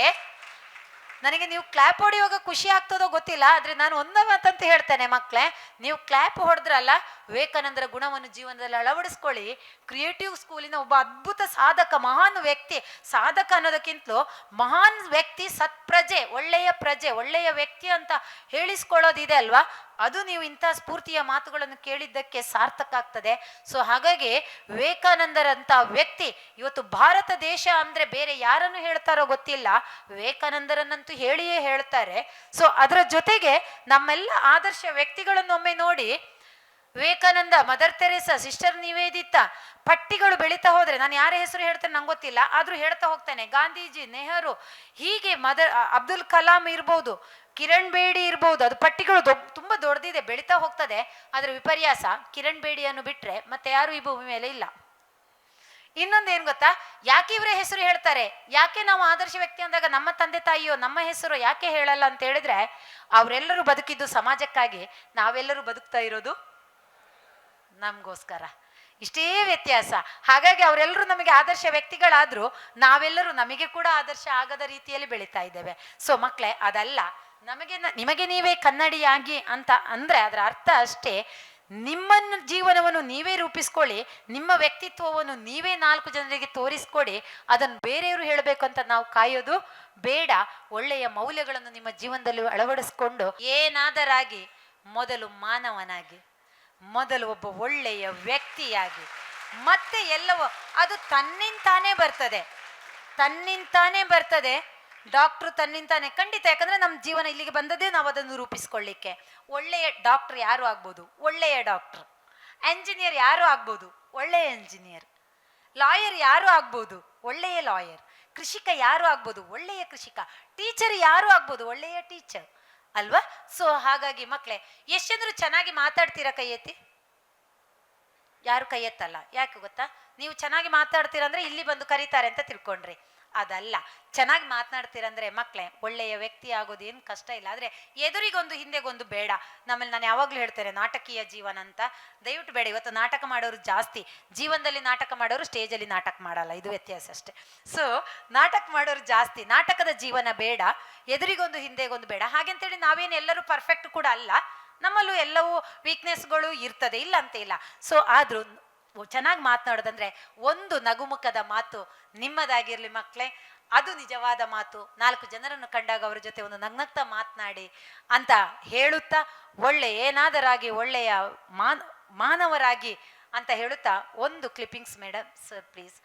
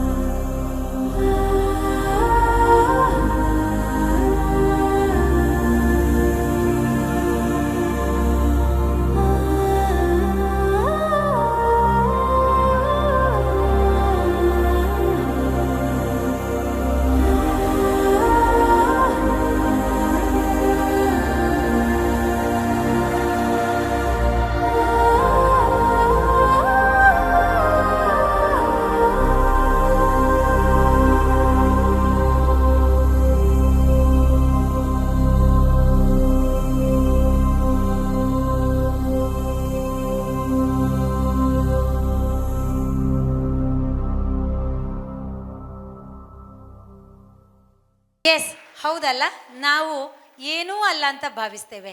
ಇಲ್ಲ, ಎಲ್ಲವೂ ನಮ್ಮೊಳಗೆ ಇದೆ.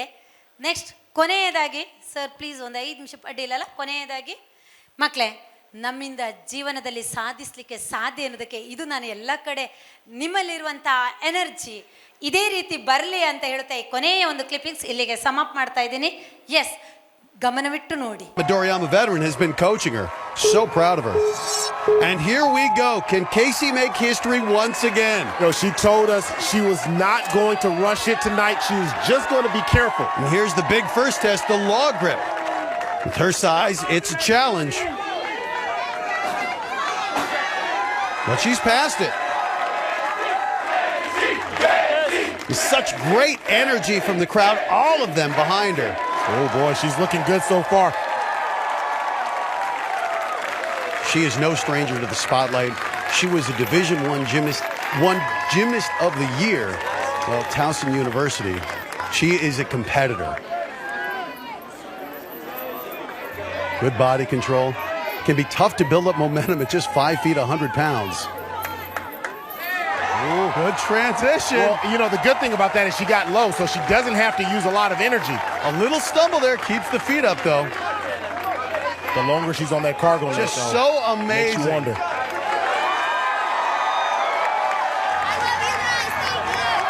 Look at that, the crowd saying they love her. I think everybody loves Casey Catanzaro. Here she goes on the ring toss. Great progress. Looks better than even in qualifying. What'd I tell you? I Click, love clack. the body control. I love the way she's using the momentum, trying not to rely on the lats, but using her whole body to get those rings moving. And a great recovery. Wow, you know how powerful you have to be to recover like that? Not a lot of wingspan, but Catanzaro, such a determined competitor. Wow, she is almost there to the third plank. Matt, she's about to do it again.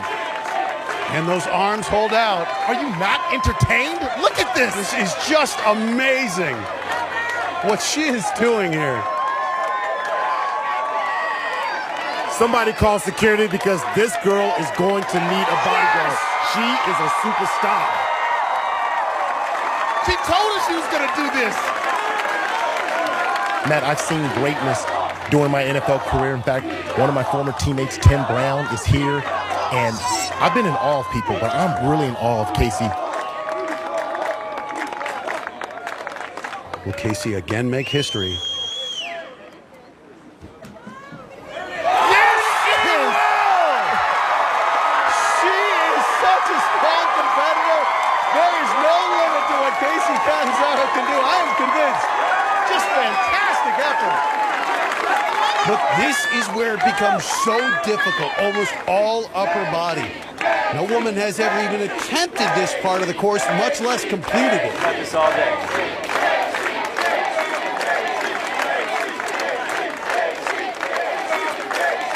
Casey Catanzaro rewriting all the history books in American Ninja Warrior. Great mount. Oh, so solid. Look at this. What? Are you kidding me? Casey Catanzaro, the first woman ever to attempt the salmon ladder, the first woman ever to complete it, and she is not done. Okay, this is where her height is a big disadvantage. That is a big gap to reach with her shorter arms. Well, to be honest, I don't even know if she can reach it. She's going to have to leap here. Yeah, this transition is hard. Oh, my She's hanging on for dear life. How she has the strength, I do not know, but Catanzaro refuses to quit on this course. Man, this girl is not human. She's not human. Well, we are seeing one of the greatest competitors, man or woman, we've ever seen in American Ninja Warrior. She's done it! This incredible run of Casey Catanzaro continues. Again, making history with every obstacle she completes. Now remember, the range between the poles, they varied anywhere between 2 feet to over 5 feet, and she's only 5 feet tall, so she only has so much real estate as far as wingspan. 2 of those are going to be so full. Here she goes on the pole grasper.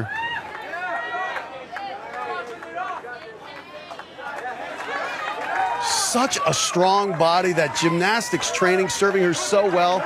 Look at this. Wow. You got this. You got this. She's using every inch of her 5 feet body to make the transition. She's told us she would complete this course. I wasn't sure if it was just braggadocio, but she really believes it, and she is doing it. She's going to jump. She's going to have to jump. She's going to Tarzan. Now look at the transition. This is over 5 feet right now. She's only 5 feet tall. There's a jump. Look at the lead. There's a jump. She's got it. One more pole to go. Oh, My goodness. man. She's done it. Yes. This has been truly an historic night. She's surpassing every expectation. And now this is it, the spider climb, the final 30 feet. This obstacle's 4 feet wide. She's only 5 feet tall. It's going to be difficult to lock in, but if she conquers this course, she will elevate the standards for female competitors. The most talented athletes. Got it. Take your time. You know, for the viewers at home, understand this is so challenging, so hard, and look what she's doing. Look at that. What? Shut the front door. She's about to do the impossible for a second time. Oh my goodness. Casey Catanzaro has done it. The first woman ever to complete a city finals course and the first woman ever to punch her ticket to Las Vegas. There is no limit to what this woman can do. Yes The first woman ever 8 ನಿಮಿಷ finals course and the 59 second. her ticket to Las Vegas. There is no limit to what this woman can do.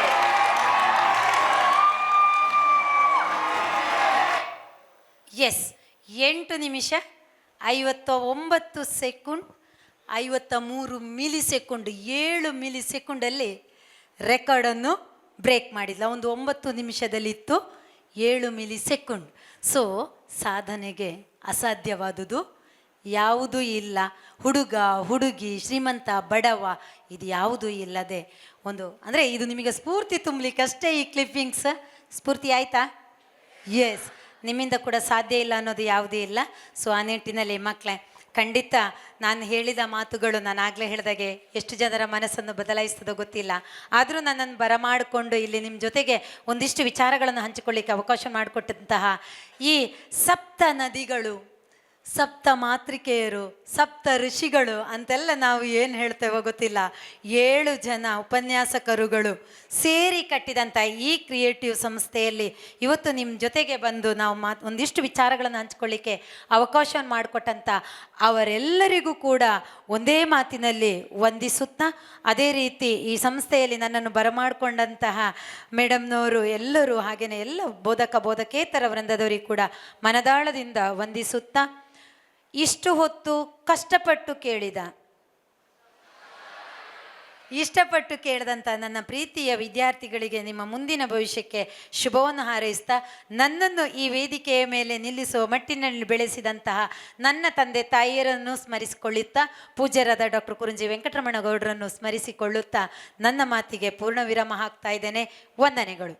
ಬೇರೆಯವರ ಬಗ್ಗೆ ಮಾತನಾಡುವುದನ್ನು ಬಿಟ್ಟು ನಮ್ಮ ಬಗ್ಗೆ ಯೋಚನೆ ಮಾಡಬೇಕು.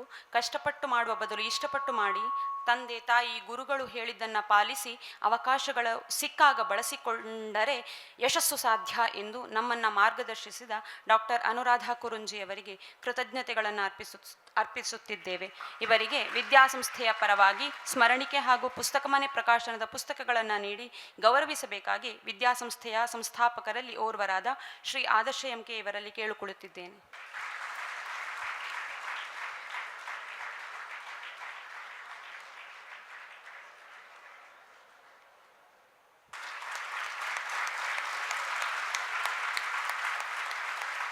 ಸುದೂರದ ಸುಳ್ಯದಿಂದ ನಮ್ಮ ವಿದ್ಯಾಸಂಸ್ಥೆಗೆ ಆಗಮಿಸಿ ತಮ್ಮ ಅಮೂಲ್ಯ ಸಮಯವನ್ನು ನಮ್ಮಲ್ಲಿ ವಿನಿಯೋಗಿಸಿ ಜೀವನ ಸ್ಫೂರ್ತಿಯನ್ನು ತುಂಬಿದ ಡಾಕ್ಟರ್ ಅನುರಾಧ ಕುರುಂಜಿಯವರಿಗೆ ತುಂಬ ಹೃದಯದ ಧನ್ಯವಾದಗಳು.